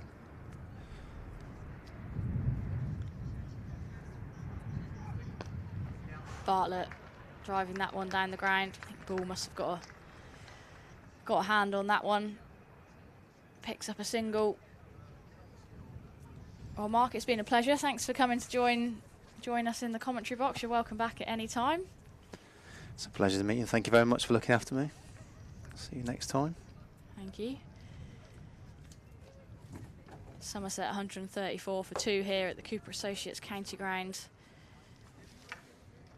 It's going to be Lyndon James to continue from the Marcus Trescothick Pavilion end. Vic is just going to take a pew next to me. Well, amazingly, since I was last here, I don't think Somerset have lost a wicket. They might have done. Well, you should have stayed off air, Vic. Well, were you a superstitious player? I was quite nervous. You know, the usual nerves, waiting to go into bat. I was, not much fun, is it? Were you a pacer, or you? Yeah.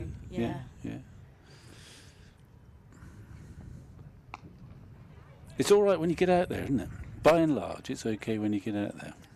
Actually, at the middle. It's almost a thought. It's the waiting. It it's a big part of the game, especially if you're a batsman, I think. Yeah. Or a batter, is that how you deal with it. And the longer the game, the worse it is. I remember thinking, a few Test matches I played, it's like an eternity. Especially if you're an opening batsman, and you happen to get a good one at 11:01, chances are you don't have any way to impact the game for another 3 days. And that's hard, because you've got 3 days to contemplate where you went wrong when you nicked that one to second slip or something. Not that I was an opening batsman, but that's a real trial. How we learn to deal with that is one of the key bits about learning how to play the longer games, I think. Yeah, absolutely. Yeah, 'cause like Lauren will tell you all about it when she comes back. She will, yeah. Yeah, although she did look pretty relaxed waiting there to go in. Right. But she is kind of one of those characters that would try and give off that impression anyway. Bartlett defending then. It's an interesting session, because the tempo of the innings has changed in the last 45 minutes. Notts have decided to, I think, bottle it up. 2 batsmen have kind of decided just to play very much on merit, not go for any big shots. Big drop, wasn't it, with Lammonby? I don't know what he was on, but they'd worked hard to get that wicket in a way, because they'd taken the momentum out of the innings. And that's one way of getting wickets, and they nearly got one. Yeah, well, but the catch went down. Yeah. Yeah, I'm not sure how many Lammonby was on when he did get dropped, but He might have had 50, I think. Yeah, so, I think he'd passed that 50 mark, but yeah. But, it would have been, we hope he makes them pay for that. We'll see.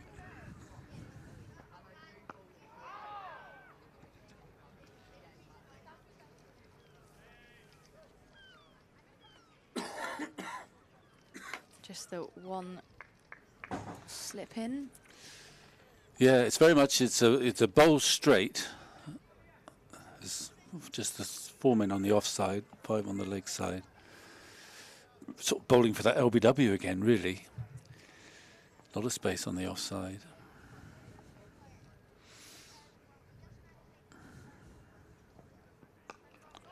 Bartlett trying to work that off his hip, but only finds Carter at mid-wicket. End of the 43rd over here. 134 for 2. It's a fascinating game, though. I mean, it does look, when no wickets fall for a couple of hours, you naturally think it's flattened out, but I think it has. I think that ball's starting to get over. We've 43 overs gone now. And these two youngsters, I suppose. I think both of us think they're youngsters, don't we? Bartlett and Lammonby. Yeah, well, I obviously do. But they are biding their time. They're playing a cagey game. In Bartlett, for example, against the off-spinner, he didn't reverse sweep, which he often does. He didn't go the aerial route. He just thought, I'll bide my time. It's okay, as long as he stays there.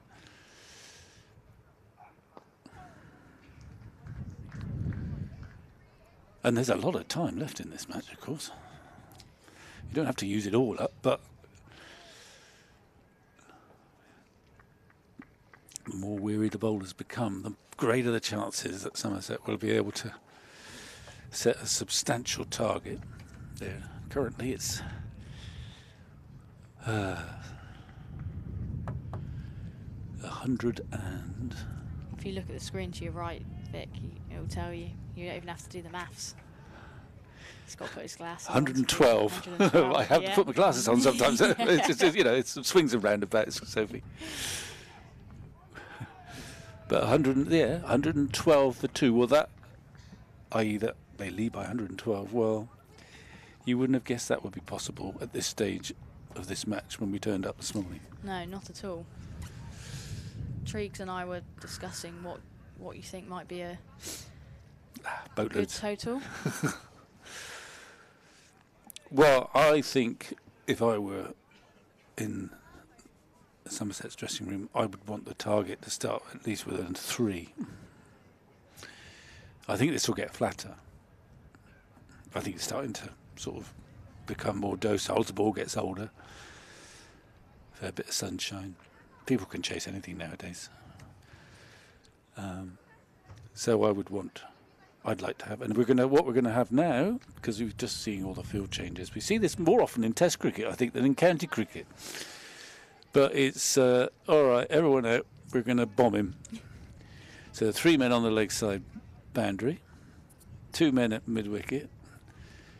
Someone's popping down to a sort of wide third man for the uppercut, and there's probably a very fine third man, although I can't see him at the moment. There is a fine third man. And then oddly enough, he's kicked it. He bowled quite a full-length ball, or relatively full-length ball, which Bartlett has punched nicely before, I think it's Mullaney kicking it towards the Colin Atkinson pavilion. They picked up a couple. Not the best touch he's ever made. No, but it was an unexpectedly full ball, even if it was just back of a length. He just stood up and pushed it firmly, and it tested Mullaney, who's been around the block a few times.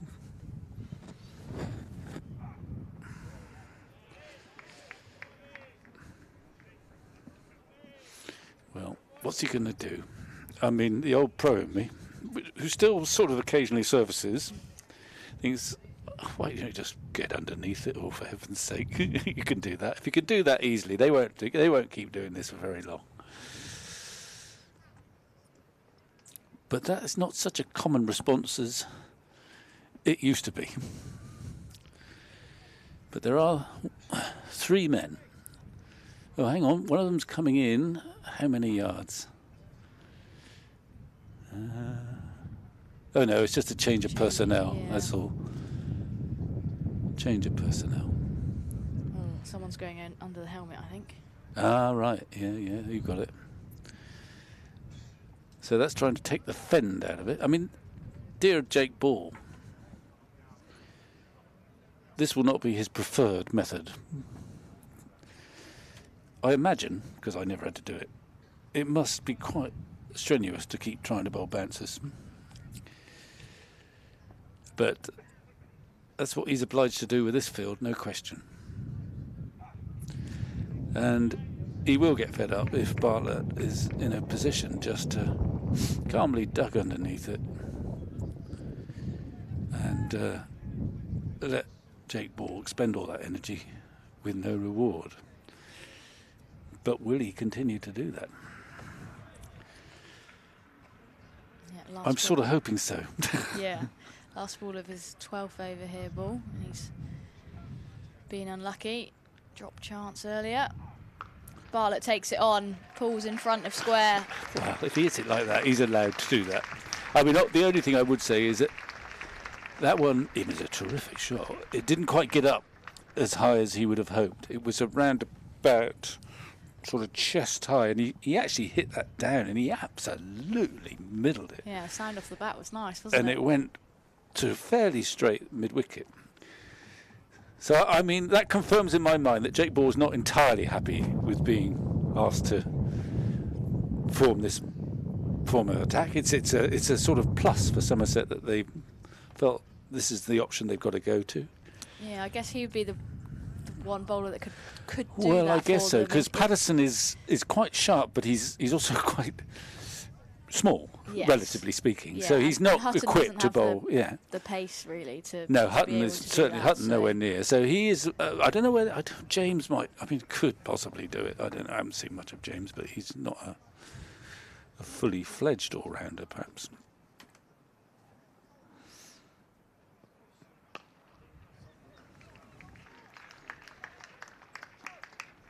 So we'll see whether they persist with that. And, you know, I expect in his heart of hearts, Jake Ball's not that keen to persist with this form of attack. It was a crunching ball shot, though, from Bartlett. And there are moments, we witness Bartlett's frailties, but there are moments where he takes a breath away, doesn't he? Yeah, absolutely. And that was one of them. Yeah. He hits the ball, he times the ball beautifully in his own way.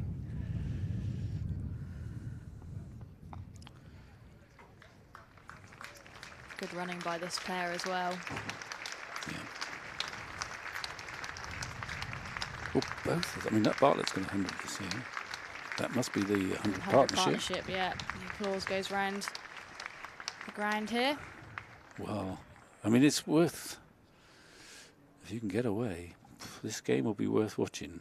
I think the pace of the game is liable to decelerate a bit, in that the wickets fell so quick. I'm amazed that 20 wickets fell so rapidly.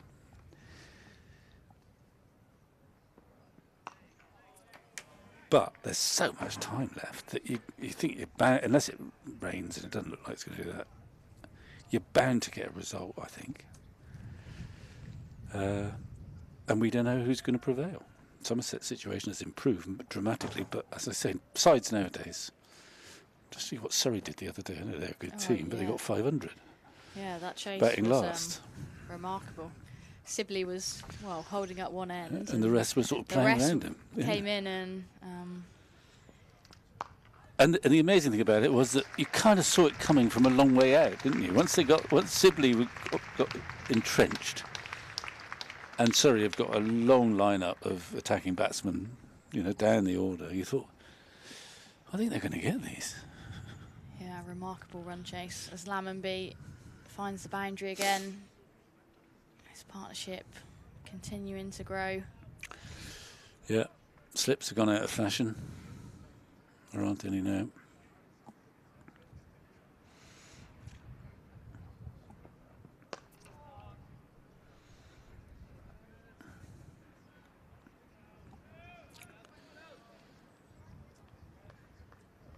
this is the Kookaburra ball we were expecting. Get to about 50 overs. Pitch drying out a bit.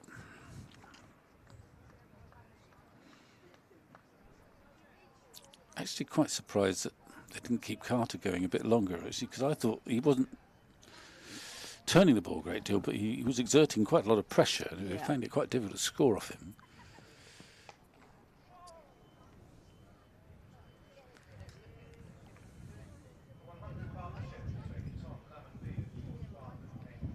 .45 overs gone here, 147 for 2. Somerset not far away from the tea interval here. Yeah, they haven't hung around. They're kind of up with the...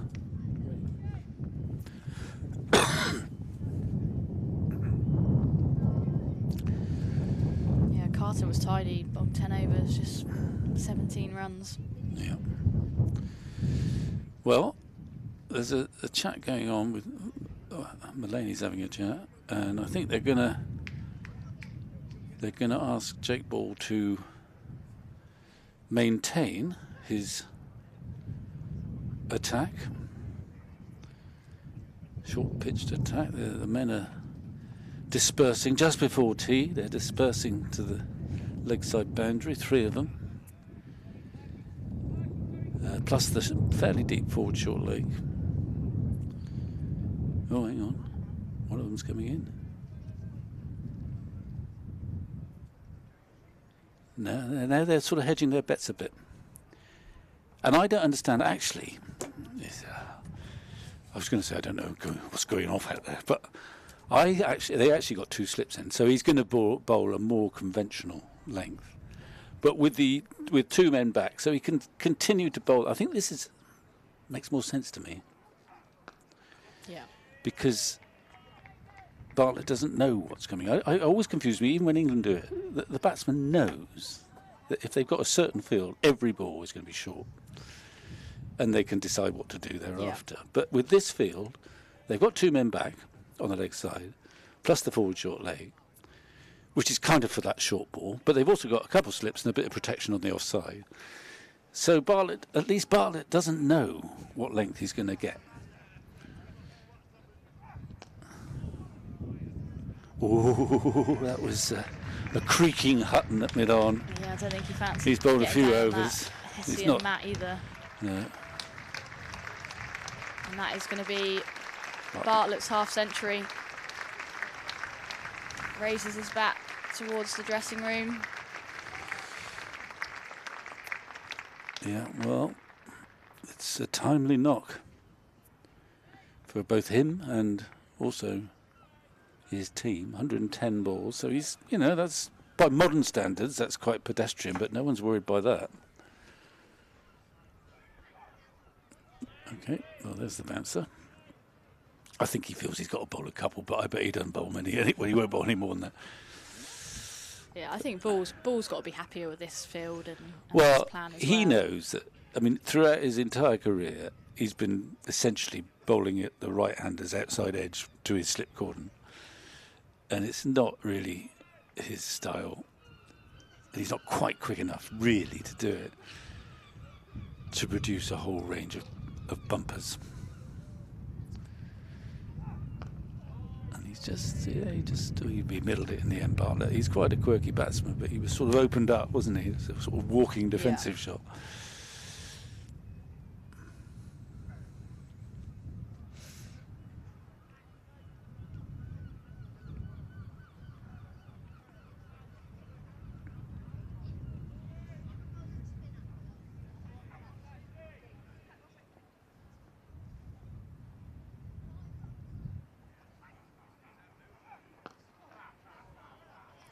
But only as far as mid-off.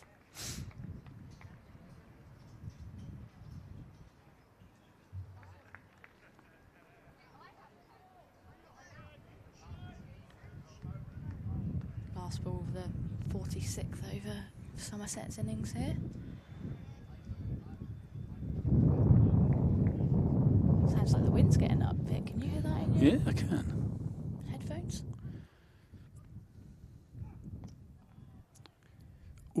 Well done, Brett Hutton. I think I can remember being like that towards the end of my career. Oh no, here we go. He's a big man, Brett Hutton. A trooper. Yeah, he did well to get down that time.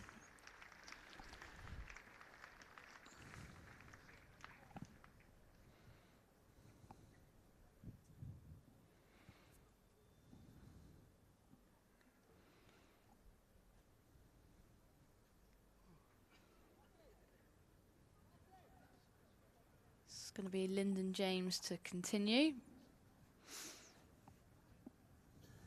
3 overs for 10 runs. Yeah, he's got quite a lot of bowlers in his lineup, Mullaney, but obviously you think of Hutton and Patterson and, well, actually Carter as well, as being the main strike force.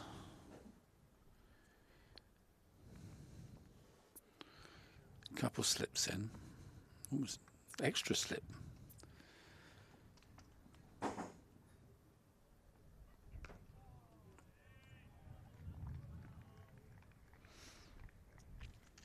Yeah, just Patterson with a wicket to his name. Obviously the run out of Tom Abel just before lunch. Wonder how Tom is now. Wonder whether he's recovered yet.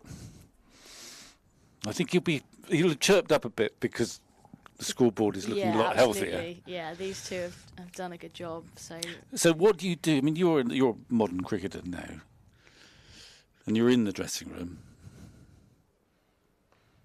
As Tom comes in, and being a sympathetic sort of soul, you feel obliged to say something. But what are you going to say?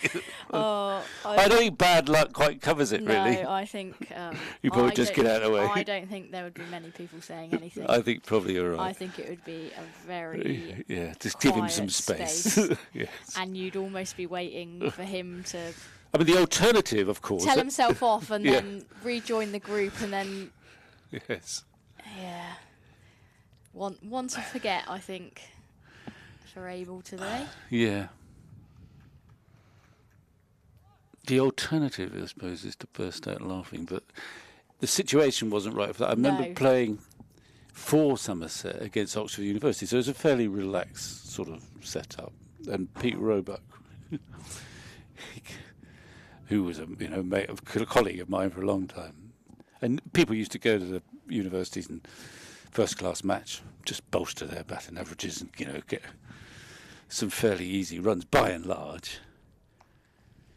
Anyway. Shot by Tom Lammonby off the back foot. I think he was opening the batting against, a modest university.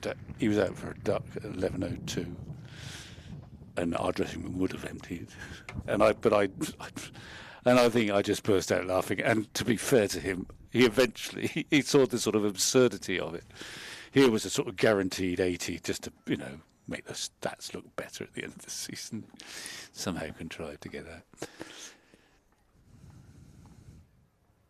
It's quite a tricky proposition, though, because if you're, I don't know, actually, in the women's team, the 12th woman, I suppose, or whatever you call the 12thers. 12thers, yeah.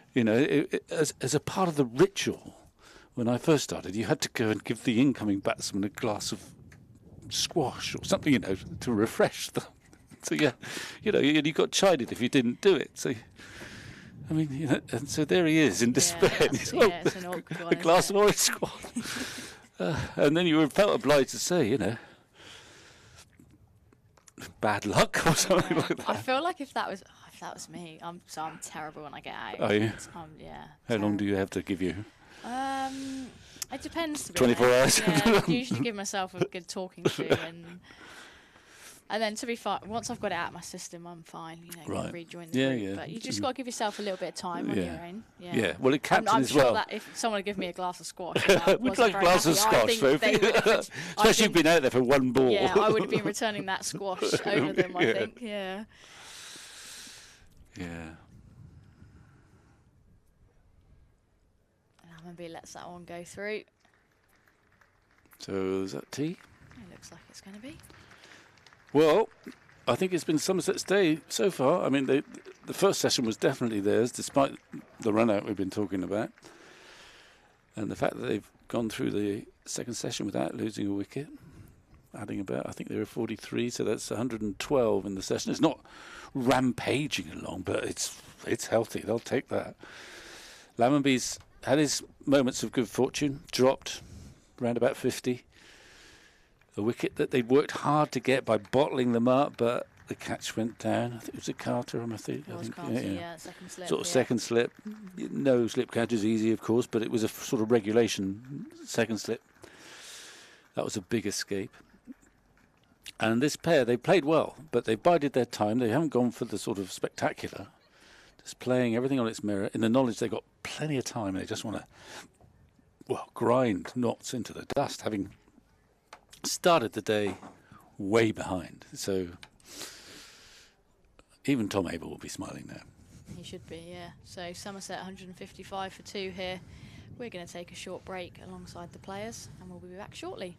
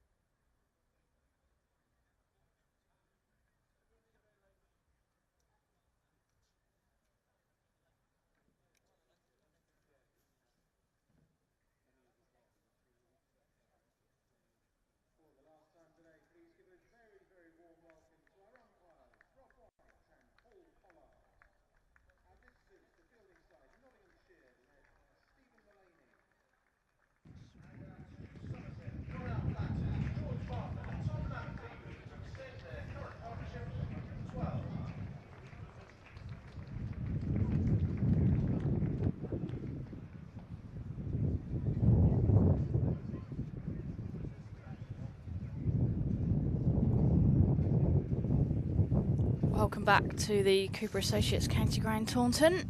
Players just making their way out onto the sunny outfield. There's a few clouds in the sky, but weather is set fair here. And Somerset resuming 155 for 2. Big Marks alongside me. Well, it's been an engrossing day, and of course we're slightly biased. Are we? I think so, slightly, but we try to hide that occasionally. But from Somerset's perspective, it's been beyond their expectations, I'd have thought. Certainly beyond mine. So we've got spin to start the evening session. Matt Carter into the attack. Yeah, well, he's had a good day with the ball. He's bowled nicely without any reward so far. Not such a good day at second slip, or indeed with a bat. I think, was it his off stump that went cartwheeling? I can't remember whose it was, but I think it was Hutton's that went Hutton's, cartwheeling. yes, it was. Yeah. Yes, he's just got clipped the bails, perhaps. But he has bowled. I mean, there is that patch there, but it's not really turned, as far as I can make out.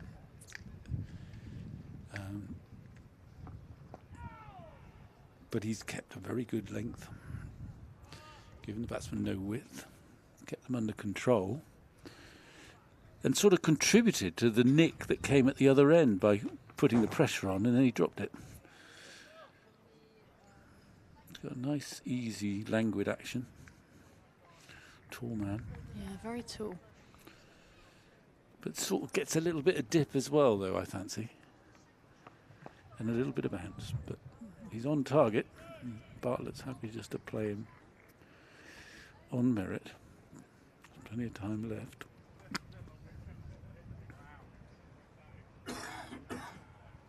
Yeah, these two built a brilliant partnership just after lunch. Now where are they going this end?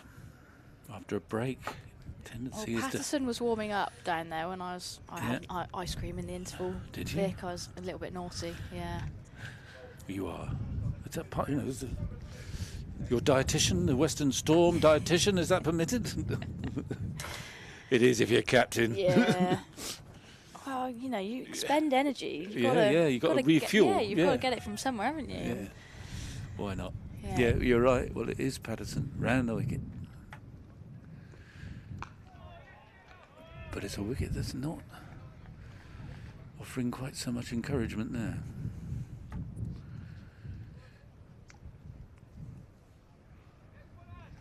And of course, because the season is kind of chopping and changing, so that we've had a big bunch of fantastic, actually, blast games. I think the bowlers sometimes, they're sort of out of rhythm of, that 20 overs a day routine. So a few look like they're creaking a little bit.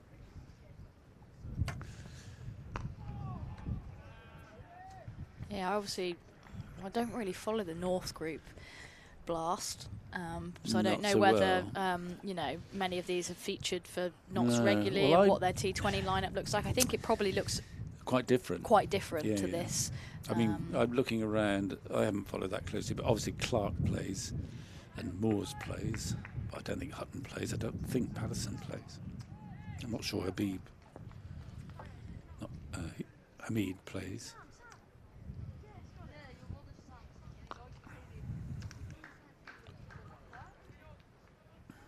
I don't know that Jake Ball's been playing, but I'm not actually a complete authority on this. No, I will try and have a look at who they've been using. I think James gets a game. Yeah, he's a useful all-rounder, isn't he? Yeah. Mulaney, obviously, skipper. Yeah. And Carter plays, apparently, according to Triggs. I've seen him play quite a lot of white ball stuff, actually. I'd actually probably say that I'd more likely have seen him in a white ball game than they have red ball. It's a delicate balancing act, isn't it? Because obviously in your ideal world you might have almost 2 separate teams, but there is a financial corollary to that.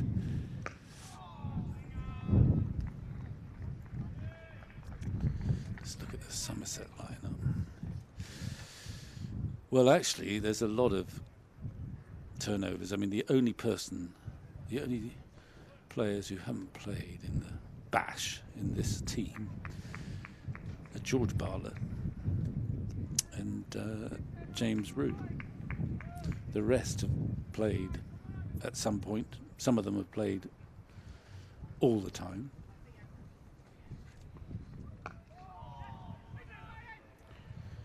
So my guess is that Somerset have a very small turnover, if you like, and understandably they've played brilliantly in the Blast,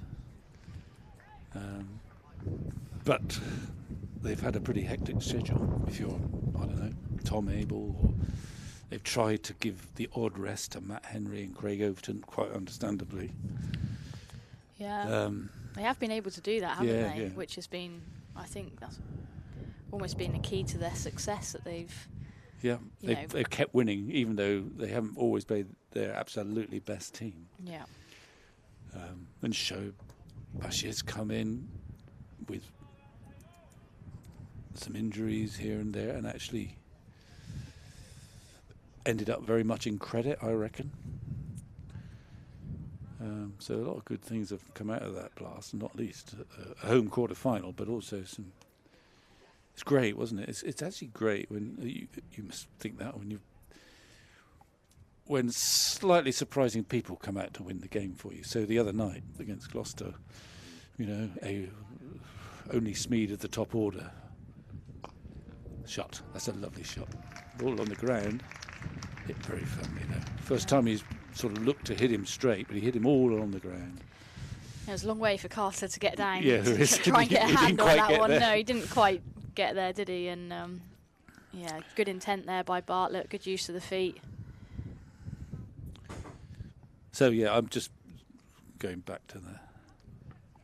It's great when the other night it was Aldridge and Ben Green's done it before, obviously, but and Overton. And it'll help the campaign, because you can get into a situation where you play really well, but actually only your first 5 batsmen have actually been to the crease and played long innings. Yeah, and then when you get suddenly you get to the knockout, and you suddenly need number 7 and 8 to do something, and they barely had a knock. So it was great. Well, it was great to see Casey Aldridge there at the end, who was in fairly new territory. Yeah, it was only a second last game, wasn't it? And to keep his head nicely at the end and help get Somerset there. Oh. Well, is that kept low? A bit low, but that is almost a mirror image. This shows how I've been not wasting my time, of Lammonby being bowled by Critchley at Chelmsford. The first ball, Critchley, the leg spinner bowl, was shorter than that, and he went for a big pull shot and missed it, or was LBW, I think. And there, he's played impeccably. 73, it's a good score, but there was so many more to add. And it's that ball, I think it was a quicker delivery, and I don't think it was as short as he wanted, and it was through him. Yeah, wasn't short enough to pull, I don't think. I don't think it was, no. Because I was thinking, that's kept low, but I just don't think it might get... Let's see where it hits the stumps. No, it hits the top of the stumps. It's a... Again, he's played really well today. Let's, make that point. But when you're playing really well on a good surface, you've got to be hungry in that. And it's it's one of the very few aberrations. He was dropped in the 50s, but so it's a valuable innings, but it's a frustrating end.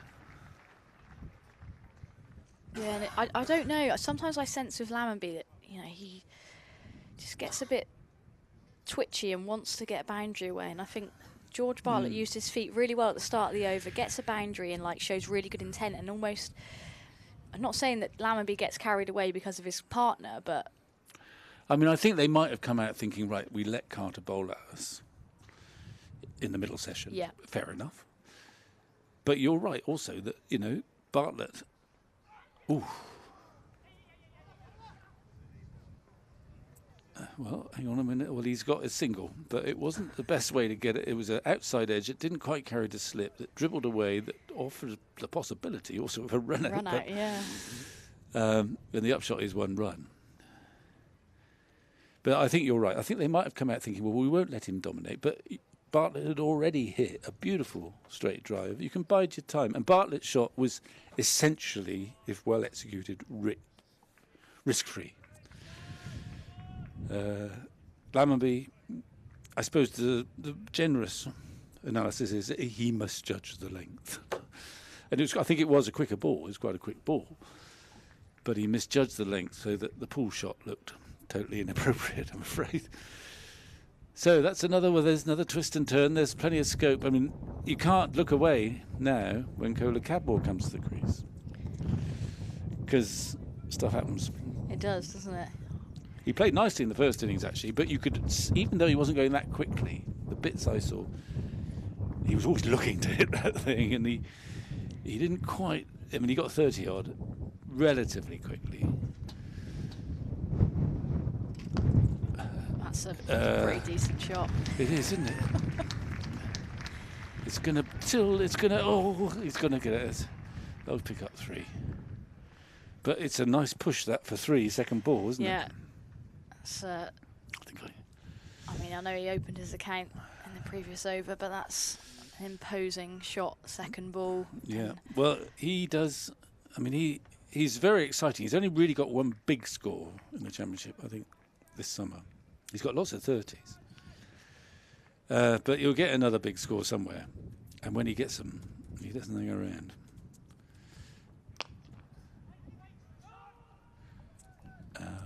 And the bowlers know that even when he's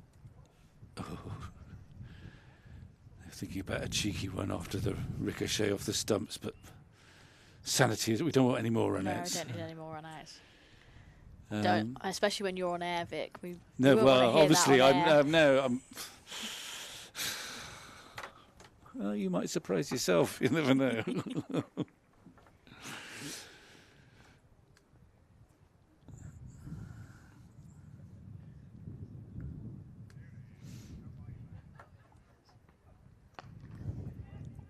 That's an amazing shot, really. He is a quirky player. I mean, he's played that one-handed. Yeah, there's been a few occasions where he's done that today, Bartlett. He is as I say, he's a beguiling player because he is a little bit unusual.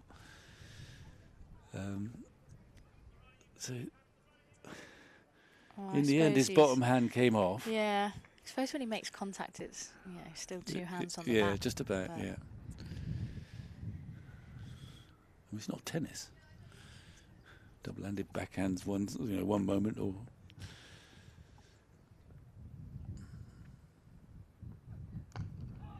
He's at you all the time, Kola Cadmore.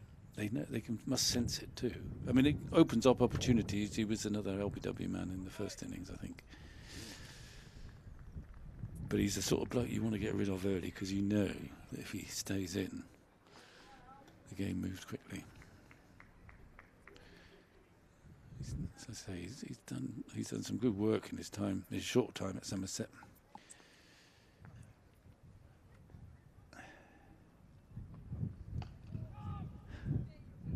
And he'll get a few through the gate, whatever the format.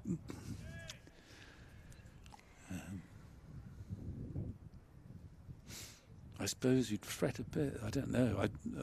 But there's the way he plays. You'd think there's every chance that he'll get an IPL contract. I don't think he put himself up this year. Okay. Because he was going to a new club, and so he was around for those 6 championship matches at the start of the season. But you wonder how long you can resist, especially if he becomes ever more marketable, because he's you know, he's got the potential to be a great T20 player. PSL this winter? Was he in the PSL? He was in at least 2. I think he was in Saudi, I think, and he was probably in Pakistan. There we go then. Someone using the Virtue Motors headset, listening to us, Vic. He's nodding his head. He knows, giving us the thumbs up. Well, we're blushing in here. It's always they have these. I've worked at these at the test matches, but they can make a choice there. That's the trouble if you're at a test match. So you can either have Sky commentary or radio commentary. Okay. Well, we like to pretend it's mostly radio commentary, but I'm not so sure, because then you know in the old days you get Bumble on, give us a wave, and they'd all be waving. We obviously in the radio we obviously don't sing to it, give us a wave, but you're allowed to, Sophie, because they ain't got no choice here. That's not quite reaching for that one. Look at the field already. I mean, there's a long off and a long on for Kohler Cadmore. It's a poor ball, and he did quite well, Moores, to get a glove on it.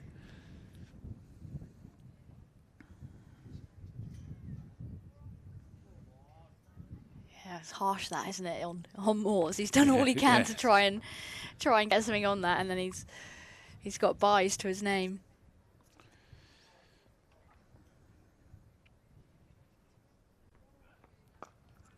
He's hit that hard. And Habib, he's got all those bandages on, but whether they've done the business, I'm not so sure.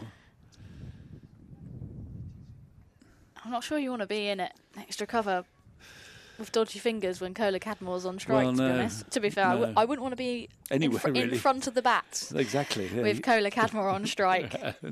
Well, not in your present state. No, absolutely. Sophie still nursing a dodgy thumb. Yeah, it's pretty much there. Just got to get the confidence back with it in the field. Found myself fielding in some, unusual territory, shall we say, Vic? Well, you're the captain. You can go where you like.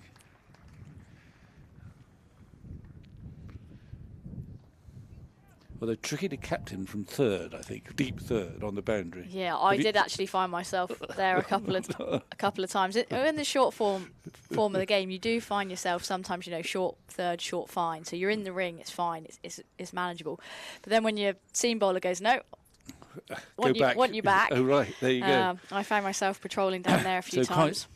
You need it. Well, I'm sure your side is incredibly well disciplined.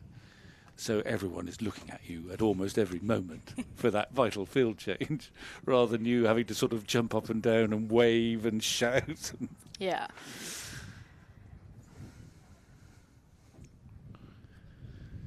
It's going to be Patterson to continue then.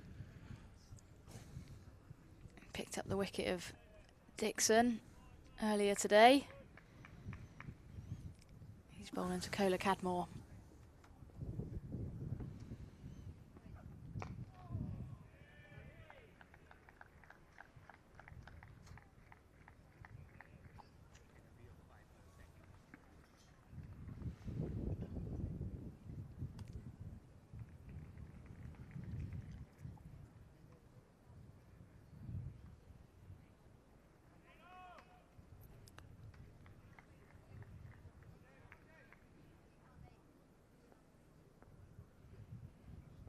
Patterson into his 10th over.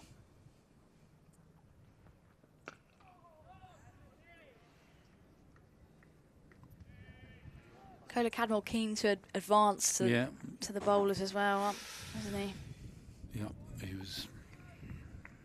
He leaves it quite quite late. But by the time he hit that, he was well down the pitch, and I think he was probably a bit grumpy because he almost got it on the half volley, but didn't quite get the bat in exactly the right spot. Head coach Jason Kerr and his dog there in the dugout. He's got a dog in the dugout. Yeah, there was a dog in the dugout. I'm not sure. I can't remember. I do follow Jace on Instagram, so I feel like I should know the name of the dog because it features a lot. but I can't remember. Well, dear Brian Rose was a great dog lover and had some little Labradors. And when he was director of cricket here, if things weren't going terribly well, he'd go back to Western, of course. And his poor dog had to go on sort of 6-mile walks at about 6:30 at night. While Rosie tried to sort of think through all the problems that were mounting. I expect the poor dog thought, oh my goodness, they've had a bad day again. Here we go. So stress coaches, they're obviously good. They do have stressed dogs, and that's what Jason probably needs if you're coaching Somerset's first team and they keep failing to get any runs in their first innings. Looks like I can't see the dog very well, but it looks like a lovely little beast. I'm going to do some stalking research. Okay. So I feel like it does feature a lot. This is almost a one-handed cup from Bartlett. I mean, he's obviously doing the club a service, this animal. We might have to cap him soon.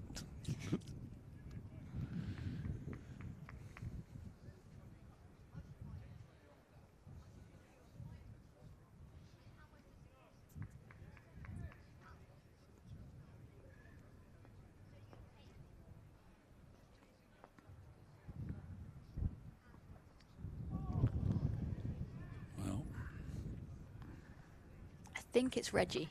Reggie? Not 100% sure, but there you go, Vic. Oh, what a lovely That was beast. in March and it was snowing.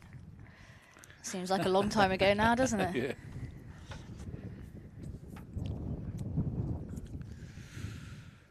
Well, there are worse names to have to shout out, on some beach somewhere when it's lost control and it's disappearing and running in the wrong direction, I suppose.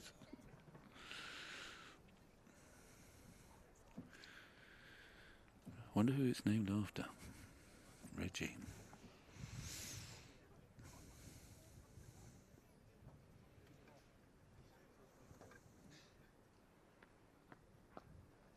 I'm just scrolling through Instagram, find myself on the Somerset Instagram page. That quarter-final, Vitality Blast quarter-final, Friday, July the 7th. 6:30 start, by the looks of things. Well, be a grand occasion. It will.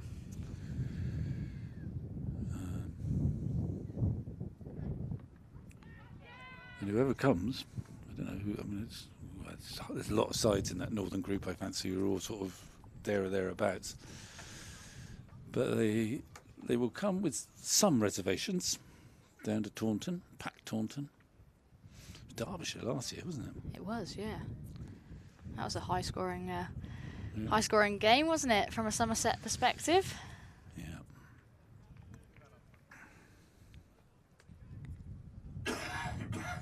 Bartlett 61 not out here at the Cooper Associates County Ground. He moves to 62 with that quick single.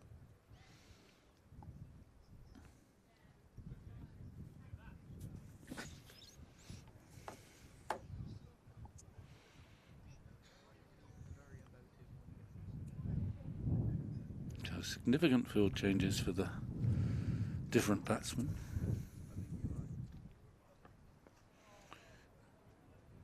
They don't have anyone on the reverse sweep. They had a man on the reverse sweep for Bartlett right from the very first go. Yeah. Which I sort of find vaguely surprising because he's quite a tall bowler who gets the odd one to bounce a bit, and you might get, if he plays it very early on especially, you'd think he got a chance of a glove. Yeah, and I think wouldn't you want him trying to do that potentially? I think you might. Rather you than give just him a closing chance. that option yes, off completely. I'm surprised you wouldn't give him a chance because I think he's in good rhythm, Carter. He's bowled nicely in this match.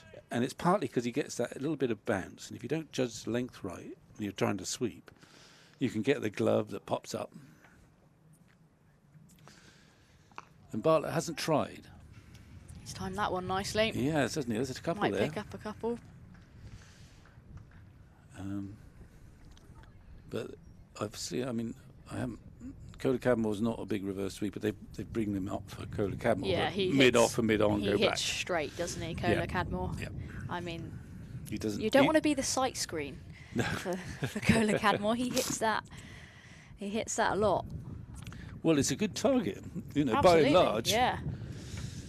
I mean, I quite liked it in the Test match. I mean, I don't agree with everything that Brand New England do, but I quite like the notion that they had of a fielder who is essentially right behind the bowler on the boundary. The OBH, over the bowler's head. Oh, that could be, might be safe. It's not pretty, but it's safe. Surprise bouncer. Yeah, I don't think he was expecting that, was he, Bartlett? And it was high, and he went for it, and he could have gone. It just didn't carry. So, suddenly another wicket, and this game is back in the balance. Well, it's sort of in the balance now, because I think you'll need quite a lot of runs.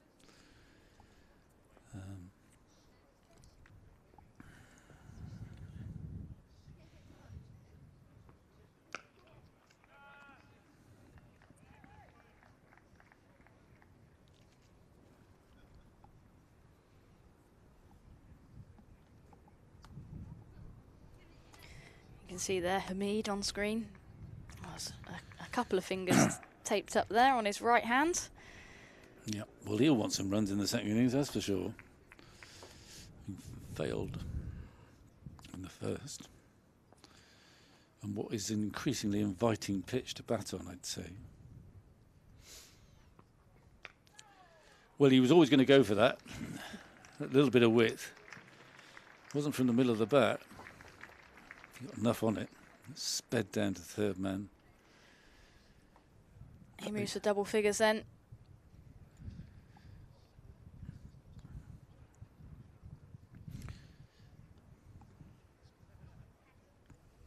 Somerset 183 for 3 here. 160, I can tell you that much now. I can do that. There's the lead. I think they want to double that. Minimum. Yeah.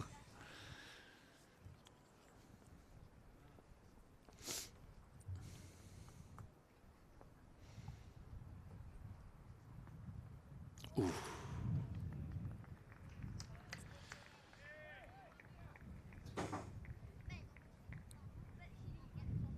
Just goes past the outside edge there of Cola Cadmore.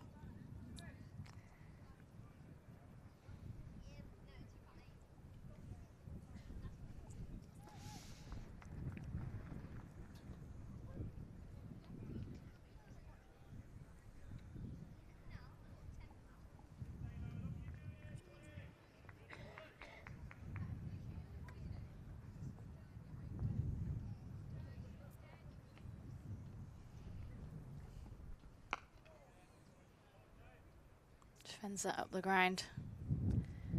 End of the 55th over here. Somerset 183 for 3. Cola Cadmore. One of the things I like about, I mean, there's lots of things I like about Cola Cadmore, obviously. But one of the things I like is a sort of clarity of the way he goes about his batting. I.e., it doesn't really matter what the situation is, what the format is. He's going to come out, and in his mind, he is going to try and dominate, full stop. And that's, in a sense, that's a good thing. He knows how he's going to play every time he goes to the crease. And he knows probably that that's the best way for him to play, because if he tried to play a long defensive innings, I'm not sure his technique is geared for that. Yeah, I think... Obviously, there'll be a few minor adjustments along the way, but that's a good thing, I think. Yeah, I think, well, he's got a pretty simple game plan in terms of, he likes to hit straight, doesn't he? Yeah. He'll go for width. And he likes to put his hands through the ball. And yeah, I think, if you commit to what you want to do, and if that is your game plan, you commit to it, then that's how you judge yourself, isn't it? And I think, the way that he plays in white ball cricket, the way that he plays in red ball cricket, if you've got that clarity, and Somerset have signed him, they know what they're getting from him, and as a middle order player, absolutely, you want someone to put pressure back onto the opposition, and he's someone that can certainly do that for us.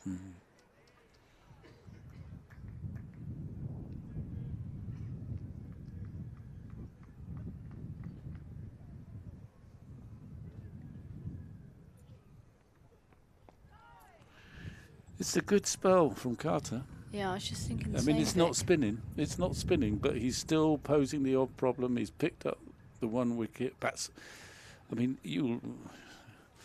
the majority of wickets, even at the professional level, come from batsman error rather than the unplayable delivery. And it's worth reminding yourself of that when you're out in the field there. If you build up enough pressure. Obviously, the top batsmen make fewer errors, but even at county level, they may be professionals, but there will be batsman error along the way. Sometimes brought about by a bit of extra pressure because they haven't scored for a long time. They're not dominating as they want to, rather than that magic delivery. Patterson continuing then. Yeah, well, he's hit that pretty hard, but he's only going to get 1, actually. Yeah, whipped there from Patterson, and just talking about Kohler Cadmore likes to put his hands through the ball. Brings Bartlett back onto strike, 65. A little bit of a chance in the previous Patterson over. Surprise bumper, caught Bartlett a little bit off guard. Yeah. Luckily didn't carry to the men in the deep.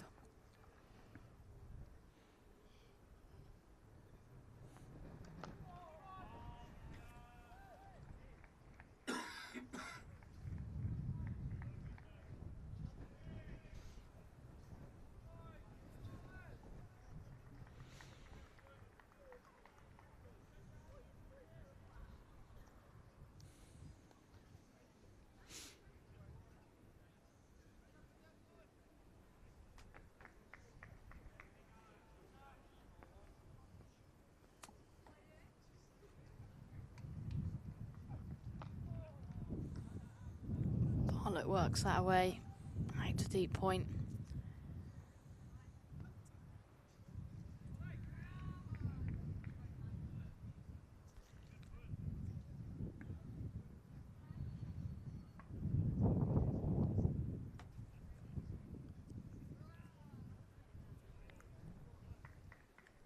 Still quite a few in at the ground here.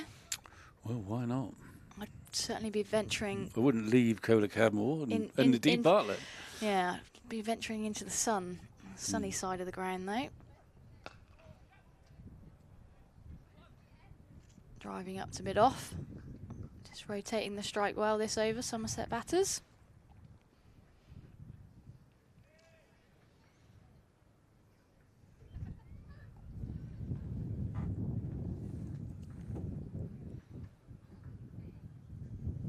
So would you keep Carter on from the river end, keep him going? I would, yeah. I think just for the moment. I mean, it's not doing much for the seamers. Carter is still asking a few questions. Cadmore, ooh, I don't like that. Kohler Cadmore, in particular, you know, he's bristling, and he wants more than singles, I'm sure. So yeah, I would. And I think he will, because, you know, he's also starting to get some tired bowlers out there. So I think I would keep him going and then just rotate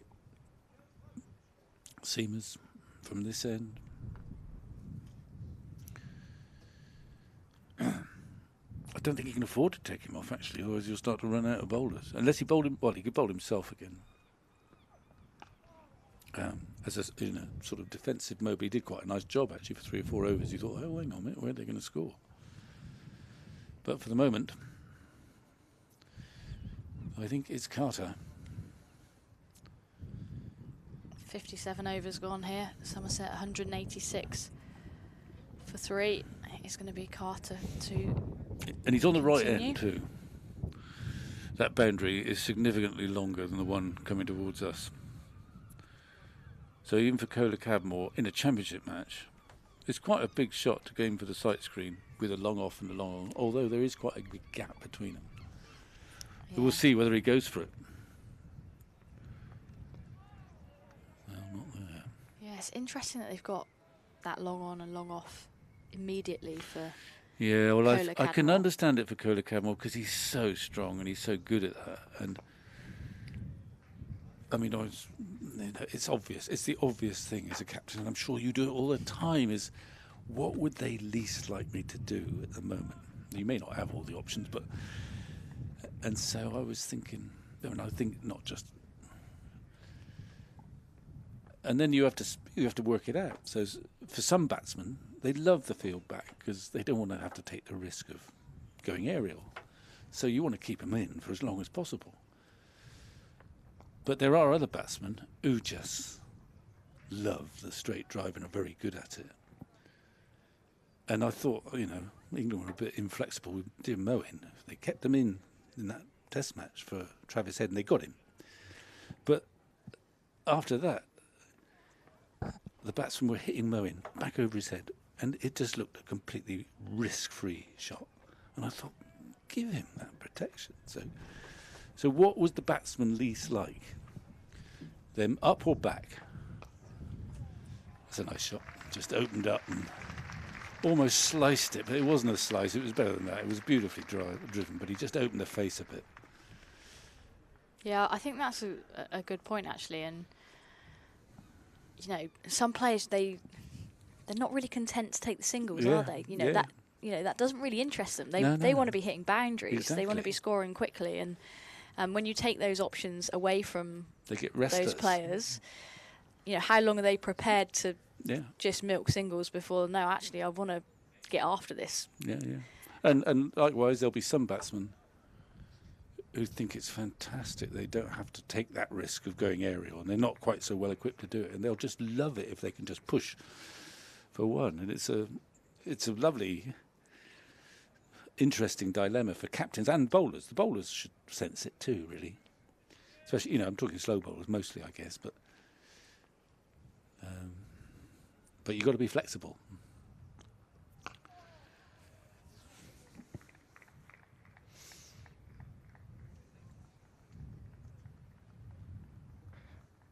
Still the 2 slips to Patterson. He's trying to work hard on that ball that's 58 overs old. I suppose in one sense there's so much time left, assuming that Wednesday's forecast is okay. There's so much time that they've got to bowl us out, really. They can't sort of just slow the run rate because there's so much time. They've got to find another 7 wickets. Hence a couple slips there when it's not doing much. But there's probably enough carry still, isn't there? This is a good surface, I think. Yeah, I think it is a good surface. It'll be an even better surface if it really does start to turn, tomorrow, let's say. There would be almost a perfect cricket pitch, which are hard to achieve because there's so many pitches that just don't get worse. A good cricket pitch kind of deteriorates at the end of the game.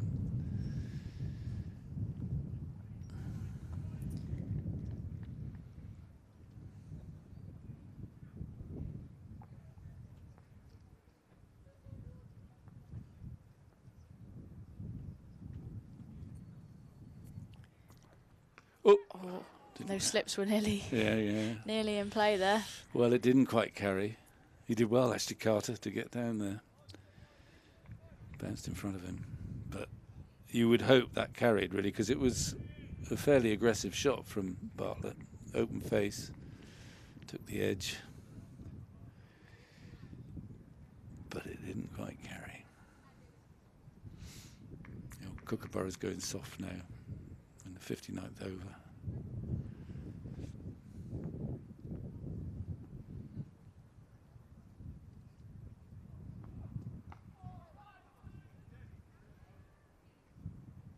Defending that time, Bartlett.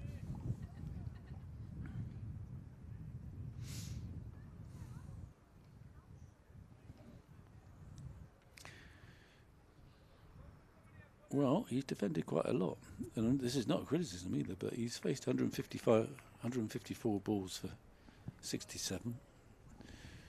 And by modern standards, that's pretty slow going. I'm not complaining, because it's a valuable innings, this. But he's prepared to show a bit of patience. It's one or two moments of good fortune.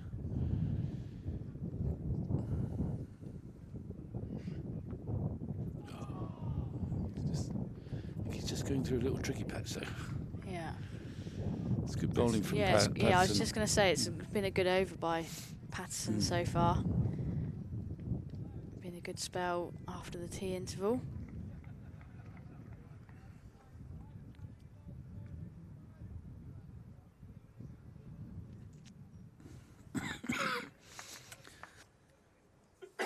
Maybe a few tactical discussions there with Hamid, who's on the boundary. That deep square leg. Bartlett defending again.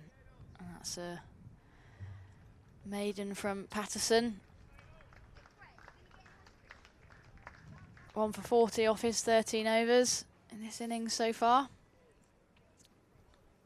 Yeah, well, I think he's looked the most dangerous. And along with actually Carter.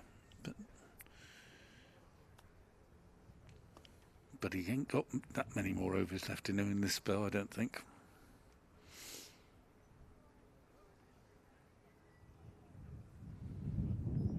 Yeah, then Kohler Cadmore, he did get away a crunching cover drive in the last over.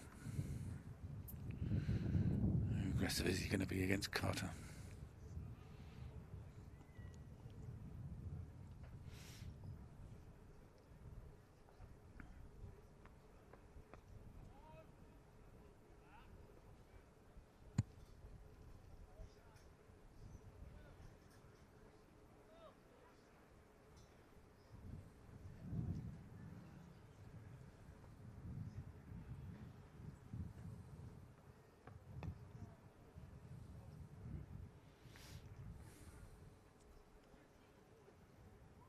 Not too aggressive to start with anyway, this over. Very watchful from Kohler Cadmore.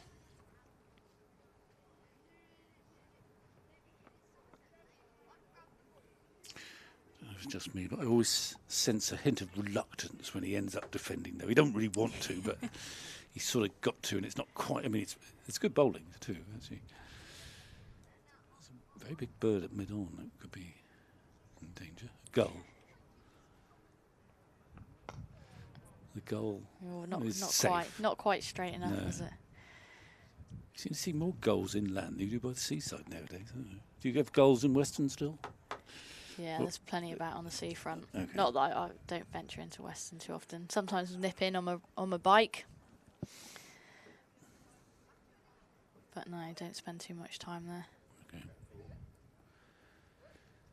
Now what's he doing? He's just juggling his field. He wants to bowl a little bit wider of off stump, I think, judging by the field. He's given himself a deep cover for Bartlett. Just a change in field. And he's going to bowl a little. He's aiming for the bit of interest. And Bartlett wants to work him. He's the sort of player who likes to do that. He wants to work it from outside off stump, square on the onside, but he couldn't get a single. But he's encouraging himself to bowl a little bit wider. And slip coming into play, and maybe a bit more turn from. Yeah, and that's let's have a look. If we get a replay of that, I don't know if we will, but that's in Trigo's area of interest. I think it probably just came off the pad, probably, but we'll never not know far for away certain. from Montgomery in there. Yeah, but that's an aggressive line and probably worth pursuing. Talking of Trigo's area of interest, he's coming into the box. Well, that's great news.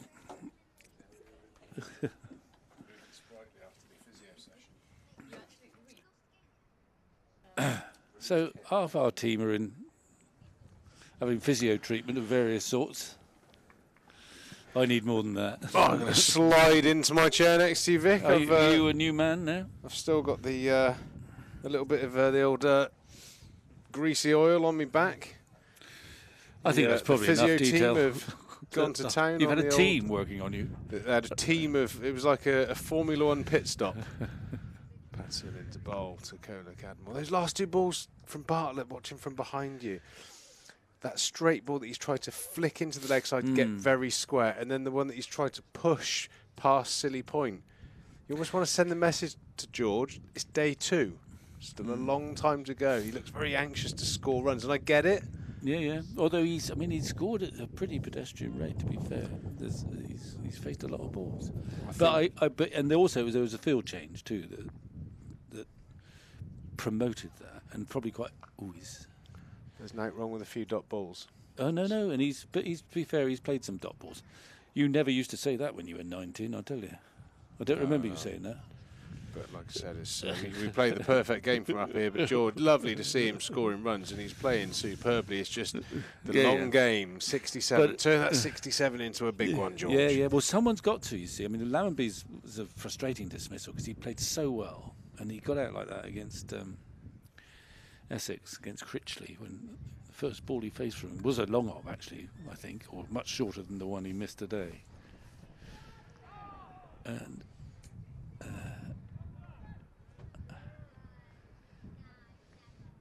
what's he done to himself? George, well, hopefully it's not a recurrence of his previous problem, but George has had, I think I'm right in saying, a number of shoulder operations, even though this looks to be more wrist. When he plays horizontal shots, because of his shoulder issues, he gets himself into some awkward positions. I think he had shoulders that used to just dislocate.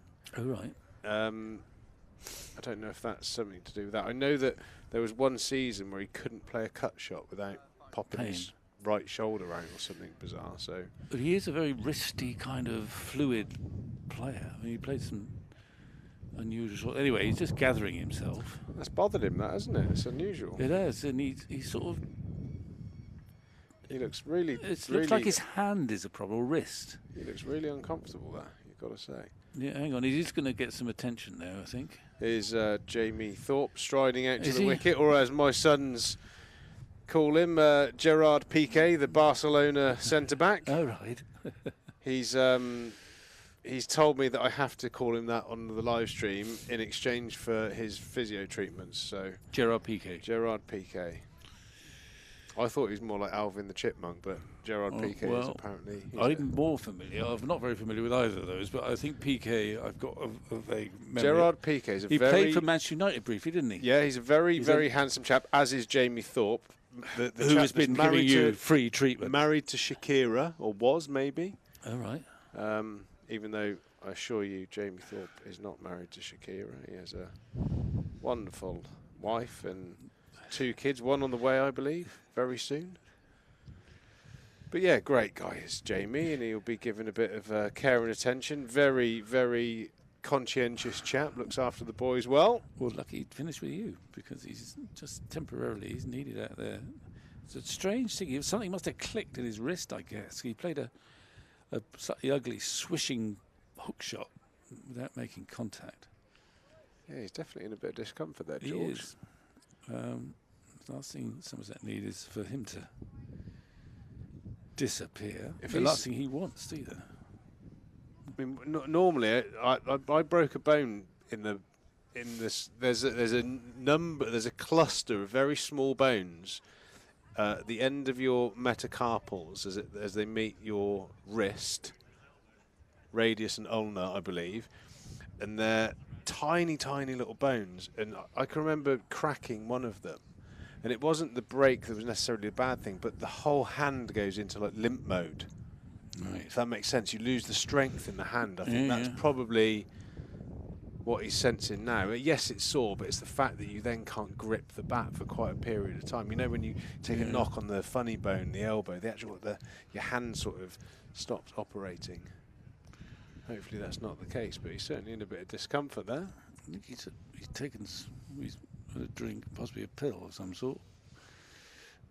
Not guys are taking a. Well, if they've got any left for the amount of anti-inflammatories I've been shoveling down the last couple of days. Sorry, George, there's no left. He's getting a bit more, treatment, investigation by this magic physio. Well, I think it's important this just to take your time, give yourself 5-10 minutes. Yeah, I mean, initially rush. he was trying to wave him away, so don't worry. But I think wisdom has prevailed. He's playing nicely, George. 159 balls for his 67. Excellent contribution so far. Yeah, he's got his glove back on. He'll be all right. But to really dominate this game,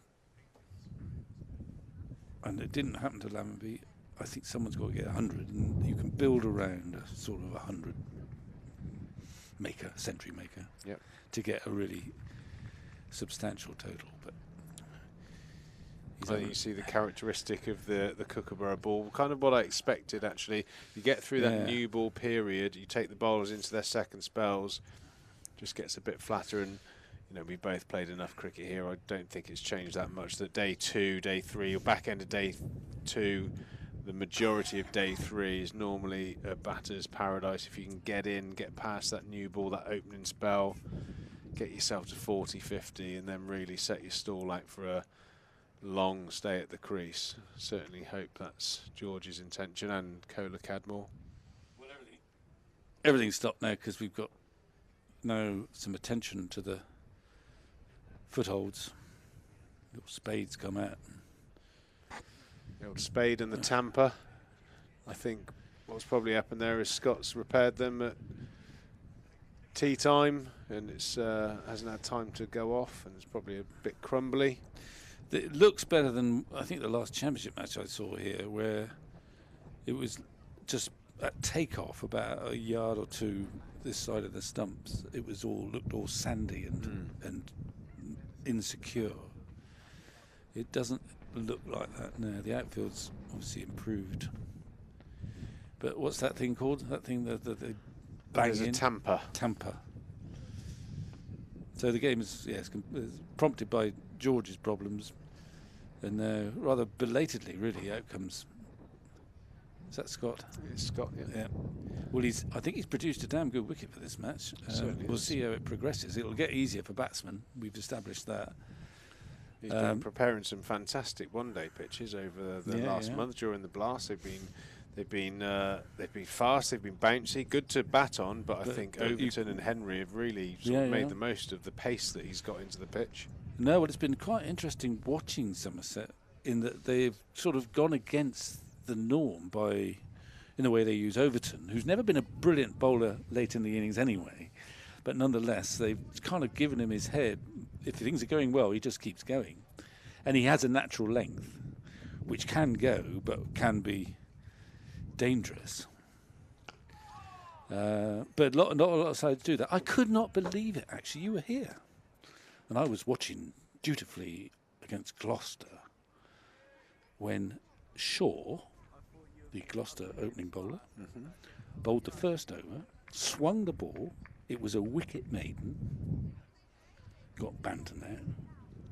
Third over comes along, no Shaw, because I presume that wasn't the pattern. It was set in stone, wasn't it? I could not believe. I mean, did you? I don't know. It was pre-agreed. Well, I have to make another admission here that I think I was listening to it without any volume because I was trying to do other things. No.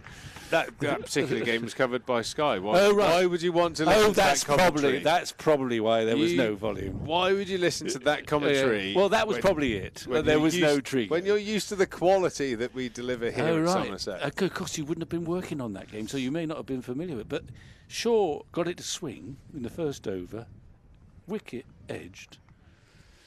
0 for 1 after 1. I can't remember. Standard second over, probably a couple of boundaries. I thought, well, this will test them, new batsman and all that. And they took him off. And then the other new bowler, Akhtar, wasn't it? He bowled with good pace in the warm-up in particular. Yeah. Well, he bowled. I mean, it was an interesting game, actually. But I could not believe it. And I only assumed that was the sort of pattern that had been established. That's what we do. I have been in teams in 2020 competitions in various parts of the world where overs 1 to 20 are prescribed. They're set in stone. Yes, you will bowl 3, 6, just 17. I mean, crazy, isn't it? Really, when you think about it. Yeah, absolutely crazy. But anyway, how did we get to there? Well, just by noting that Overton has been used. Yeah, very often, not always, but very often. If the wind is in the sail, yeah, away you go. Yeah, definitely. You don't want to stop someone with momentum. It's a huge part of the game, isn't it? Matt Carter continuing. Dane Patterson having a stroll off the pitch. Looks like he's maybe a change of shirt. Yeah, maybe an end of spell too. But they've changed the field for this. He's going to bowl a bit wider of our stump. And Bartlett is edgy. He's given himself a sort of deep extra cover, which is unusual. But if you're going to bowl wide of off stump, it's quite a nice little insurance package.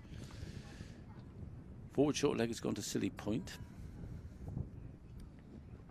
and he's bowled it the wrong place. Yeah, not the line for that. Now, what are they going to do for Kohler Cadmore? They want a long off, please. Yeah, I always felt with Matt Carter in the time that I did spend with him, very accomplished game plan and player in 2020 cricket, and when he had the opportunity to bowl on wickets that you'd say would suit the spinner, there were a couple of days where he didn't quite perform as you expect, because you face him in the nets on a turning wicket, and it was hard work. So he bowled a relatively heavy ball. Yeah, sometimes maybe the pressure of expectation. Yeah, one of the great feathers in the cap of Jack Leach. Yeah. Somerset prepared wickets where Leachy had to bowl well, and I think internally he would have known that, and he just delivered time and time again. No, I know exactly what you feel, because very often this is I speak on behalf of the Spinners Union here. Of course, if the ball's seaming, there's every chance you've got 3, if not 4 people to exploit the conditions. If the ball's turning, by and large, well, you're lucky if there's 2, but there's usually 1. Great use of his levers. Kohler Cadmore there, getting right out to the pitch of the ball and sweeping past Matthew Montgomery there, square leg. And there is a special pressure. I remember, you could hear it when your team's batting, the ball's turning.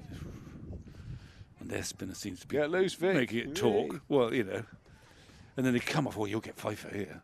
Yeah, cheers. Well, it's not quite that straightforward. There is that extra pressure that you've got to get it right, because there's no one else. I completely understand that. And you're right about Jack.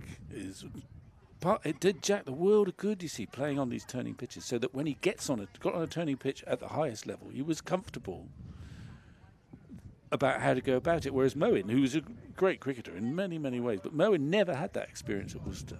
He was always, he was the second spinner at most for years. So he never had that burden of thinking, oh, I've got to bowl them out here. They're expecting me to bowl them out. So he'd never been through that. So Mo has never been quite so effective on those turning pitches at test level, because he's never been used to being the one who exploits them. Well, we used to have a number of conversations, myself and Leachy. I'm sure I certainly wasn't the only one, but I used to often speak to Leachy at the start of a spell or game when he came into the attack on these spinning wickets, and I always felt that I used to field point quite a lot, and I always used to feel like I had a really good sort of sense of when he got his trajectory right, and I think he always bowled his best when he got that drop onto the wicket. Yeah. Occasionally he got a bit too flat, and he bowled 2 or 3 overs that didn't go for many runs, but they weren't really, I used to say, Leachy, that it's not quite dropping on. I don't know how to articulate spin. I wasn't, a spin bowler myself. No, but you're right. There was just a trajectory that I could see at point that wasn't quite right and a bit too flat. And I think maybe Carter's going through that process at the moment where he's firing it into that area, expecting it to happen, but he's just bowling a little bit too fast, a little bit too flat. Got to get some drop on the ball. Well, you're absolutely, I'm right with you there, in that you've got to, the thing about spin bowlers is getting that little bit of dip, because you've got to make the batsman misjudge the length a bit, even when it's turning. Good batsman, if it's turning, but you've got no dip. I assume that if you're bowling off spin, though, from 6'6" and as big as Carter is, as Bartlett punches, almost like the trademark shot there from Bartlett, just punching on the back foot, and he scampers through for a 3rd run, enforced by Kohler Cadmore. He definitely wanted that extra run. I think if you're really tall, is there a tendency to bowl down and flat into the wicket, and a shorter spinner would have to toss it up and get a bit more maybe loop? I think there's an element of that, but I think it is possible for tall spinners to get that bit of dip, and I think we've seen Carter do it on a good pitch here. Give you that caught back pad of Rue is partly because he misjudged the length, that he got that inside edge and boom. And I think Bashir is a tall man, and he gets a little bit of dip. But the best example I ever saw, and two cricketers you'll know well, was actually when I was watching the Nets in Adelaide quite a long time ago, about 15, 20 years ago. No, Hussain was batting, so he was still playing. And there were two left-arm spinners bowling at him from England. And they were pitching the ball in the identical spot. And one was Panesar, and the other was Ian Blackwell. Good cricketers both, in different ways. And Panesar's was was a young but very gifted. And you watched his ball come down, and up it went and fizzed down and then dipped, and Hussain was struggling on a perfect length. Blackwell was bowling exactly the same length, good length, but it was going zoom, straight, no dip. If he was defended easily. And I remember, and it was such a lovely sort of picture of the difference between a very good spinner who knows where the ball's landing and what's going on. I mean, I'm not saying Blackwell didn't get that dip sometimes, but on this particular occasion, the contrast was immense. Monty you was saw that ball spinner, fizzing down and dipping just before it got there. So you thought that half volley, it was a half volley, but it just perhaps wasn't quite a half volley, and you're in business. And the best I've seen here is Murali Kartik. Murali Kartik, when he came here, I mean, he would, standing at, square in those days, I slipped to him quite a few times, actually. Right, and you could actually see that he was he's a very confident man as well, and he liked to tell you why he just got that wicket quite a lot. And but to be fair to him, he would have the orthodox seam that would loop and turn away, and then he'd have the same shape on the ball, but the seam was slightly tilted, and it would kiss the shiny side and go on, and it was very, very intentional. Yeah, he knew he could do. More times, well, that is amazing. It was incredible to watch, and his arm ball, beautiful, absolutely. Well, it would actually kind of swing in a little bit, and it would a little bit quicker. He was a very, very fine bowler. Yeah. Jake Ball being run on a few fluids there. Did you play with Mushtaq? I'm just trying to remember. He was before you, wasn't he? Mushtaq Ahmed. Look at George Bartlett there, Kola Cadmore again, a very strong thrust of that front pad, just outside the line, a bit of a reactionary appeal, trapped it back pad first. Mushtaq was here when I was coming onto the scene, 12th man and just around the first team, and I played against him quite a lot when he moved down to Sussex, but he was a googly bowler towards the end. He hardly ever bowled a leg break. He just it hurt him to bowl a leg break. Attacked the pads a lot. Yeah, he was something else. Very, very witty man as well. Let's see if Carter is adjusting his trajectory. Yeah, that did something out of the area of interest. That's the pace, I think, where he looks more dangerous than that quicker pace that he's been bowling for the majority of this spell. Dropping it into that TAI. That's a good shot. That's the way. Why do you do that more often? He used his feet slightly over pitch, perhaps, but he used his feet. Great shot. Absolutely middled that. Playing with a lot of confidence. Now, George, excellent to see. That's a high quality shot. And risk-free, he's played one other like that against Carter, but not hit quite so hard, I don't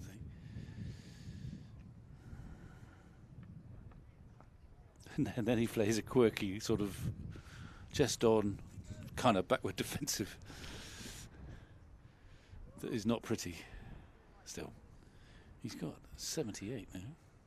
Yeah, playing nicely. And there was that period in the middle of his innings, sort of 20 to 50. Actually, Shep sent me a message. The last time he scored 100 at Middlesex, there was a large passage of the play where Middlesex had, I'm assuming, John Simpson up to the stumps, to your Murtaz and your whoever, pinning him, forcing George to stay still and play straight, and he got 100.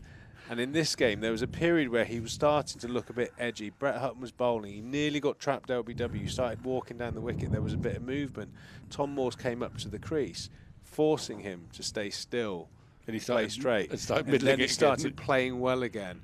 I think maybe there's something in that. I think every now and then Twitter you do get a reply that's actually brilliant bit of research by Shep, who comes on here and commentates with us. Well, it's interesting. Really good bit of insight there. And maybe there's a little bit of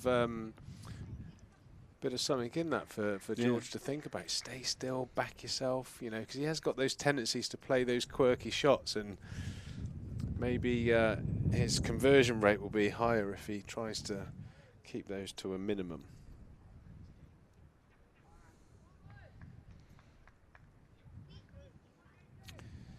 Looks like he's having no ill effect from the hand injury. He's on 79 now. Cola Cadmore has moved rather easily, you'd say, to 24. 64 overs gone here. 211.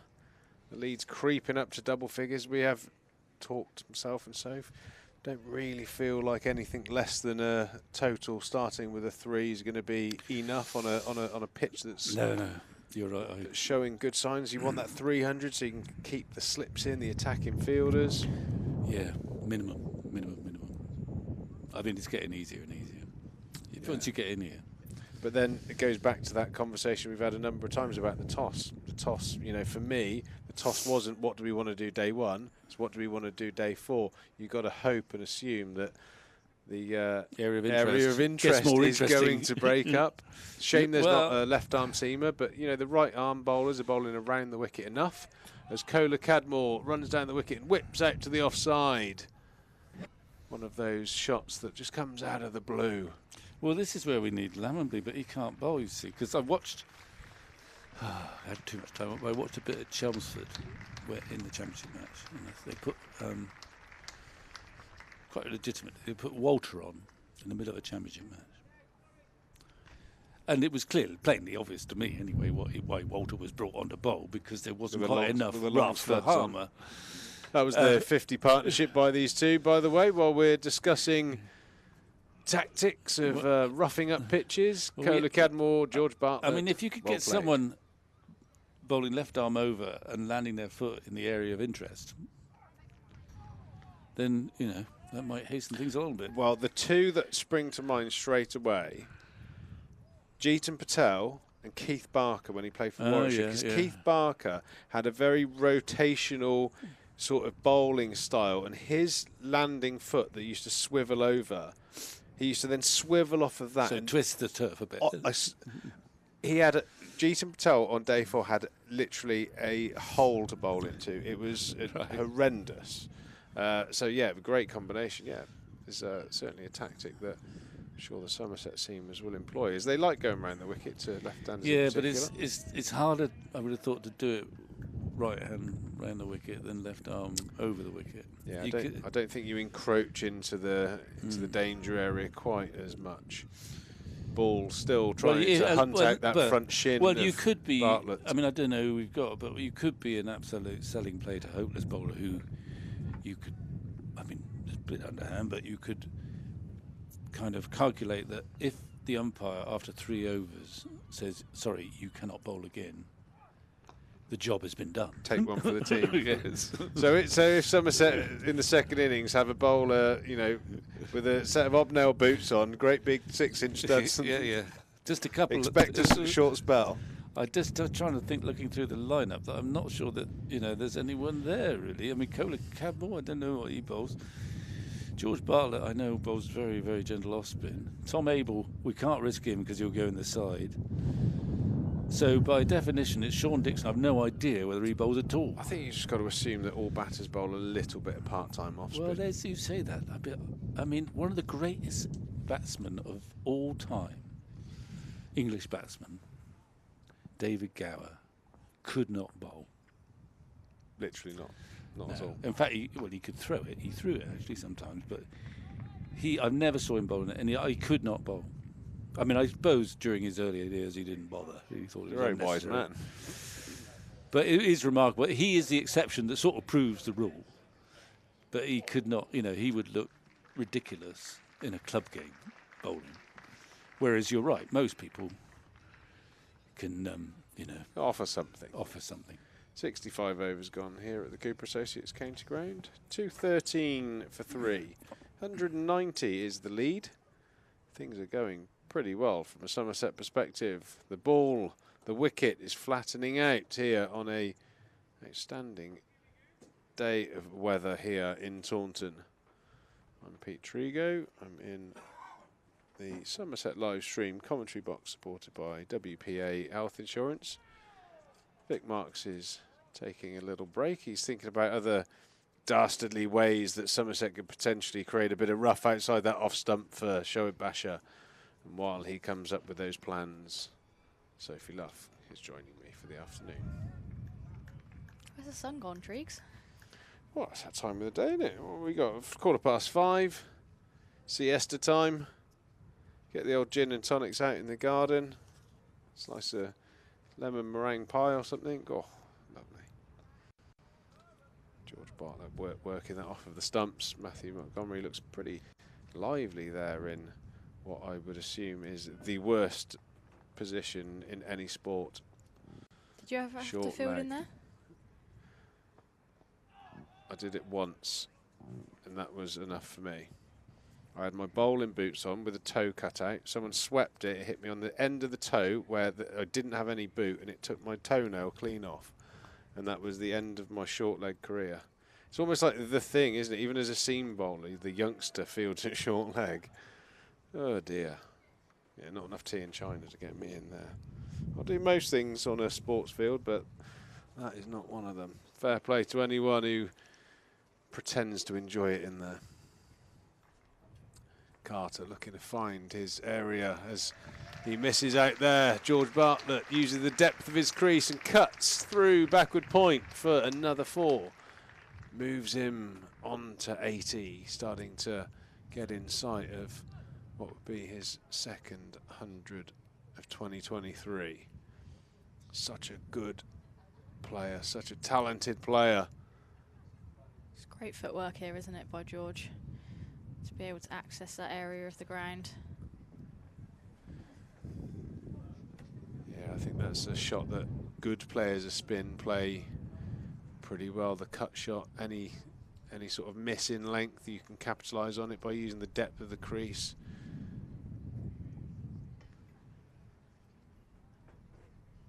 When you were at Notts, Triggs, was Mulaney captain then of the Red Bull stuff? So in this situation, obviously having played with him, what would his sort of thought process be, do you think? Well, I think, you know, when it goes flat at Trent Bridge as well, it has a characteristic of what we're seeing now. So, you know, he's got some pretty highly skilled quality bowlers, and you notice that you've got the 4 fielders set quite straight, 1 slip.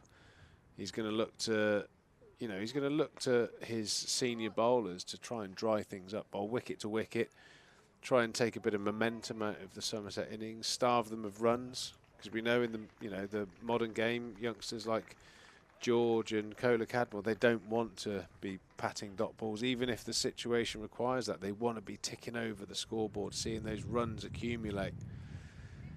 I think he's quite a patient character, quite a patient captain, so he'll be quietly sort of getting to that point of, holy moly, we need a wicket. But I think, you know, he will try and apply pressure. That will be the message to the bowlers, to bowl disciplined. And I think it's quite quickly looking like the seamers have become the defensive bowlers, and they're hoping that the wickets are going to come from the spinner's end. And that's where the issue may lie for them, because a number of times we played on some spinning wickets at Trent Bridge, and Carter just didn't have that consistency that you need. Certainly not the consistency that we've seen from Leachy when he's bowled on a wicket that does a bit. Is that just a little bit too high? Very straight across the stumps again, George. I think a bit of bounce has saved him there. It's really hard to put your finger on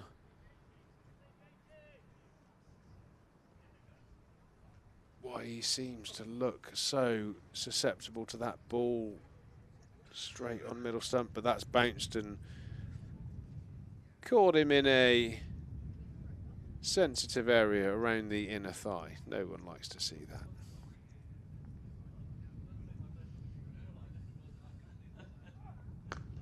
Lovely cover drive, backs that up with a perfectly balanced cover drive.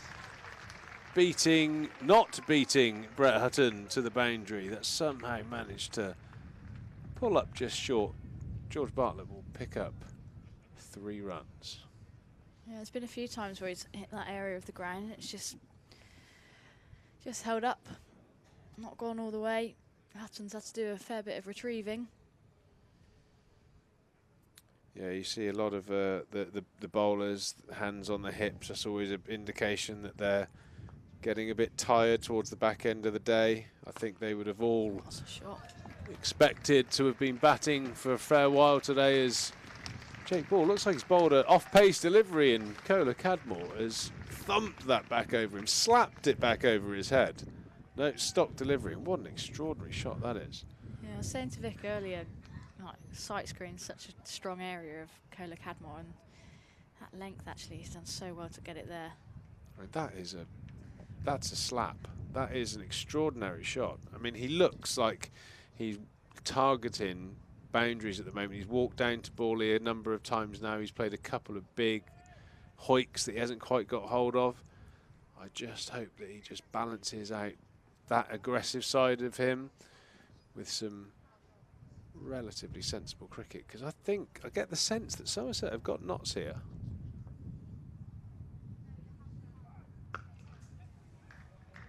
Another clean strike through the offside, kissed into the surface, almost like he's skimmed a stone out there. Lyndon James doing the fielding.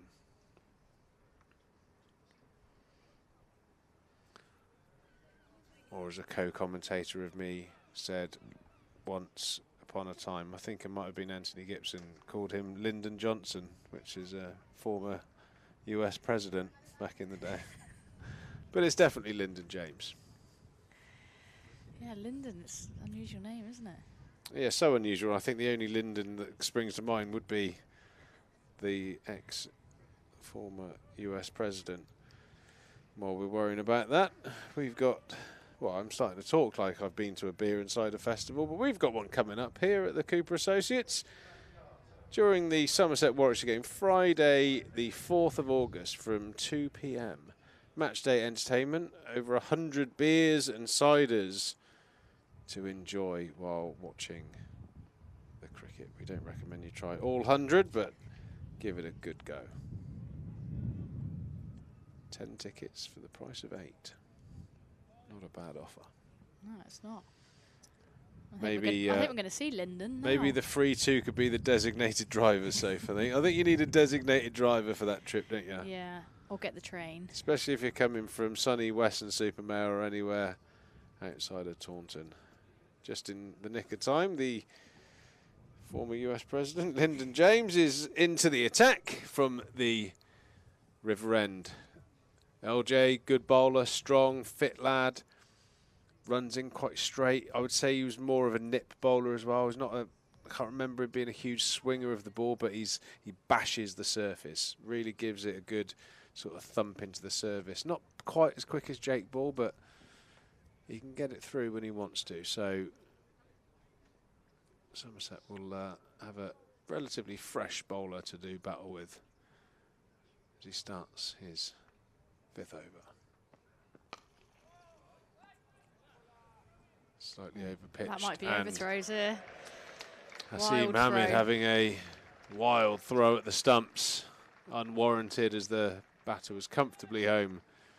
What a great way for a bowler to start a spell with a couple of buzzers. Trying to justify that to Skipper Mullaney as well. Yeah, I had a career first. I think it was 3 weeks ago. Consecutive 5 overthrows. Off your bowling, or did you claim them as a batter? Fortunately, not off my bowling. I wasn't lucky enough to get him as a batter. I was purely just spectating at this particular moment. It was, yes, consecutive, but I've played a lot of cricket over a long period of time. I've never seen 2 5s in a row. No, neither have I. No, I just don't think it's ever happened. But it has now.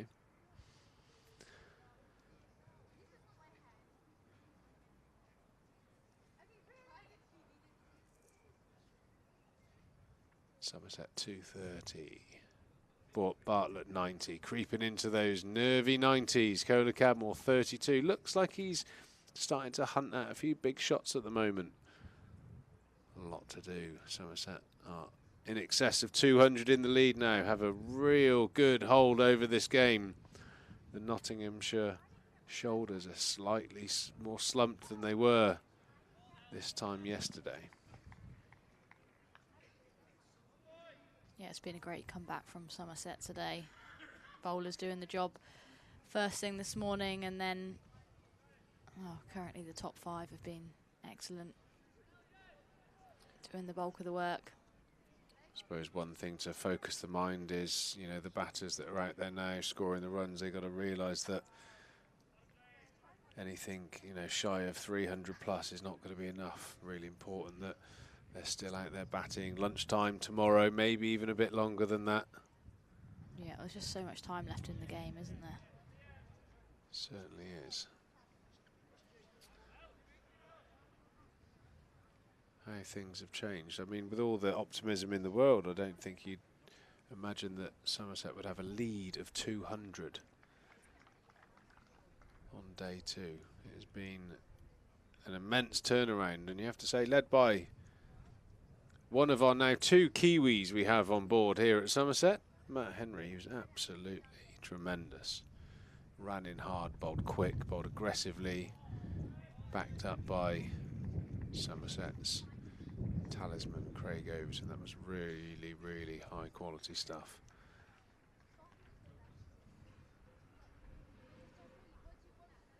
Four men on the leg side boundary here to Kohler Cadmore.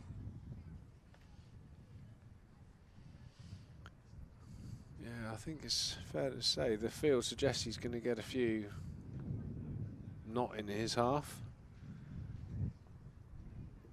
A very strong puller of the ball. I can't imagine he's not going to take it on as he has there. He's whistled that out to Matthew Montgomery. Square leg boundary. Shame he didn't get that 5 yards either side. He's absolutely nailed that. End of the 67th, 231 for 3.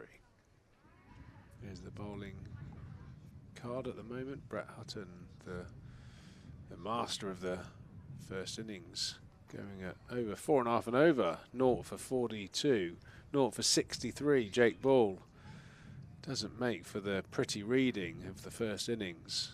Matt Carter going at 2.5 and over, 20 overs. 1 for 50, 1 for 44 Patterson, and a spattering of overs from Lyndon James and Steve Mullaney. Exactly the plan being executed now, taking the Nottinghamshire bowlers into their 3rd, 4th spells, noticeably looking pretty tired.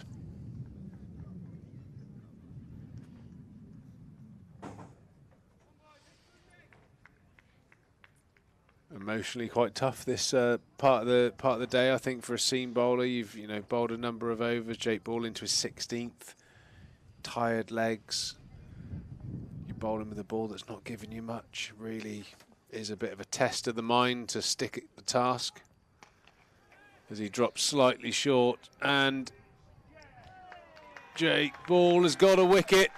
Tom Kohler Cadmore has holed out on the square leg boundary. He looked like he was trying to chase the maximums, and he's half top edge that one all the way out to Hasim Ahmed, and he takes a smart catch, catches it inside the boundary rope, realises he's going over, and does what 10 years ago would be talked about for months. Seems like it happens every day of the week now. He's just about to go over the line and pops the ball up.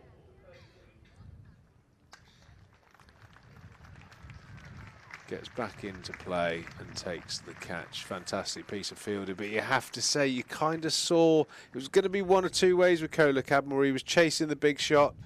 Really obvious that he was trying to hunt out the 6s, not just 4s. I think he wanted to really take Jake Ball down. Jake Ball's got his man. 1 for 63 now. He's probably deserved that wicket. He's bowled okay today. Yeah, he probably does. Kohler Cadmore again, falls in the 30s. Feels like he does all the hard work initially, and then, yeah, it was a good catch by Hamid, smart work on the boundary. Yeah, I feel like context of the situation, not a great dismissal, to be honest, because not just the shot itself, but I feel like, I think in a good partnership there, I don't know what the dynamics are like these days, but I think if I was playing in this situation with a class player at the other end that looked like they were tamping, I'd go, do you know what, mate, now's maybe not the right time. Get through tonight and we go again tomorrow. Chase the sixes tomorrow. I think that communication, I think a really good team, I think that would be the way it's operated. Did you mind people coming up and saying that to you then? Oh, sometimes you need your neck being wound in, or if you're nervous, you need someone to thump you on the chest and go, come on, mate, get up for it. I think that is what a partnership's all about. You've got to remember, you're out there's 2 versus 11 blokes, and sometimes 11 blokes and a couple of umpires, depending on how the game's going. And sometimes feeling like you got a bloke out there helping you out. Because let's face it, we all make mistakes, mental errors. Sometimes a bit of someone reminding you of your game. I always remember a number of senior players talking about this partnership thing is, don't only be aware of how you play. Looks like he might have got a bit of glove on that. Tom Moores. Yeah. He has got glove on that. Tom Moores a little bit slow to get down to that. Looked like a real opportunity to dismiss the talented James Rue early, and it has been squandered. Haven't quite been on it today. Yeah, that's a really straightforward catch to Tom Moores. He's made a mess of that. Straight through his arms. It's almost like over-clubbed it, hasn't he? It's almost gone too far. Yeah, that's quite an easy chance, you'd have to say. I've seen him take some absolute speckies as well, Moores. He's one of those, keepers do pop up these days for taking spectacular catches. He's one that comes up on Instagram regularly, taking some absolute one-handed blinders. Yeah, I think he took one about 3 or 4 years ago that David De Gea liked or something like that, and it was an amazing catch. But yeah, he won't want to.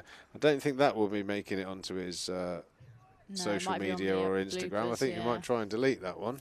But anyway, James Rue has got away with one first ball there. Yeah, I can always remember senior players, coaches saying that don't only understand your game, have an understanding of how some of your teammates play as well, so you can help them out in the middle. Sometimes when they're going off piste or just not getting it right or feeling a bit not so confident, have a way of 100%. Someone that I batted an awful lot with, James Hildreth, he would know how to rein me in at certain times, and I'd respect that and know that he was doing it for the right reason. Yeah, I think it's a really good point. It's understanding your game, but also your character, like what you need at that moment in time and what you respond best to. Some players need a bit of encouragement, like as captain. I think some of my players, they might just need a bit of an arm around their shoulder at times, but other players, they need me to give them a bit of, a reality check and quite direct communication. Well, I had that as well.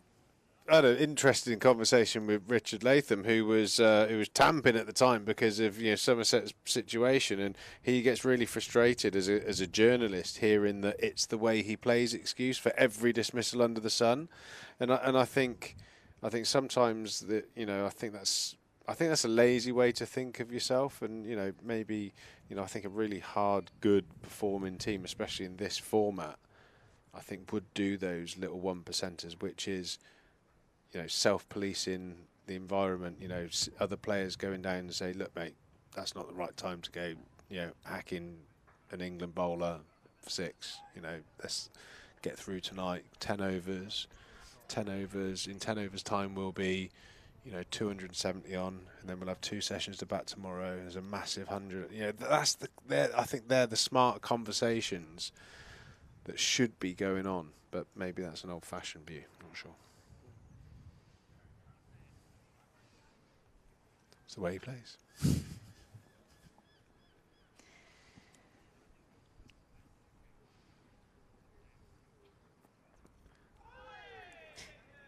Bartlett Does well in the end to get out of the way of that one.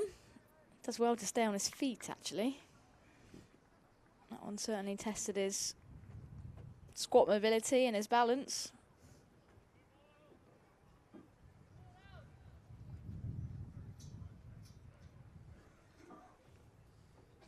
Yeah, it's just opened a little door. A little door that was pretty firmly shut 6 or 7 minutes ago. That would have given them a little bit of energy, the Nottinghamshire fielding unit. That breakthrough. Quality catch from Haas out there on the boundary. That's just become part of the game now, hasn't it? Catches like that. You know, you think you see those in just the short format of the game, but it's so important for him to make that catch out there and impact the game. And yeah, it's almost become, you know, second nature to the guys these days. Yeah, it was a brilliant catch. There's no doubt about that. Just because he's got all his fingers taped up. Sticky fingers. Yeah, there seems to be a lot of broken bones around the place at the moment. I know Haas had multiple operations on a couple of digits. I think he broke his hand quite badly playing for England, actually, maybe against India, and had to have a number of surgeries. I suppose that's been part and parcel of cricket for years. You've got an interesting, colourful thumb at the moment, haven't you? Yeah.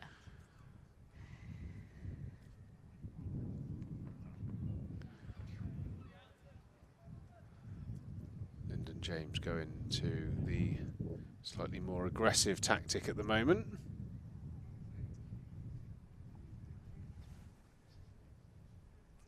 Into the 70th over here then. Somerset 235 for 4.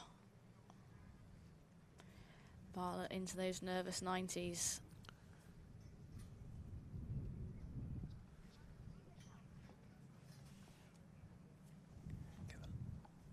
Get the live stream up on your laptop, Safe. See if we've got any YouTube. Any comments? Any comments? Any interactions? Bartlett flicks that off the pad, picks up another boundary. 94, 1 hit away. Been fascinating stuff today. Somerset have had an exceptional day, you have to say. Turning up this morning, I have to admit, I was thinking it was going to be a backs to the wall day for Somerset, but they're very much in the ascendancy. That last dismissal probably gives them a little bit of work to do to close out today, set up tomorrow. One of your intrigues, is it the pitch or is Somerset batting better? I think the pitch is flattened out. Somerset are definitely batting better. I think Bartlett has noticeably tried to play straighter. I think that period where he was struggling in the 20s, as we spoke about, when Tom Moores came up to the crease, pinned his feet to the crease, which in effect made him stay still, and he played beautifully. That's the reason why I think he gave himself more time to get in. I think when he's given free rein to move around, I don't necessarily think that's a positive thing for George's batting. But also, I think it's fair to say, you know, they've taken time out of the game. The run rate is down, but the wickets column is down. They've taken their time. They've got in. They've done the hard work. They've earned the right to get the runs and hit the boundaries. You know, fatigue from the bowlers will bring 4 balls. James Root, the impressive James Root, who doesn't give much away, who has a knack from almost his first game in professional cricket, has a knack of playing the situation well. Hopefully he can continue his good form. Matthew Taylor says, what will they be saying to each other at the end of each over? The batters? Well, I think they're always, well, you know, as well as I do. I think you want, I would say it would be a 50% tactical conversation and half of that short little period that you get, just something to relax or take your mind off of maybe the pressure you're under. So, you know, I think it's always good to talk about what the ball's doing. Oh, this bowler, or it's just started to swing, or it's just started to keep low. You know, give the guy up the other end as much information as you feel necessarily, and then say, "I'll tell you what, I'm starving. I can't wait for a bit. What are you having for tea tonight? Yeah, wonder what's for dinner. You gonna have another carrot cake that you had earlier? Sorry, don't want to dob you in. No, it's fine. I've already admitted I had an ice cream at tea as well. Yeah, so it's, I think it's good to be informed, but I know for a fact that if I saw one of my teammate up the other end, looking like he was going to give his wicket away, I suppose you've got to earn the right over time, I suppose, and get to know each other. But come on, mate. Come on, Hild. Stop flashing outside off stump, mate. Come on. That's what good teammates do. That's what good teams do.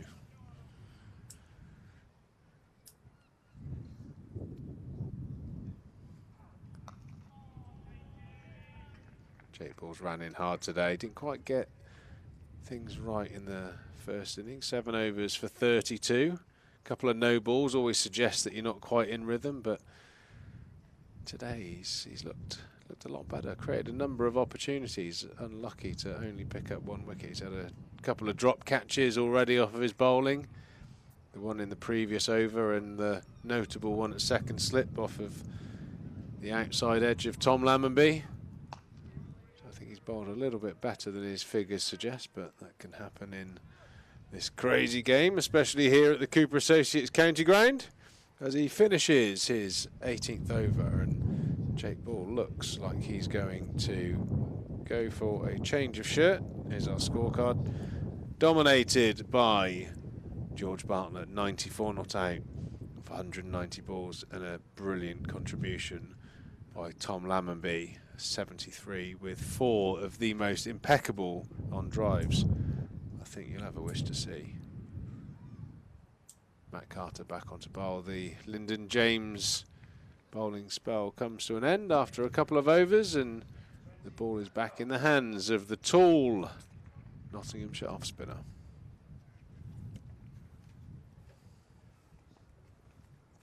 Yeah, Bartlett on strike then, 94 to his name.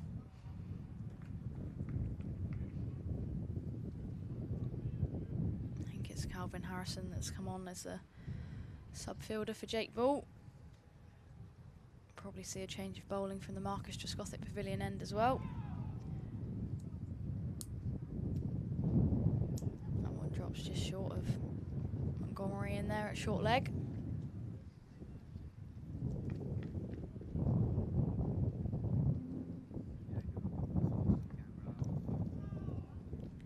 Bartlett defends that. Harrison's going to be in the game, picking that one up from deep point. Just admiring the scorer's book next door to me, Triegs. Yeah, they're always so neat and tidy. Like work of arts, aren't they? Yeah. Any? Can you see any ink outside the line? That's always the judge of a good colourer innerer. No, but I'm just looking at the colour he's used. So he's used green. I don't know whether that's, he's colour code in that, because it's not, so I don't know.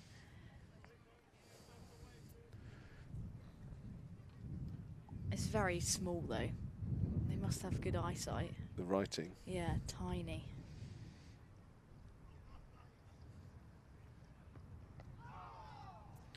Imagine for a first-class county, the archives, how many of those books are in storage somewhere with the great names of each club. World cricket. Must be hundreds of books like that. I can remember that old scorer for Somerset before Polly, Jerry Stickley.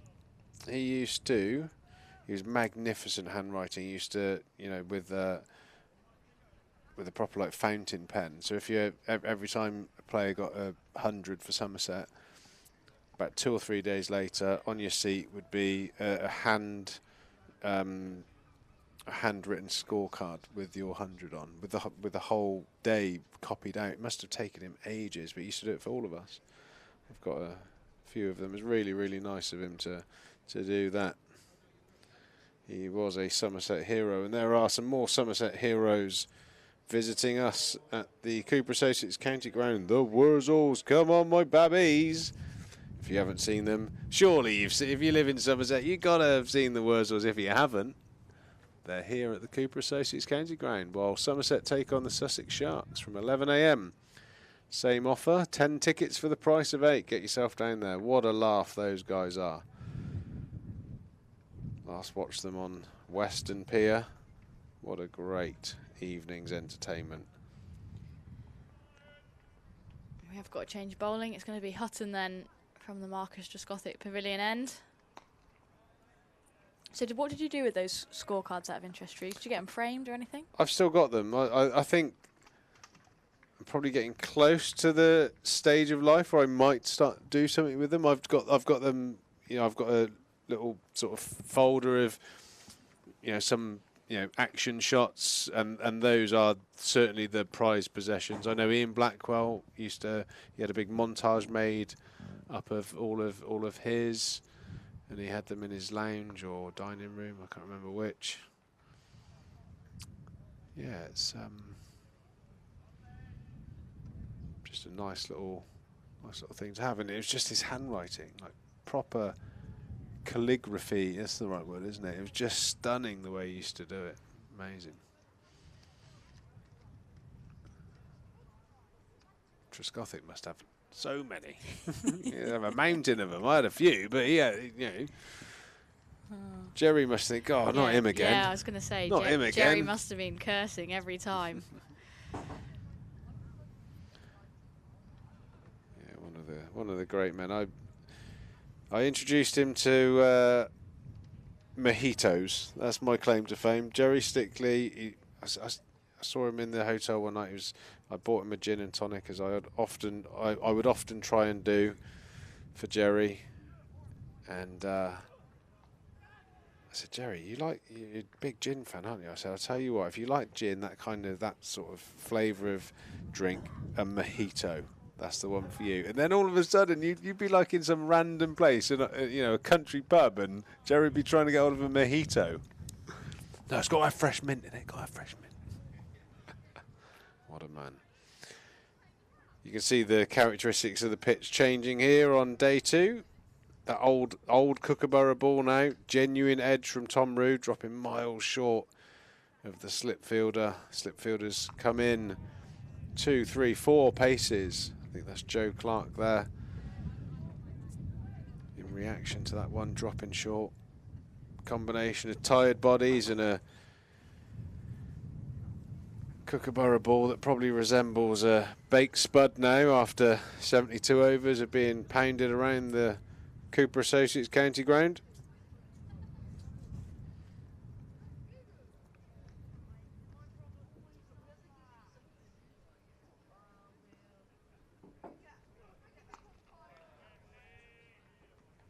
Hutton to Rue, solid forward defensive from James Rue there.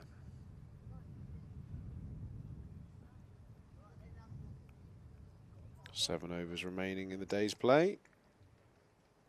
And you have to say, if the scoreboard stays only 4 wickets down, I think it'd be cock a hoop in the Somerset dressing room.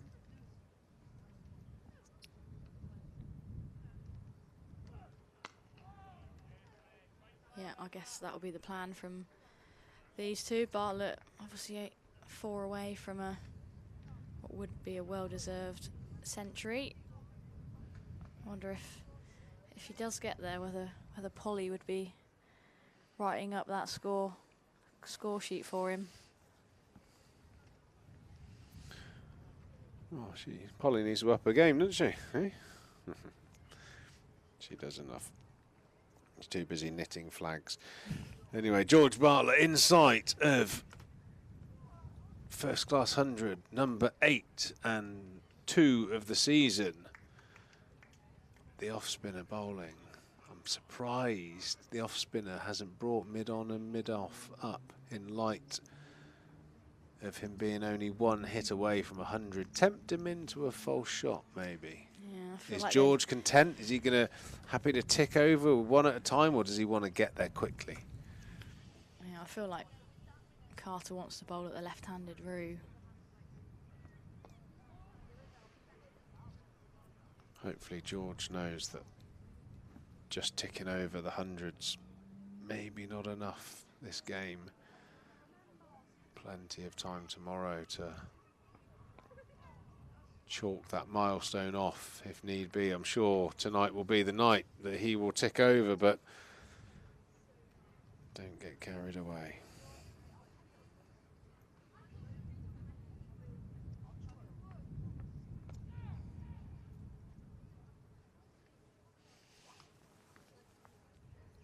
It's one of the nicest feelings as a batter. You get many negative and disappointments as a batter, negative feelings and emotions. One of the best is going back home with 100 under your belt. That's a very, very comfortable night's sleep. As we've got a couple of clouds drifting over the ground. I don't think they're containing anything of note, but we'll keep an eye on those. Seagulls are circling that time of the night, and the old flying ants, right? Still trying to work out how they've managed to poo on this window in front of us, which is on a very peculiar, must have been a very high wind. Do you think it was one seagull as well? Well, surely not. But then it's just the angle. I can't work out how it's hit that. The accuracy of multiple. That's what I'm wondering. Maybe they were practicing for a raid. Extraordinary scenes. Anyway, wouldn't want to be the window cleaner having to deal with it. I reckon if it was Polly's side, she'd have had that sorted ASAP. Great shot there from Rui. Just rocks back onto the back foot. Short, wide, poor delivery from Carter. Number of hands on hips in the Nottinghamshire camp as Lyndon James has to trot out to the Somerset stand to retrieve the ball. Matt Carter just a bit inconsistent today.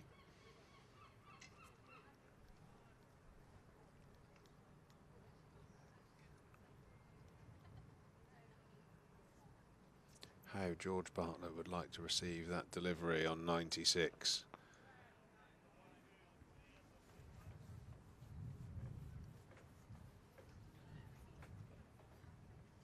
Five overs to go here. Somerset 246 for 4. Peru moves to 8 with that boundary in that over. And like Pete said, Bartlett 96 not out.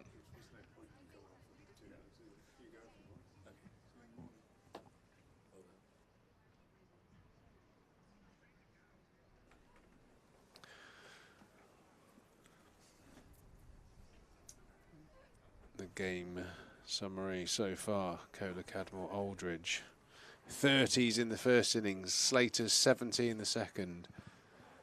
George Bartlett's got a great opportunity to be the first centurion of the match, and he'd deserve it. Keeper up, thick outside edge, and he'll pick up a single. Good place for him to be. He's spent a lot of time out there. He's worked really hard. Just faced his 200th delivery of his innings.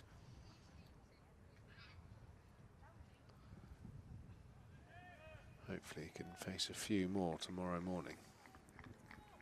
247 for 4.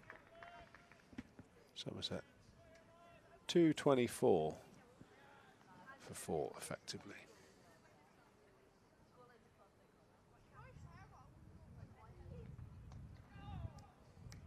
Rue takes on the shorter ball there from Hutton. Just going to be a single though. Sun's trying to come back out. Bartlett back on strike. Just 3 away now.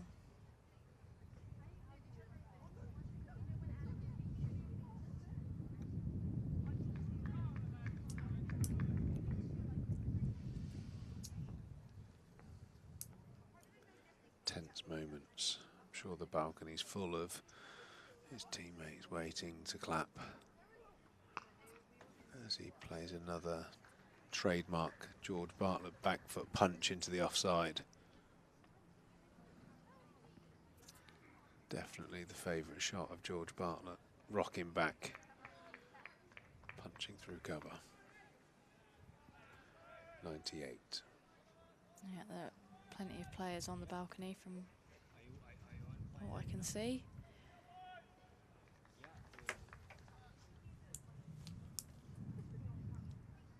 Hutton around the wicket to the left-handed Roo. Again, he's clipping that away. Only going to be a single. That's the 250 up for Somerset. 250 for 4 in their second innings.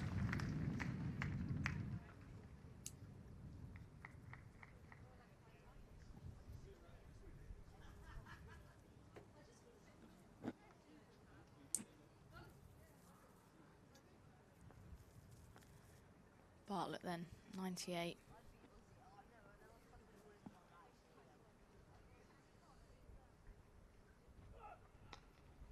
Oh, he's got that fine. Away. He's going to run hard. Can Can he get back? No, Dane Patterson swoops round, fires the ball in, putting George off. There we go, ladies and gentlemen. 99. The most nervous of nervous 90s. The 90th 9.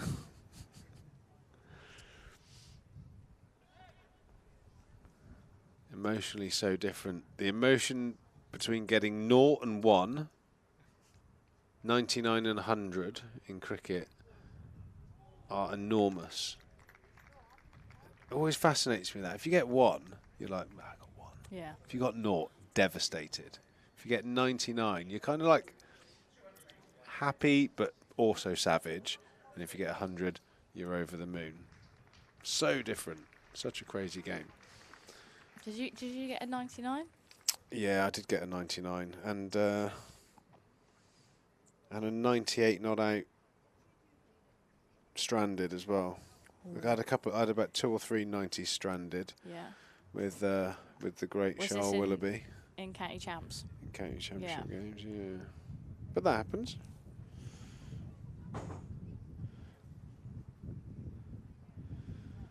I always think the person that must really regret a 99 the most, in my experience, and he's gone for the big one and he's belted it, and look at that celebration. I didn't expect that shot, but George Bartlett scores his second championship century of the season and his 8th in his career. Well batted, George. Played beautifully today and deserves the praise. Such a talented player. And he's shown how good he can be. Batting at number 4 for Somerset. Congratulations, George. He moves on to 105 in style. Yeah, what a way to bring up a fine 100. Field was up. Have it. Have it. Yeah, absolutely. There's no other word for it. We almost missed that, talking about 99. George I wasn't just having any of that, you just was he? expect, I suppose, you know, it's the frustration and the great thing about watching Somerset. You see some things you just don't understand and are different, but you also see some amazing things. I mean, so many players would just be looking for the loose ball, the short wide one that you can dab to the offside just to guarantee a nice safe transition from 99 to 100, but not George Bartlett. He's gone there in style. Brings Rui back on to strike, who's got himself to 10. Very lucky to have survived that first ball, that little inside edge down the leg side. Tom Moore's missing that opportunity.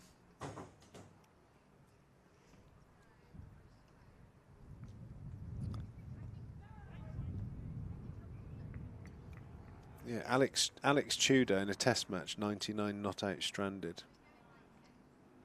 I always think that's probably one of the ones that you'd be, you know, I think Leach, he's 92, wasn't it, at Lords? God, what an especially as a bowler. Yeah, Alex Tudor, opening bowler as well, 99 not out in a test match. So because Tudor was a bowler, wasn't he? Yeah, so again. Did he come in as night watchman? And I can't remember the scenario, but I just vividly remember him getting that 99 not out. And you think, you know, even if you play a long international career as you know, he was a great opening bowler. The chances of him getting a Test 100, you know, it's pretty slim. You can play it and all that, but you know, yeah, 99 not out, stranded. Yeah, he came in at 3. But they won the game. They chased the score, and he was 99 not out. Well, I'll be having words with my mate down the other end. Yeah, Graham Thorpe he was batting with. Be having a word, and I suppose that's the way it goes. That was in 1999. Test match against New Zealand. I bet he walked off the field absolutely buzzing, just won a Test match, 99 not out, and then about a day later, probably might not get that chance again. Anyway, Brett Hutton toiling away here.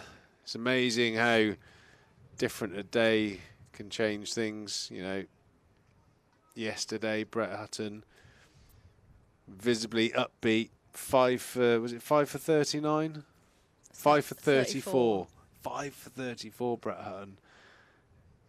Currently sat on 0 for 48 and looks like he's bowled 1,000 overs today. A little bit of spice in the wicket has gone. The ball is getting old.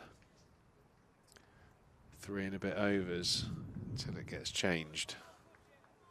And that will be another pretty critical moment in this game, one would suggest.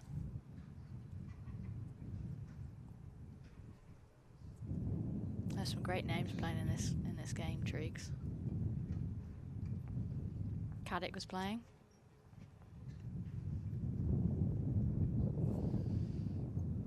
He must have got wickets. He did, yeah. He got 5 for in the second innings.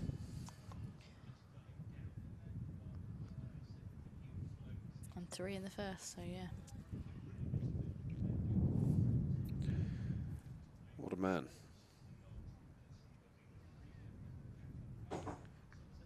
Jake Ball working frantically on that ball, trying to shine a bit of life into it for his teammate Brett Hutton as he turns and steams in again.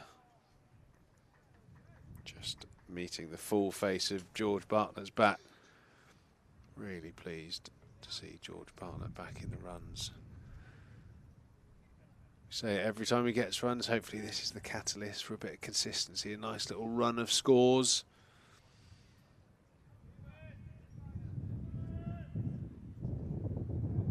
When I suppose the schedule of county cricket these days doesn't really help that. You know, you end up disappearing from the first team environment when the T20 starts again, and the blast or whatever it is, and the 100 ball, and there's no championship cricket for a month, so you've just found a bit of rhythm, and all of a sudden the formats change.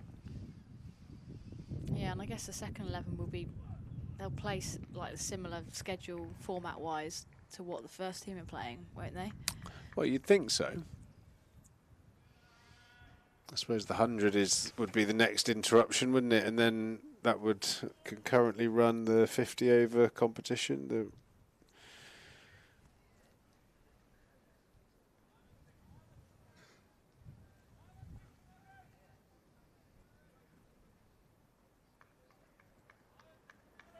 I think that's from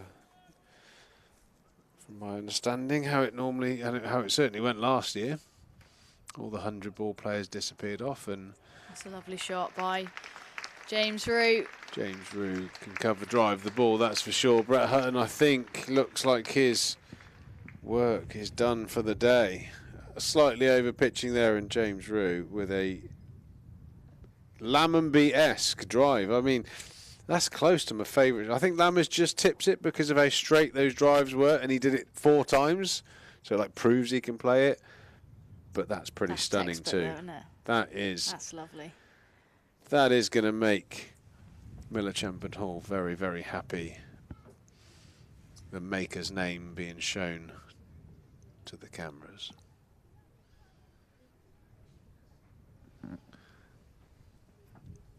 The old vultures are circling at the top of the stands, looking for some tired bowlers to go and peck at. Carter still toiling away. 23 overs, 1 for 62. Plenty of time tomorrow, George. Don't get funky now. No. Just see out the next 2 overs and make sure you're there first thing tomorrow morning.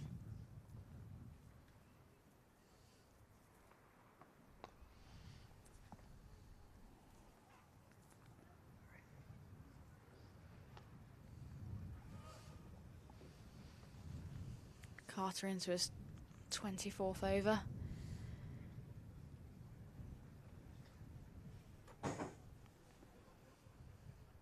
Slight field change when Rue comes on to strike. 2 men under the helmets in there. Mulaney at slip. Rue's defending.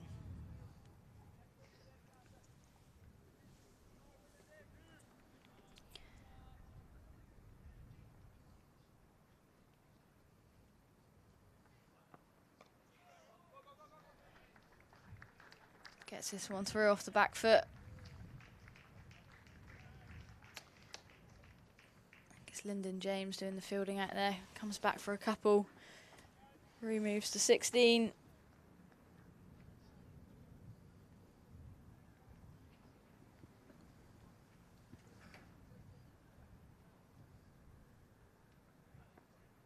All well bowled, Carts.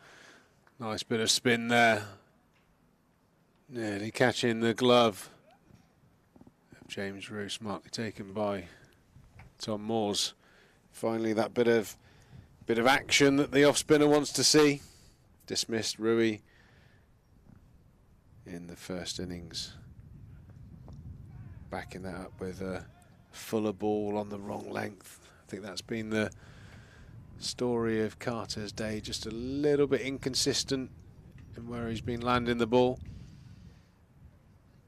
Bowled magnificently in the first innings to pick up those 3 wickets, as did all the Nottinghamshire bowlers, but they've met a certainly more robust, determined Somerset batting lineup today, led of course by George Bartlett and Tom Lammonby. Brett Hutton looks like he's going to continue from the pavilion end. Bowls a lot of overs, Brett Hutton, in the middle of a magnificent season. 5 for at Trent Bridge against Somerset. 5 for in the first innings. Yet to get off the mark in this innings, but won't give up trying, knowing the ledge.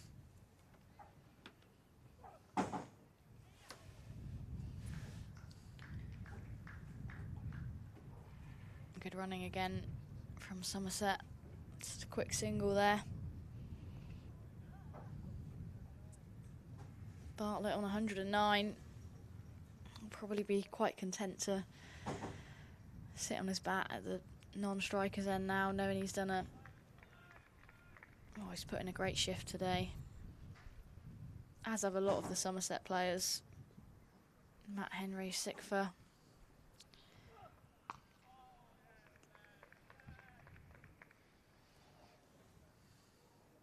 Wonder who they'll speak to at the end of the day. Who would you speak to, Triggs? Would you speak to Henry, Bartlett? Well, I think there are the obvious choices. You know, it was clearly Slater, Hutton yesterday, and Henry and Bartlett have dominated today's play. It's been fascinating. Day one was very much Nottinghamshire's day, and Somerset have fought back, and what we have in store for the next couple of days is a fascinating game of cricket, because Nottinghamshire, you look at the talent in the team: Slater, Hamid, Joe Clark, Montgomery. I mean, you look at their lineup, they're more than capable of posting a big score. So it really is game on. Somerset are not out of the woods at all by any stretch. What we have here is a great game of cricket. Somerset are, what are they, 244 on. 244. If they lost their next few wickets for 50 runs, which, let's face it, they're capable of doing, Nottinghamshire will fancy chasing 300. If Somerset can bat well tomorrow until somewhere between lunch and tea, all of a sudden Nottinghamshire are under pressure. But right now, it could go either way.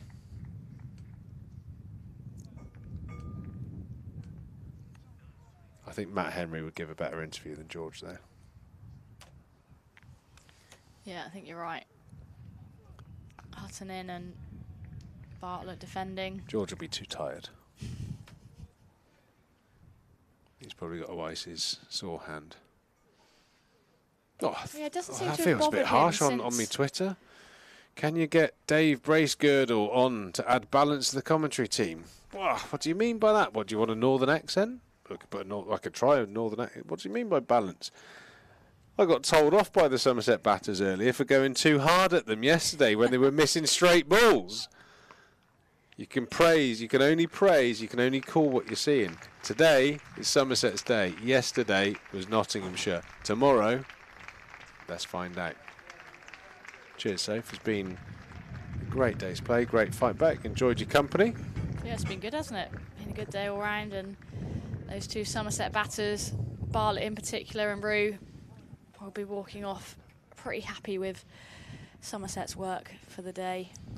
I think the lesson for both teams is you've got to start the day well. I mean, nobody would have thought that the first session today would have been the Somerset show after the way that Nottinghamshire bowled Somerset for a abysmal 163, and to clean up those 6 wickets and only concede a 23-run deficit was remarkable, let's say, to say the least. And the way that George Bartlett, Tom Lambie have played, immaculate. No doubt the pitch is getting better.